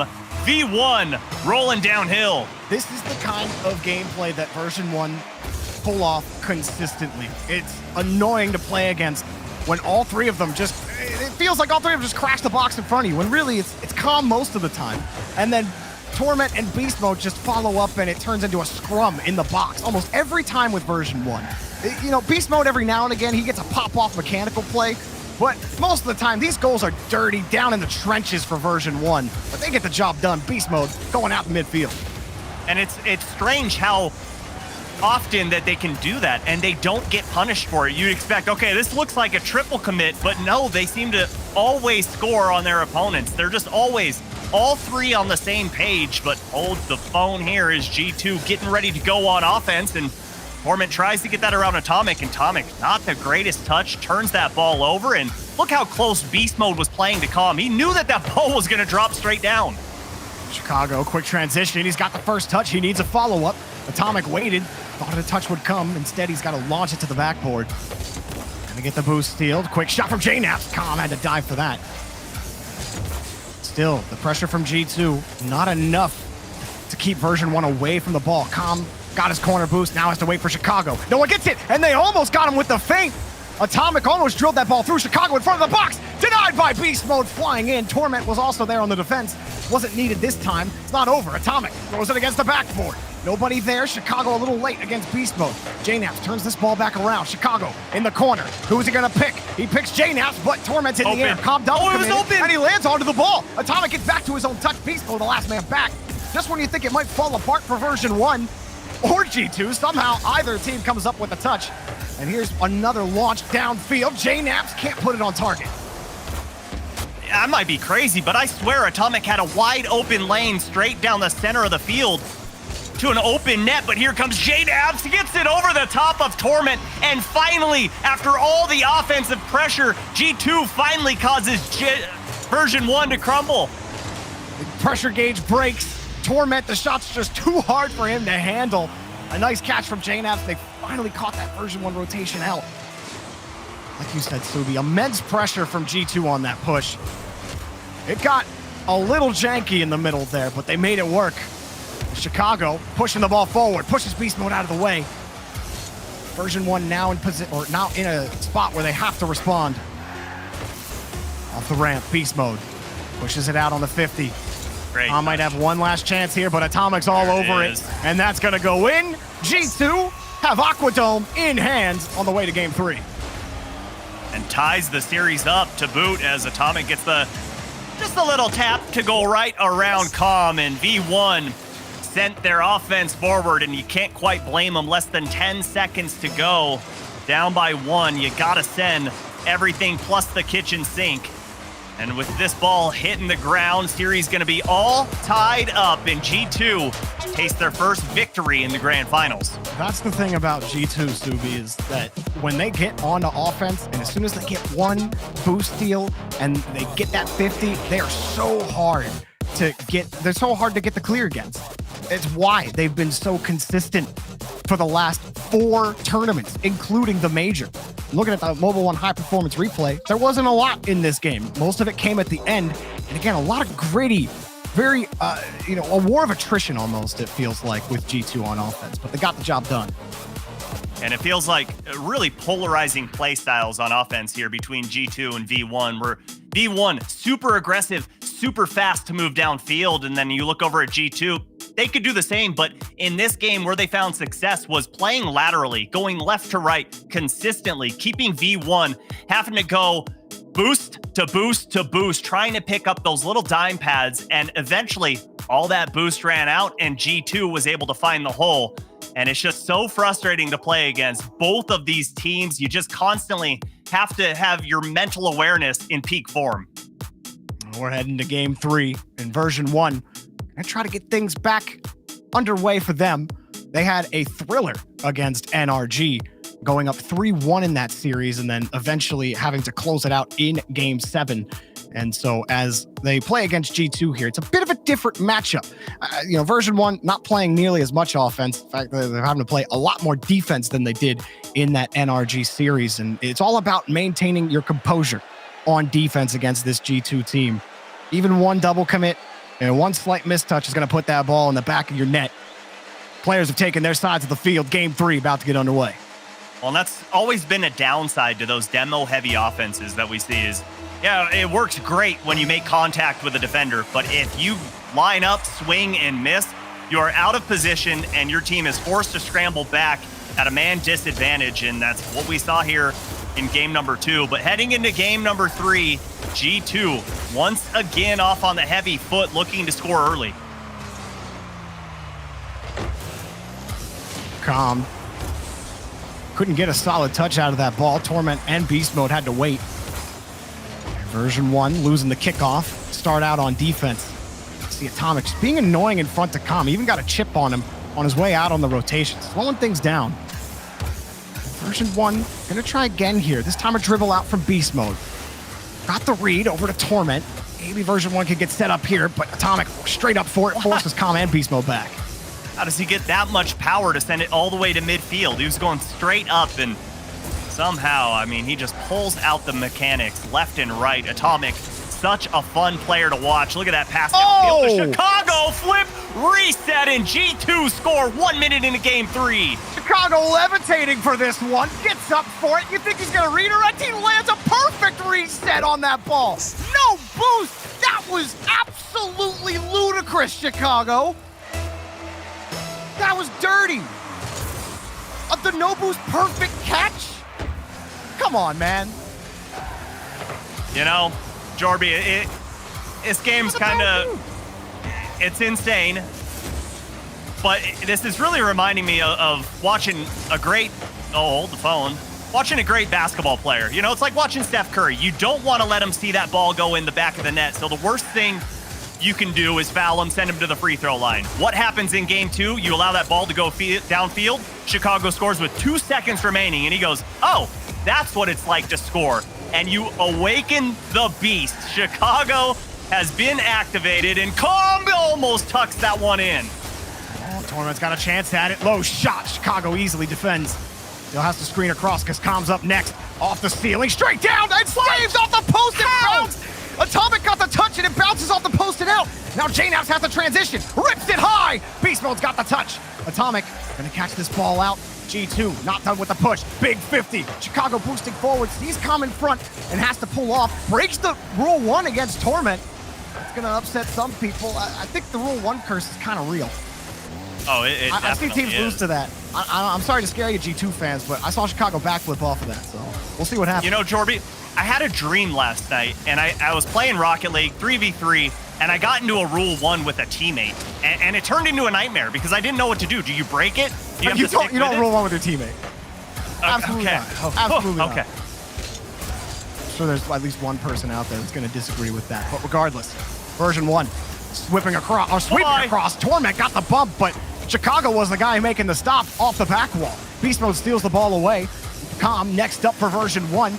They've been able to stay in the orange half. They've had a couple of quality opportunities, and a pause comes in, and we'll get word on where exactly the pause is coming from. Looks like G2 requested it, and we'll get everything going underway. So as soon as we figure out what's going on, and we'll figure it out. But G2 taking a quick pause here, and they were feeling that pressure, Subi, as Beast Mode and Com were, and even, Torment really getting involved on offense.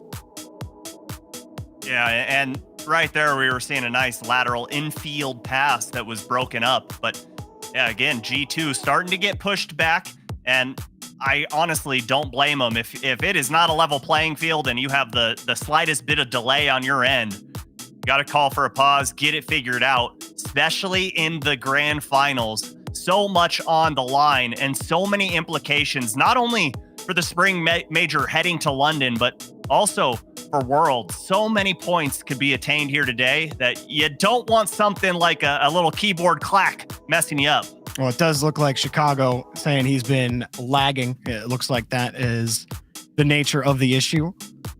And we'll see if his internet can get fixed up. And we can get back went underway. outside to climb the utility pole to try and fix his cable. Yeah, he's going to bang on the transformer. Well, that's not actually going to work. Don't go bang on your transformer to get your internet to work. Don't do that. That'll take out your electricity, which will take out your internet. And possibly you, so don't do that. But looking at the Mobile One high performance replay of the 2 games we have played so far, it has been close. Subi, even that game 2 where G2 got those goals near the end and ended up taking the game, most of that game was 1 goal. And I think G2, we were saying it in game 3, Chicago hitting that flip reset goal really starts to feel like that beast is awakening. But Atomic has been lights out the entire time. I mean, every single touch is quality. He's always creating value whenever he's behind the ball. Even when he's off the ball, Atomic's been creating value. What a pickup for this team. Absolutely. And then you also have to commend G2 for picking up Sathu as a coach, because not often do we see teams make big roster moves and find as much success as G2 has. And you got to put some of that on Sathu, figuring out how to make this roster work, figuring out the plays that are going to work best for mechanical players like Atomic and JNaps in Chicago. So much on his cap too. But like I was saying when this series first started, Jorby, we're in for a treat. I don't think Stacks is going to be right with a Game 5 G2 wins. I think we're going to 7. I think every game is going to be within 1 goal. It just feels like all it's going to take today for one team to be successful is capitalizing on those little mistakes of their opponents. I think another interesting story is I think we're going to be getting the game back underway soon. And again, reminder for everyone, we are in the middle of a pause in game 3 of the grand finals, but it looks like we're about ready to go and to get underway. But a story that I think is interesting, Subi, is Torment and his journey just in general as an RLCS player, where so many players have fallen off and haven't been able to make it back, have retired. Torment still produces at a high level. And at some point, people are thinking, okay, Torment, you got to fall off eventually. But instead, he's just getting more mechanical and he's just getting more involved on offense. He's still a top tier defender. It's crazy. But he's still, how is he still getting better in a sea of, insane players that we've had in the second, third, fourth generation of Rocket League pros? And version 1 right off the pause and the kickoff, get the goal. Torment scores. It kind of felt like they were going to do this right before the pause happened, so they come right out of the gates, win the kickoff, and Torment takes that cleanup from Calm and ties us right up. But right back to Torment, Jorby, he has been around for so long and been such an integral part of not only the RLCS, but the Rocket League community in whole. He has just been streaming for such a long time, getting involved, making everyone feel welcome. And yeah, just to see how much success he has had and continues to have, it's a beautiful thing. Version 1 tying it up. Beast mode grabs the ball in the neutral zone. Chicago squares up on the 50, trying to break out. But still, they push forward. Atomic wins against Beast mode there. Gonna allow G2 to get set back up. Chicago's been working on low pads for a little while. It's a hard clear here. We'll get a boost steal as well. Maybe G2 can get set up, but everyone's retreating against Torment. JNAP's just trying to scoop that ball away. Chicago getting bumped on the backside of the rotation by Com. And G2 still gonna feel that physical pressure from version 1 as Com tries to push it out. A lot of space given to Atomic there, but that one gets away from him. Turnover in the offensive half, and Torment flicks that one over. Didn't know that Beast Mode was rotating to his left, so back and forth we go in midfield. Both teams jockeying for position here. Is Atomic gonna boost up and look for a boom over to Chicago, and that's a great pass, especially with that demo that was just put on JNAPS. Beast Mode opting for control, but that pinch gave it away to Atomic. Com still looking for bumps and demos and gets the touch, but nobody could really go for that ball. There was no opening for Beast Mode or Torment. G2 break out again. Little space here. It's Torment's redirect deflected. Chicago up for this. Atomic's already on the backboard trying to get Com off the ball. JNAPS 27 as he leaves the wall. Lets it drop for Beast Mode. Beast Mode trying to trip Atomic up. He does flick it over him, but allowed Chicago to come in. Just when you think he catch G2 out. Big demo. They're gonna need a clear. Torment can't get the setup. Beast Mode has to wait for Chicago. Com got a demo on the back end, but Chicago's protected the ball, and we go to OT. Oh my goodness, Jorby. First OT of the grand finals today, and G2 looking to end it early, keeping the pressure up, but Chicago elects to rotate back, realize he probably wasn't going to win that challenge, and pays off dividends here as they maintain possession. Com almost got that follow-up 50. Chicago cuts off the angle again. Atomic playing close.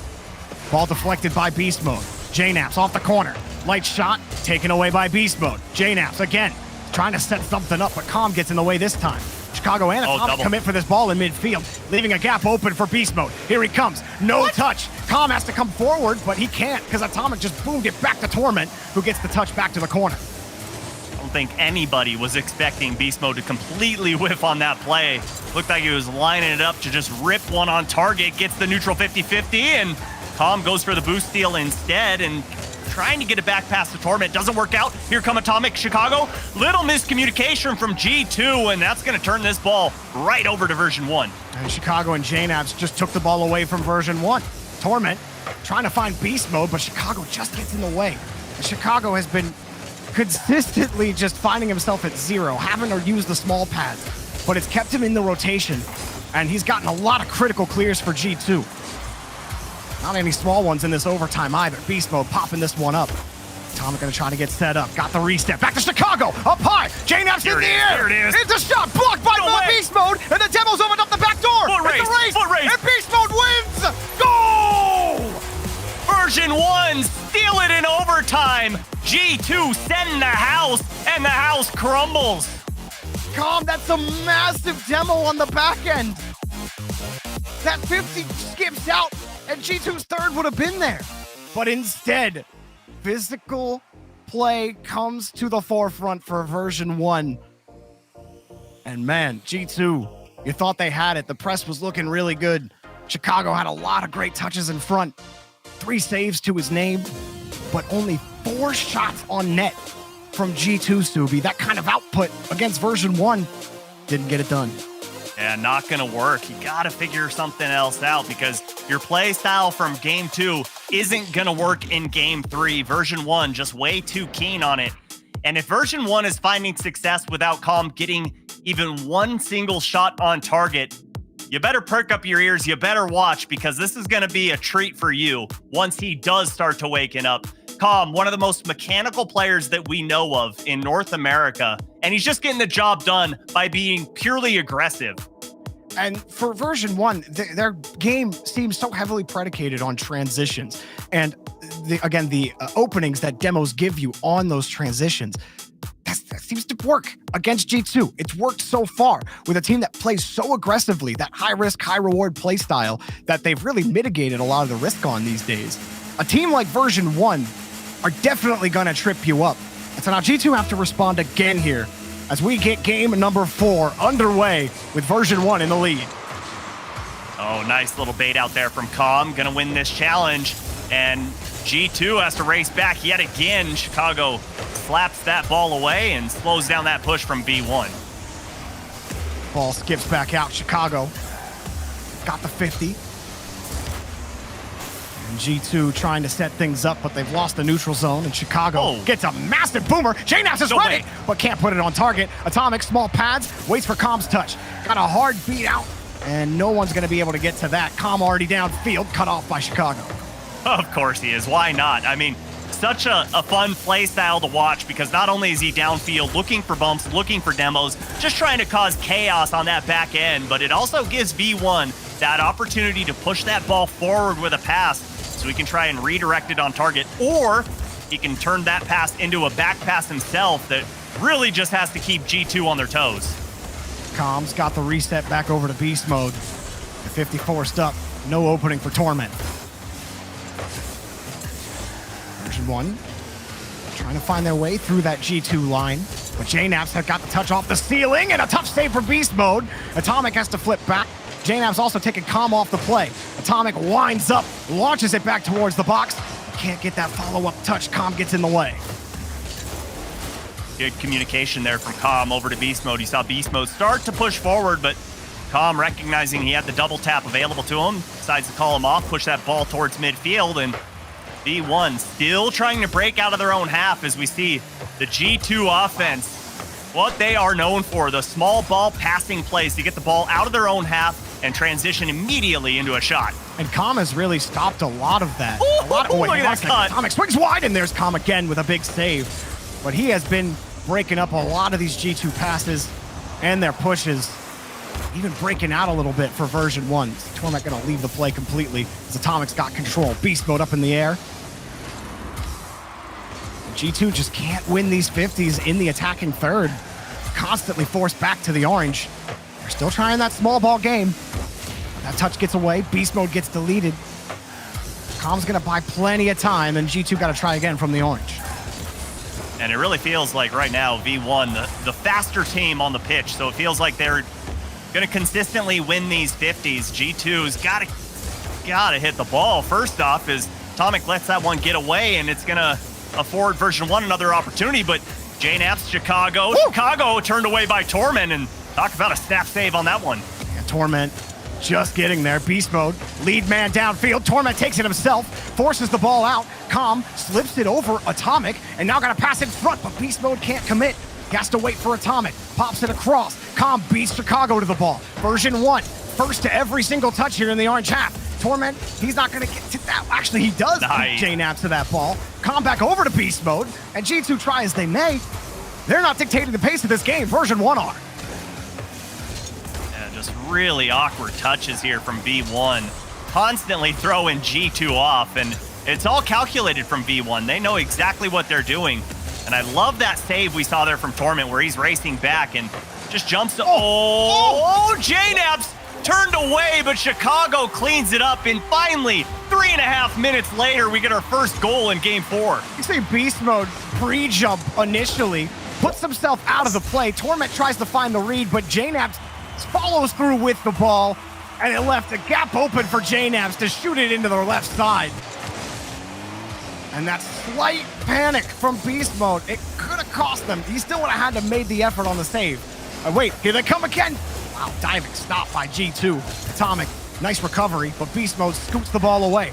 Off the ceiling, it gets away from him. Calm protects the right side, keeps it close, makes it awkward for Atomic to fall back down on. Torment gets bumped out of the way, and I mean, these plays are happening fast, but the bumps are just coming in out of nowhere. Both of these teams rotating so tightly, and Atomic just getting that save. Beast mode almost getting the dunk. G2 so low on boost here, they need a clear, and there it is. Less than 1 minute to go. G2 just trying to hold on, and Jorby, you were kind of critical of the shots they had in game number 3. Well, how does 7 feel here in game number 4 for them? Man, doing a lot better than the 4 that they had last game. Still, they've let version 1 stick around. 30 seconds left. They're back on offense. Atomic cutting right back in. JNAP's going to let Chicago go forward. He wins the touch against Com. More time wasted off the clock for G2. Beast mode over 1. JNAPs tries to find the clear, but Com is in the way. Torment plays this hard against the corner. Beast mode's already in the air. He's missed the ball. Com has to come forward. Chicago's going to pull off here. Knows he's got the time. Pushes off. Torment pops it up. Beast mode on the far side. Can't reach Chicago. Down. 3 seconds left. Com, no read for him. Ball on the blue half. Torment, does he have a play? Pops it up, and JNAPs read that ball perfectly. G2 tie the series. Oh, and it feels like every single game is gonna be a nail biter, Jorby. You know, I'm not counting that one game 2. Every single one of these has been 1 goal. I'm not counting that garbage time goal. Both of these teams just continue to jockey for position in midfield, and it feels like whoever is grabbing those big boost pads and winning the steal game is winning the overall game of Rocket League. Just both teams trying to get in the way on the rotation. Com especially just sitting downfield thinking, oh yeah, you want to clear it to the sidewall? Well, I'm there, so don't. And G2 were able to withstand that, get the win, and now it's about version 1 having to respond. They haven't really changed the game plan, Subi. Version 1, kind of a one-trick pony is the wrong way to say this, but just their style of play, they are not going to deviate from it. They never do. That's how they try to win this game. It's gotten them this far. It allowed them to beat NRG in 7. G2 are going to be just as tough of an out on Wasteland Night. One team takes it to match point, and JNAP sees that with 4:57 remaining. Oh, and look at how he, whoop, bye-bye, Com. He realized, okay, Com doesn't have an angle on this ball. I know he has to go for a demo, and just gets out of the way, puts it far post and in. And 3 seconds into game number 5, G2 find themselves up by 1. Oh, 2 nice touches from Chicago. JNAP's winger got deleted on the play. Now Atomic sweeping across, playing lead block. Chicago got the 50! What? And G2 draw it up beautifully for the goal. Atomic just sets his head down, goes for calm, then sets his sights on Torment, and the vision from Chicago to see that the right side was wide open and the ability to ground pinch it in. Just a thing of brilliance. Just gotta let Atomic clear the path and follow the road. Just a little more traveled by Atomic. Beast mode. Underneath on the reset. Back over to Calm, but that's not gonna get it done. Torment forced the whole way back. He got the 50. Beast mode's gonna stay in the play. Version 1, I don't think the only other time they went down by 2 was at the very end of game number 2. And this time, they got a 2-goal deficit to climb out of early on here on Wasteland. Yeah, it's going to be a hard one, especially when goals have been at a premium in this series. G2, so stingy on defense in version 1. Gonna have to be very creative at how they're gonna get this first one, but that's definitely something this team is capable of. Calm and Beast Mode, their powers combined.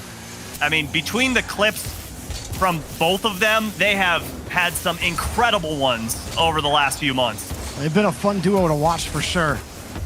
The production hasn't been there for the last few games. The first minute and a half on Wasteland, it's been all G2, and they almost got a third. But Calm got a breakaway. It was taken away. He does win the 50, but you see Torment, no boost here. Opts to take that side boost, couldn't get to the ball. Version 1, pure reaction right now to G2's offense. Ball swiped away by Beast Mode, but Atomic pushes it right back in. Another air dribble. Does Version 1 actually get something out of this? No, Torment has to pull back immediately. So where they were winning those 50s in the attacking third before, that neutral game starting to swing back in G2's favor. Here's Chicago, he sees it, and it's taken away. Common Beast Mode. Got the double. JNAP swings it back across, and that's another goal for Atomic. G2 trying to run away with late Wasteland. It is just a suffocating offense from G2. It never seems to stop, and all it took was that shot that got 2 defenders from version 1 to go that threw them into chaos and pandemonium on their back end, and G2 with a very comfy lead here. But all that done in the first half, so V1, although they're down by 3, they can absolutely pull out 3 in the second half. Version 1, pass in front for Torment, but JNaps is there. Calm with a rebound. 2 on the back wall for G2. Atomic takes this one. Calm tried to get in the way, and Beast Mode's shot wasn't good enough, saved by Atomic. Torment throws this one back out to Beast Mode. Beast Mode, light shot, saved by Chicago. Calm's got no boost left, tries to protect it, maybe even get a pass. Stays with it, got the shot over, or not the shot, but just the touch over, and it's taken away. Torment trying to protect the corner. Big miss, Chicago's forced back. Torment keeps it locked in front of the box, but Chicago stays with the ball. Calm's got the shot and stopped again. That time it was JNaps. Pass in front. Torment nowhere near it. Calm pass to Beast Mode. Oh, no! Torment backflips. Calm with the shot. That's off. Nothing works. Everything's closed. Beast Mode off the ceiling. One more to Torment. No chance. Where's Calm? He's not even going to go for it. That was about 3 or 4 chances in a row. You're kidding. And Chicago is walking the whole way to the bank. Oh, you want to know the definition of a comedy of errors? Look at the version 1 offense that immediately leads to a transition goal from Chicago for G2 Esports. And Jorby, I don't know how many opportunities version 1 had there, but you know, I lost the ability to count it on my fingers, that's for sure. One off the post, one a little high, one saved immediately by Atomic. And G2 were covering, were smothering that net. Even they're a demo. Chicago just comes in. When you think you've created the opening, with G2, they've got the plaster to cover up that hole. It's like there never was one there. They've shut out version 1 so far in almost 4 minutes of gameplay. Beast Mode slaps that ball down. But it's looking like G2's game on Wasteland right now. One goal is not going to happen. Atomic was in the way, no matter what Beast Mode tried to do with that ball. Scoops that ball across, got the 50, but the rest of version 1 were on the backside of the rotation. Even right there. They get close to the box, but was it ever that dangerous? G2 get the clear. Stingy, stingy, stingy. G2 on that back line. Just seems like no matter how hard V1 try, no matter what they throw at the net, every single member of G2 ready and willing to make a save on that ball. It is just so impressive right now. G2 yet again in peak form on Championship Sunday. Name a better duo, Jorby. 9 straight shutout minutes from G2. And that number continues to climb. Chicago staying in front of that. Sending version 1 a message. Beast Mode barely got the save. That was impressive, but it's 4-0. It's the end of the game. And G2, with one more from the knapsack, take this series to match point. JNaps just flexing his accuracy right here. Pinpoint precision. That is the smallest window you can put that thing in. And JNaps making it look like a skills competition. Now, I mean, the question has to be, where does version 1 try to adjust? You had the offense, you even got some cheeky demos, but you couldn't find the back of the net. Where do things break down? Where do you have to adjust if you're version 1, Subi? I don't know, but they are going to figure it out in this timeout that they're calling for, and it is much needed. I mean, regardless of trying to figure out how to play against G2, they need this timeout just to cool off. They need it to make sure that they don't go full tilt, because right now, G2 are just marching on a mission. Sound the alarms, start the buzzers, just everything going off, because G2 Esports on match point. And think about how we started this whole tournament. Torrent, 3-0ing NRG. And there were so many other crazy things that were happening early on in that bracket. Top 6, you were looking at version 1 versus, or top 8, you were looking at version 1 versus Sonics to play against an NRG or a FaZe team. NRG and FaZe had to play a best of 5 in the lower bracket. This has been an insane tournament.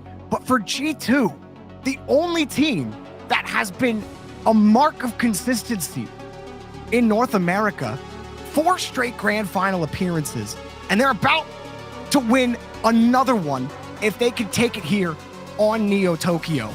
This timeout is massive for version 1. When you talk about the road to London, this team has put themselves in a great position, no matter what happens at the end of this match. But you'd love the extra points to make sure there's no questions about it for V1. Absolutely. And there is no better time for G2 to continue this climb, continue the ascension to greatness with the world. I mean, just everything on the line. But I was kind of fast forwarding a little too much. We got to pay attention to the spring major before we can go to the world championships. But with the spring major on the horizon, G2 looking like they haven't even slowed down from the winter major, and somehow they're looking better than they did then. Also, I keep misspeaking. I keep saying that G2 have been to 4 straight grand final appearances. I'm wrong. It's 3. 3 straight grand final appearances. They've just been so good lately that I forgot the last time that they haven't been in the grand final. For real. All right. It's been a while. I don't blame you. I thought the same thing. It just feels like they've been here so often, more times than not. And you know what? You're not wrong. It doesn't matter whether or not they've won it. They've been here, but they have won. Can't get ahead of ourselves. They won 2 straight, right? No, they've won 3 straight. Their last 3. Oh my goodness. Their last 3 See, grand now I'm finals, getting they've won them all. All these numbers and Wait, letters. no. The last 2. The last 2 they won it all. This is their 3rd. What's going on, You're Jordy? messing me up, Stubby. You're messing me up, man. I've had it fixed. Let's get into Neo Tokyo. We're good. This is their 3rd straight grand final appearance. G2 have won the other 2. Can they win their 3rd straight? 5 minutes of gameplay to go. Beast mode. Trying to get in front of this one and force game 7, but JNaps got the ball in front. A bouncer high. And Chicago off the ceiling. Back to Atomic, saved by Torment. And one thing I'd like to see from version 1 here that I'm sure Fireburner was in their ear about is, okay, I love the pressure we're bringing, but we can't bring 2 so close together and leave that last man back on an island. And it seems like they've listened to that so far. A little more spread out here, a little more space. They're being aggressive, but still not giving too much space over to G2. Good 50 by Atomic. G2 getting set up. Atomic getting a cheeky bump on the back line. Beast mode having trouble getting off the midfield line there as JNaps takes 2 touches. Chicago gets in the way and Beast mode has the save. Atomic was playing the offside of that bounce and just couldn't get back to it in time for the rebound. Here comes Calm. Nothing in the boost tank there. Torment's waiting midfield, and talk about a 3rd man. Torment, so good at holding down that back line and striking just when you need him. Look at that. Oh no! Off the crossbar and out. The passing play was brilliant from version 1, but they can't convert. You can't give that to G2. That's a gift. That one pushed across. Beast mode's got the touch and keeps it safe because JNaps was waiting for that one. And Atomic got the catch underneath. Version 1 would love to get a goal on the board to forget what just happened. Here comes Beast Mode. JNaps avoids the bump on a comm, and they're downloading this physical game from version 1. They have avoided the menace in front, trying to take them off the pitch. JNaps takes the ball away from Beast Mode again. G2, Atomic avoiding Beast Mode on the fall down. Comm gonna wait, backs it back up. Atomic losing that 50 to Comm, but JNaps got the ball and a go-ahead man downfield. G2 just reading version 1 like a birthday card right now. Just have to look at it really quick and just go, yep, I know what it says. Got the gist. Happy birthday. Don't need to look at it for long, and 2.5 minutes have gone by, and it just feels like G2 starting to warm up, starting to create that pressure as JNaps gets that 50 on Torment. Here comes Calm, gets beat out by Chicago, but Beast Mode just fires that one on target. No one home for the pass, and G2 gonna look to start their offense. Calm gonna get this touch over from Torment. Torment sees Beast Mode.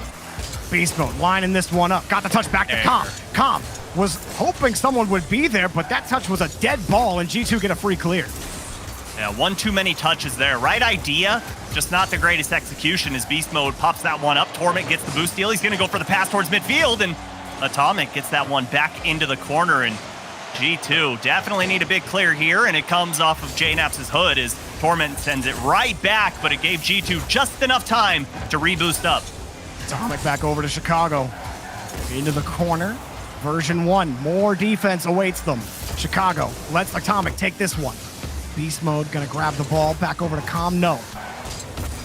Atomic found Chicago. What a shot, the save! Whoa! Oh! Torment backflips on that. Off the bar and out. Another pass. No one from G2 going to commit. Chicago got the ball right back. JNaps swings back around this ball. Version 1 have survived on defense for now, but for how long? It's Torment.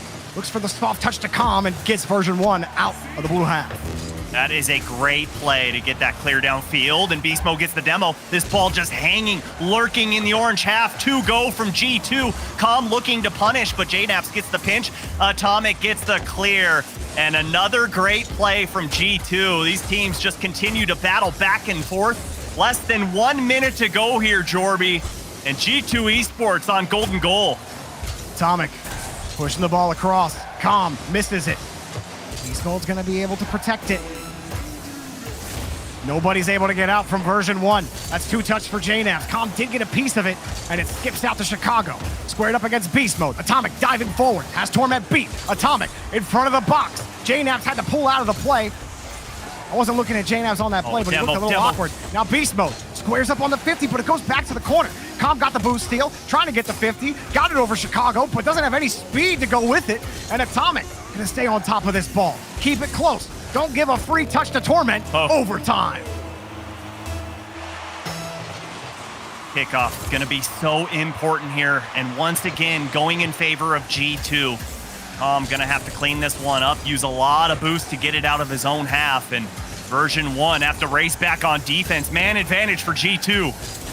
Up high, Calm got the touch, but he runs into Torment. Beast Mode's the only man downfield for the 50. He's actually just going to take the ball. No 50 needed. Beast Mode going forward. Version 1 need game 7. Chicago puts it back over to the corner. He wants another grand final victory. Torment pushes this one up, but it's denied by JNaps. Calm gets in front of it. Beast Mode has to wrap around quickly. Chicago there to cut him off, and Calm on the race. Flicks it over 1, but JNaps is there for the touch. Atomic diving back, hoping no one's in the neutral zone. No one was, and JNaps getting that touch back over to Chicago. G2 fighting for possession right now on their own half. Beast Mode gets one touch out. JNaps, he loses his control off the post. Calm's got a free look underneath, but no goal. JNaps has enough boost. Torment gets in the air. Chicago, one last try, throws it downfield, and Beast Mode comes up with a touch. Version 1 back on defense. There's JNaps back over to Atomic. Atomic pushes the ball up in front of the box. Here comes again. He gets his own touch off the bar. Chicago, goal! G2 Esports take the grand finals of our 7-11 Slurpee Cup. And it's so painful to see Beast Mode get tied up on that crossbar, falling down from the heavens, and G2 Esports punishing. 3 straight grand final victories for G2. This team can't be stopped. Nobody has an answer for this team in this region. Nobody. Every single other team has struggled in this tournament. G2 are the only team that have been a mark of consistency, and they show it again. They win the Winter Major. People think, okay, cool, but is there going to be a slump? No, G2 have erased slump out of their dictionary. It doesn't exist anymore. This team has something to prove, and man, they are impossible to beat in this region right now. They are playing King of the Hill with elementary school children right now. Nobody can get them off the top of the mountain. And G2 just looks so good up and down the field. I don't see one weakness in their gameplay right now, and I don't see one team in the world that is going to be able to take them down. I don't know about the world. I think I might separate from you there. Europe's looking pretty good over there. Moist to BDS. Who just won the Winter Major? I know. Wait. I'll answer that. Because this is North American broadcast. We don't have to talk about this right now. Okay, all right. We don't have to talk about this. I'm pretty sure that we can let the desk talk, but I don't think that they're EU biased. I like EU. See you guys. Bye. G2 are really good. I don't know what just happened there, but the statement of G2 is good is correct. Yeah. They just won another one. Yeah, Stacks. This team is looking like they're well ahead of everyone else in the region. Yeah, it's amazing to see how, I don't want to say necessarily that North America has turned into a one-team region, but it's certainly turned into, there's one team here and then everybody else is looking way up at them. G2 has not missed a beat since winning the Winter Major. So Daz ain't having this. That defense. You're going to tell me the 6th place team, Daz? Okay. Go right ahead, Dad. Yeah, we're not talking about energy right now. G2 no one even said anything. Regional. I don't even open my mouth, and next thing you know, everybody's putting words in it. How about you shut up for 1 second? G2 is doing great. I'm loving what I'm seeing from them. Obviously, I predicted them to take this in this first series because, again, I just felt like version 1 as a team, as well as they were doing, they weren't going to stop this G2 roster. You needed a particular set of skills that we have seen from a lot of some top teams in the world, and even in NA and EU, to kind of go back to what Jordan and Super were arguing about. But that being said, it's very clear that G2 has a play style that you got to be up to their standards to match. The team defense of G2 is just nuts. Their first 5 games of this tournament versus Pittsburgh Knights, they let up 10 goals. Wasn't great. They were warming up to the tournament.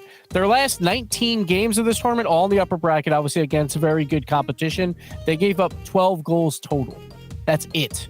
Their defense is top-notch, and then obviously we know about their offense and what they can do on that side of the field. All 3 players can just perform. G2, historic run right now. They won the international major, now 2 regionals back-to-back. They want to get the full sweep of spring, and they're going to try in that next regional, and I would love to see it. Yeah, well, I kind of do want to touch on a bit of that topic of these other teams, Daz, that are in like that top 4 region. I mean, like G2 looks like they're well ahead. Do you feel like these other teams that are just behind, the next, 2nd to 5th teams are that far behind, or you feel like maybe it's just a matter of, one more regional even before everybody's caught up? I don't think it's easy to say in terms of like this next regional G2 are just going to lose. You know what I mean? I don't think it's like anything like that wild. And even if it was, even if they didn't win, I still wouldn't like take them out of like the top spot. I think though, that being said, some of the teams have been making changes. Obviously, we've seen that in Europe with BDS and their new roster, and we've kind of seen it a little bit in NA with some of the other teams. It's just obviously this 7-11 Slurpee Cup has been very wacky. I think wacky is the right word to describe the bracket overall. It's very, very scary right now because we go back to Regional 1. It was only plus 11 goal differential for G2, plus 25 here, and they didn't lose the series this time. They're getting better while everyone else in NA is falling back a bit. Yeah, well, G2 does win the 7-11 Slurpee Cup, but of course, we have an MVP award that we can only give to one player, and that 7-11 Slurpee Cup MVP is going to JNaps. Honestly, the whole team looking phenomenal, but congratulations to JNaps for taking the MVP, and I think we got him on the line. Why don't we bring him in and chat with him? JNaps, congratulations for the team and for the MVP. Thanks, Leaf. Well, I want to talk about the journey here, just in this regional, and we can maybe open it up to the past few months here. But for this regional here specifically, it looked like slow start there against Knights, but then it almost looked like a breeze the rest of the way through. Do you feel the same, or did you guys feel like you were consistent throughout this entire regional? No, I definitely think up until the Torrent match, we were a little shaky, and I think all the lower teams are getting like so much better that in a best of 5, especially, like anything can really happen, especially when it's your warm-up series for the whole tournament. Yeah. So yeah, that's been twice now. We went to Game 5 with friends and then PK, but yeah, I think the old G2 would have lost those matches and not clutched it up in Game 5. You know what I mean? Yeah. So how does it feel? You win a winter major and then you come back. Did you ever think that you would win back-to-back regionals as well? I mean, it was always a goal to win the regionals, but in our mind, we wanted to qualify for London. Like the majors are a step ahead of regionals in our mind. So our goal, like we never come in wanting to win right away. We just want to make like top 8 and top 4 and just get as many points to make it so in the third regional we don't have to sweat for the London qualifiers. So yeah, this has been a long time coming for you, especially JNaps. I mean, you've been with G2 what feels like forever now. You go way back. You were at the top in 2017 with E-League, and then you've kind of been all over the place. How's the view from the top now that you guys are unquestionably the top dog in NA? I think back then when we were winning those tournaments, like especially me, I took I kind of celebrated a little too hard and just kind of sat back and expected it to be the same outcome, the next tournament. But every single tournament we're going in and we're putting in the work and just trying to make sure it's on us if we stay at the top or not. All right, JNaps. I'm going to ask you the same question everybody's been asking me because as you have seen in Europe and even in NA, a lot of teams have been making some changes because, they see how good you guys are and they want to be able to compete with you. Do you feel that in some of the matches you've been playing recently? I don't feel that, but BDS is definitely looking strong, so I know they just want Europe to win in general. They're not really saying G2's the reason we're making these moves, but they want to win for themselves, and I think BDS is looking really good. Same with Moist. Yeah, I just a final question here before I let you open up the stage for you to say whatever you want here. Just Jorby had a statement there before he passed it over here. He said, nobody has an answer for these guys. Nobody. In terms of North America, do you feel that's true? Do you guys feel you're that far ahead? No, I don't feel that at all. I think our ceiling might be higher, or our floor might be higher than everyone's, but especially V1 we struggle with, Space Station and Energy and FaZe, they can all take series off us. It's not as crazy as everyone is making it out to be. I should have expected a realistic and humble answer. I was just given the chance for some trash if needed. But hey, the floor is yours. You guys won. Congratulations on another regional here for the 7-Eleven Slurpee Cup. Whatever you want to say, it's all yours. A shout out to the Toronto Maple Leafs fans from last night's game. I'm an Ottawa fan, so I was happy watching that. Oh, beautiful. I love it. Yeah. I love it. I'm an Islander fan, so First rounded again. Still got to deal with the Edmonton fans. They're pretty happy. Absolutely savage. Well, J-Naps, thanks for joining us. Congratulations on the win and thank you. The 7-Eleven Slurpee Cup MVP. And there is J-Naps. And you would think that you can't like him more, and then he calls out Maple Leaf fans. I love him even more. Well done, J-Naps. Well done. Hey, I like that too because I'm near Toronto, so everyone expects me to be a Leafs fan, but I'm not, so I'm okay with that. I love that maturity out of J-Naps too. I mean, there's an easy tendency for a lot of teams that have won big lands in the past. I mean, you talk after Flipside won the World Championship, they couldn't beat anybody, and then the same thing happened in Northern Gaming. J-Naps gets it. You win a big major, cool. You got to get right back on the grind, and G2 haven't missed a step. It's awesome, and it's, I think in large part due to his leadership. No, let's look at the journey here. I'm gonna pull this up. Yeah, you got where you're at, but let's throw the bracket up while you say this. Okay, yeah, let's take a look at the bracket because, of course, this is the perfect bracket, as Gibbs has stated. So we're taking a look at the real. This is not a fake bracket or a fraud bracket. This is the real bracket. G2 Esports taking down version 1 here at the grand finals. But of course, even then, when you had J-Naps in the interview, he's saying it. NA is catching up. All these teams, he thinks that they can take a series off of them. G2 are in the lead for now as they take that win. But you got to look at this in terms of this event as well, because even in the lower bracket, you have all those upsets from teams that were in the top, like SSG and FaZe Clan. And now when we get to this next regional event, it's going to be all over the place. You don't want to miss day ones on these because we see so many upsets happen. We see teams come out of nowhere. Torrent, they barely ever make regionals, and they come out and they go to the upper bracket. Day one is so much fun to watch. You have to check it out. And that's when we get these brutal lower brackets where we didn't even see Space Station throughout this whole weekend, and they made grand finals last time around. So definitely check out all the team streams on day ones when we go to regional 3.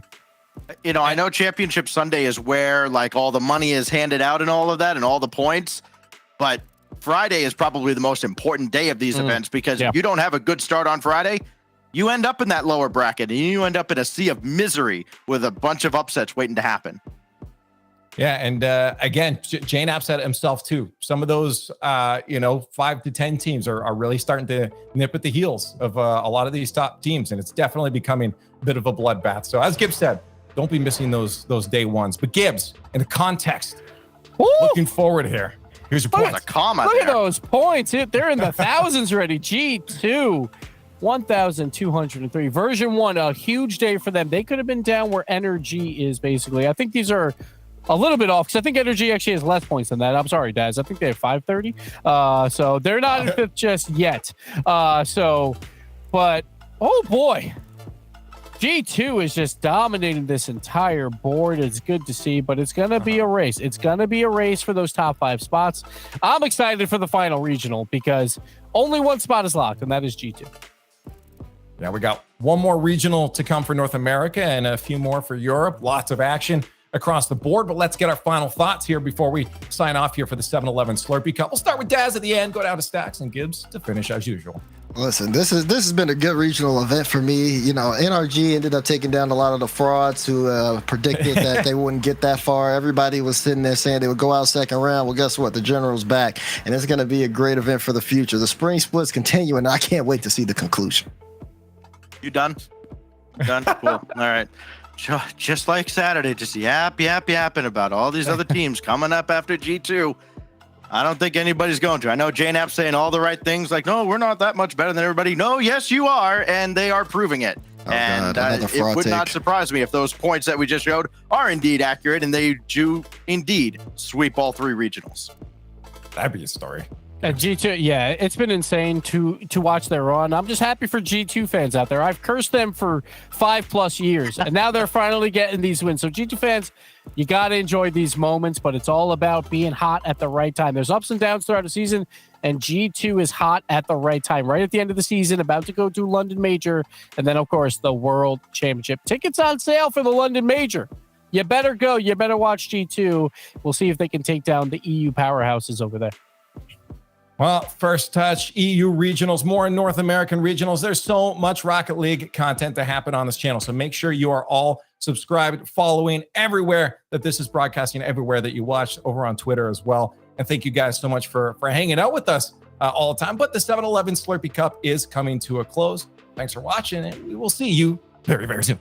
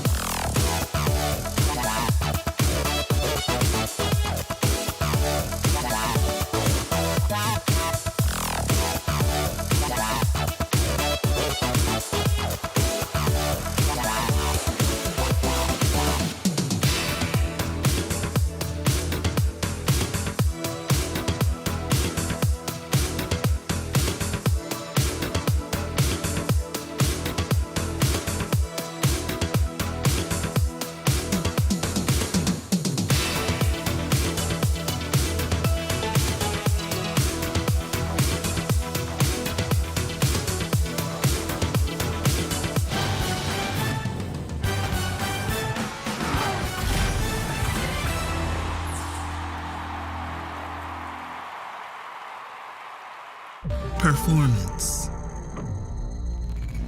precision, pepperoni pizza, built by fans, inspired by snacks. Model 7-Eleven. Win it.